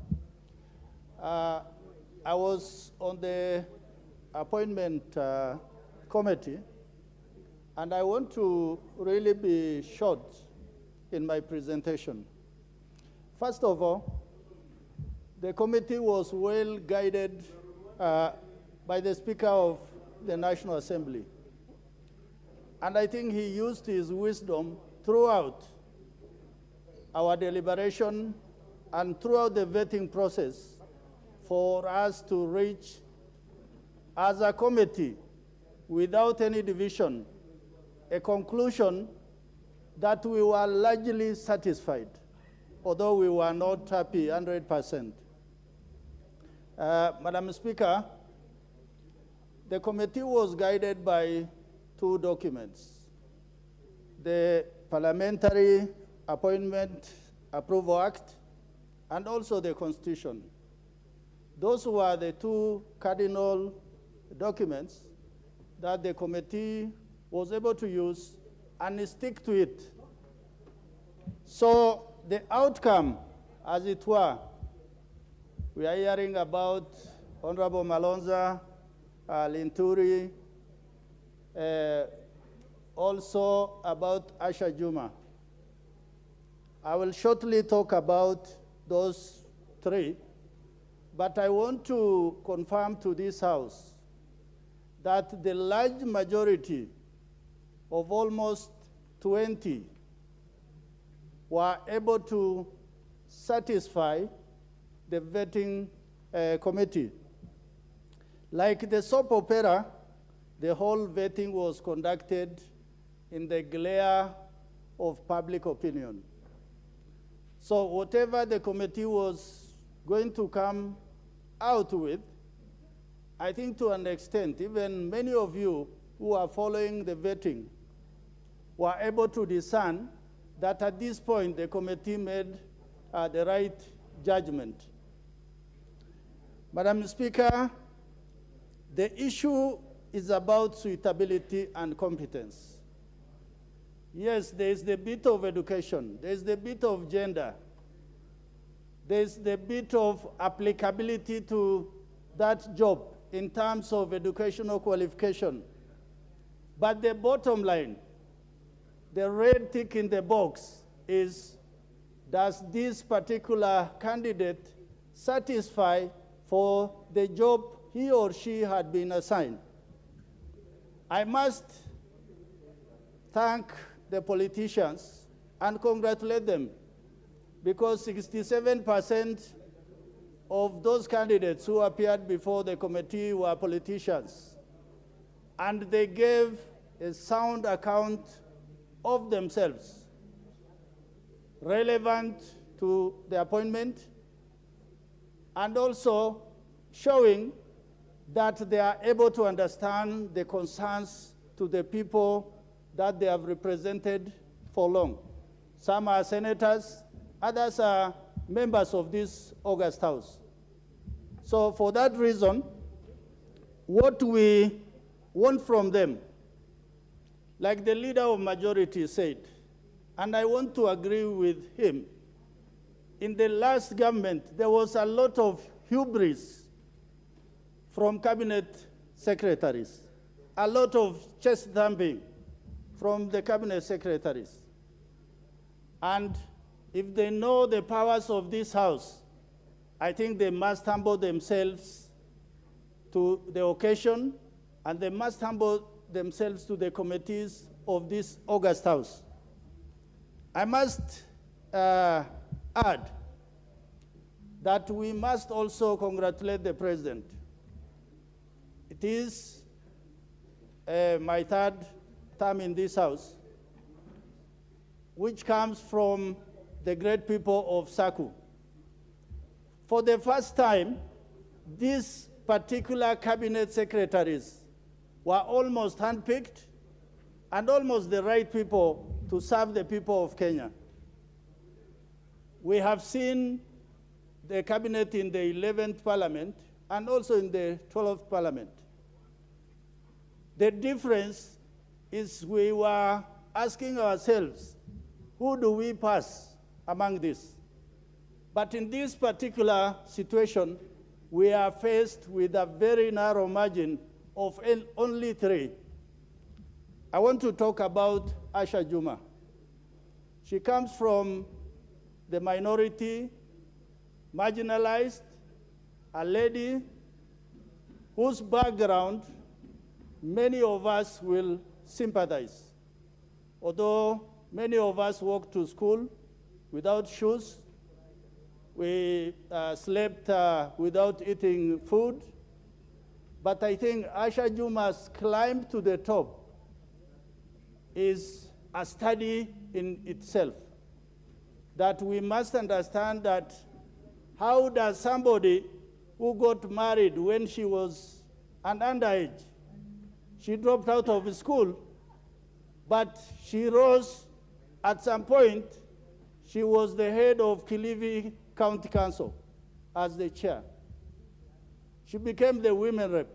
She became a single constituency member of parliament.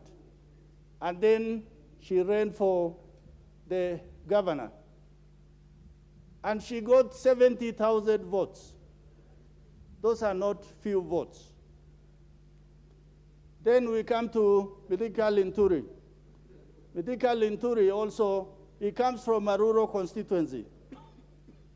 Although he appeared to have struggled as a hustler to make whatever he did, I think also his background is also meager.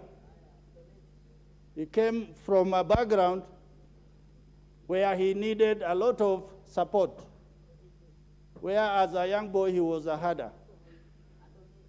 So these particular cases that come before the committee makes the committee to deeply reflect on the individual cases. What some of us have said, and I want to say again, Parliament cannot be the judge and the jury. The committee is to give observation and recommendation to the House. The House can accept it, or the House can reject it. The House can modify the report, can amend it. That is the powers of this plenary, rather than the powers that is given to the committee. Finally, on Musalia Mudavadi, I think the President under the Act has the powers to construct his cabinet in the way he feels that I can run Kenya without any problem or in a way suitable to advance development and also the gains this country has achieved since independence. And for that reason, the order number 1 that had come out a few weeks back indicated clearly what is the role of the chief cabinet minister, so that there is no altercation with the job description of the Deputy President. So for that reason, I think there is nothing that this House can see as conflict in terms of application of the DP and the Chief Cabinet Secretary. Finally, it is my wish that the House can take time, study the report, and modify what we have given you as a committee, which had no division at all, but we carried it in magnanimity and without any division. Thank you, Honorable Speaker. Member for Samburu West.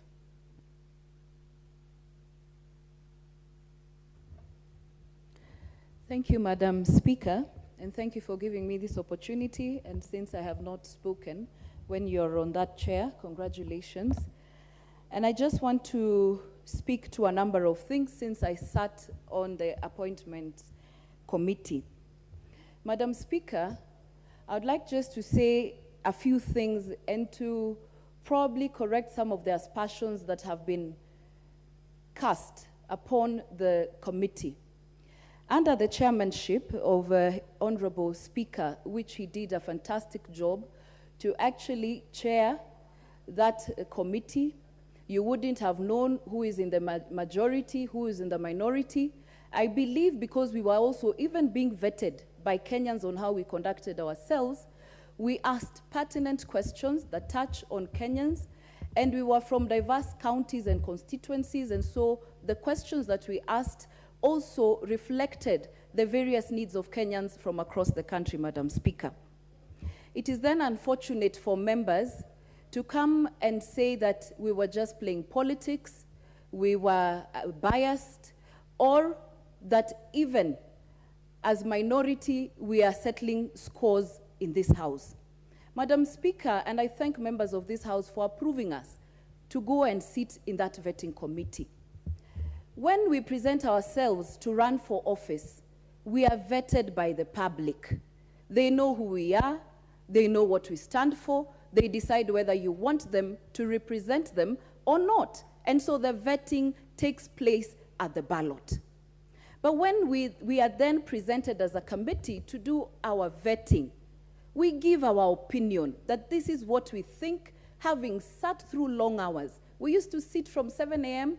to 8 p.m.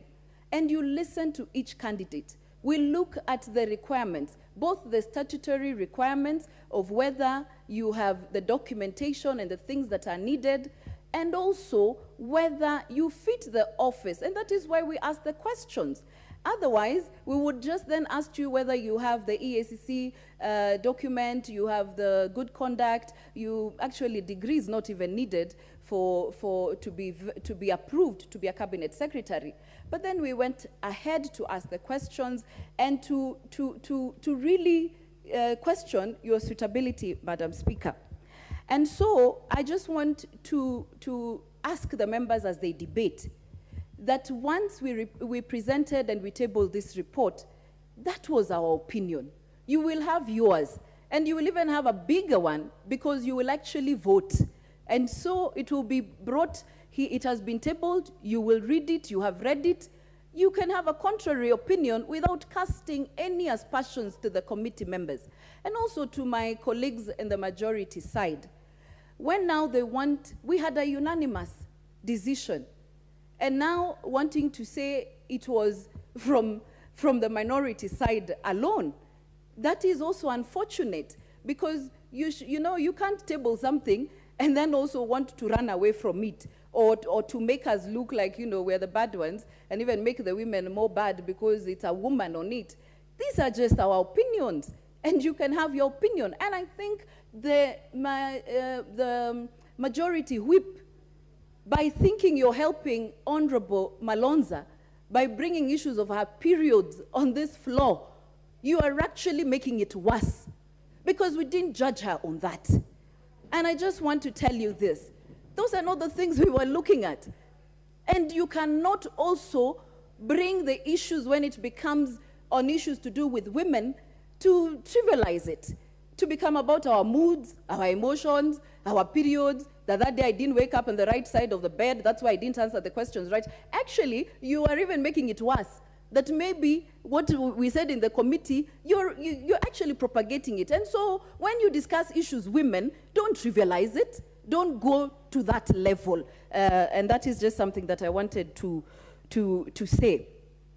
Madam Speaker, thereof, I would like to present to this House that just apart from talking about the 3 nominees, you will have your opportunity to debate and even to cast your vote on what the committee thought about. But I just want to say quickly that one of the observations I also noted in the composition of the nominees is that there was no youth, there was no one who's under 35, and I believe that there are Kenyans, young people in this country, who can actually sit in the cabinet. We also have people living with disability who are, which is actually in our constitution, that when we constitute, different boards, positions, cabinet, I do hope that His Excellency the President will then consider people living with disability with the subsequent nominations in PSs and other positions in boards, and even the young people of this country. And since he didn't meet his promise when he signed the charter of 50-50 in gender, I hope then he can do it also in the subsequent nominations. But so that as I finalize, there are various issues, because it was not just about who has been approved, and it's also wrong to say that we just rejected as the minority some because they were politicians. We also approved some politicians. So, you can say what suits you, whether you're supporting or opposing. We also approved politicians as a committee. I want to say this, that there are a number of issues that are on this report and that we extensively asked questions about, and you could tell that there are things that Kenyans, because we were also receiving questions from Kenyans, and you can see the things that Kenyans are consistently concerned about. And one of them is the cost of living, and so that once the nominees are passed, and especially those in this House and sworn in, especially those that their docket touches on the economy, those that their dockets touch on food security in this country. We are facing a severe drought like no other. Probably, I'm told that resembles one of the 80s. We are facing drought in this country, cost of living, the issues of youth in this country. We also have issues of corruption. Kenyans are really watching these nominees. Why we were asking what you're worth. We will be checking also as this parliament to see in the next 5 years what you have been able to get and how you've gotten it. And also issues of following the rule of law, not only when it suits you, but as something, and also the respect of the Constitution. And so as I conclude, for the nominees that will be passed in this House, the other reason why we were vetting you is that we will hold you to account to the things that you said to us, because you didn't just say it to that committee. We were sitting there on behalf of also all these members, so you were actually speaking to this parliament, you were also speaking to Kenyans, and you were speaking also to the international community, because this was really followed. Because when you're a CS, as one of my colleagues has said, you're not the PS. Yes, we agree, you're not the technocrat, but at least you should have a general knowledge and policy of that docket. At least shape, what are you telling us? What is your policy on this matter? And so, to the nominees who will be passed in this House, we will be holding you to account. We will be asking you to account to what you promised Kenyans during that vetting. Don't take it that it was just like a process. It's a process that we were just doing in this House. We have taken note of the promises that you've promised us that you will do. If you're approved by this House and you're sworn in, we will go back and ask you questions as a House, and even as we sit in our committees, to see to it that you live to it, and just so that you may never forget, it is an honor to serve this country in that position. Out of more than 50 million Kenyans, this House, if it approves you, just know that you shoulder a huge responsibility to serve this country diligently, and even to serve the president and the Kenya Kwanza, because they're the ones who have nominated, to make sure that they live to their expectations and to the promises that you made to Kenyans. If you said the Hustlers Fund is going to be without interest, please make sure it won't have interest. If you said you will bring the cost of unga down by 100 days, don't tell us you'll now do it after a year. Thank you very much. County member for Marsabit.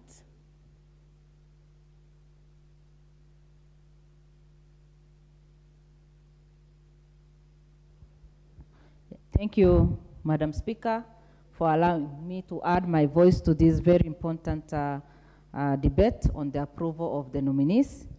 As I start, I want to congratulate the committee for sitting the long hours and for vetting all the nominees and for giving us a good recommendation whereby we can all debate on.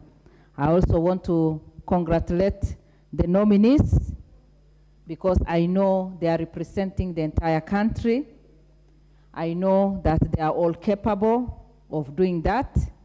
And for Kenya Kwanza to nominate people who are responsible enough, who are qualified, and who we believe will be able to deliver. Madam Speaker, sometimes when we nominate people to different positions, the expectation is that they will serve the entire nation. Some of the areas we come from, like Marsabit, have not been privileged this time to get a CS.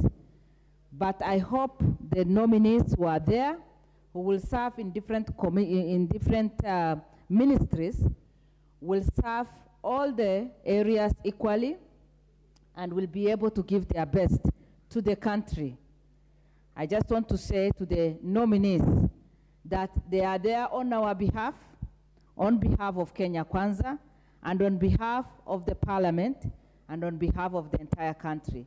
So our expectations are quite high, and as we all know, Kenya Kwanza as a government, we promised a lot to our people, and people's expectations is quite high. When we put again into consideration the situation that the country is in, whereby economically we are not doing well, the drought is affecting about 23 counties. People's wealth in terms of pastoralists, you know, the wealth that we have, our animals are dying, and we are even losing lives. A lot of attention needs to be given to that area, while even in this other part of the country, Kenyans have suffered economically. And so we need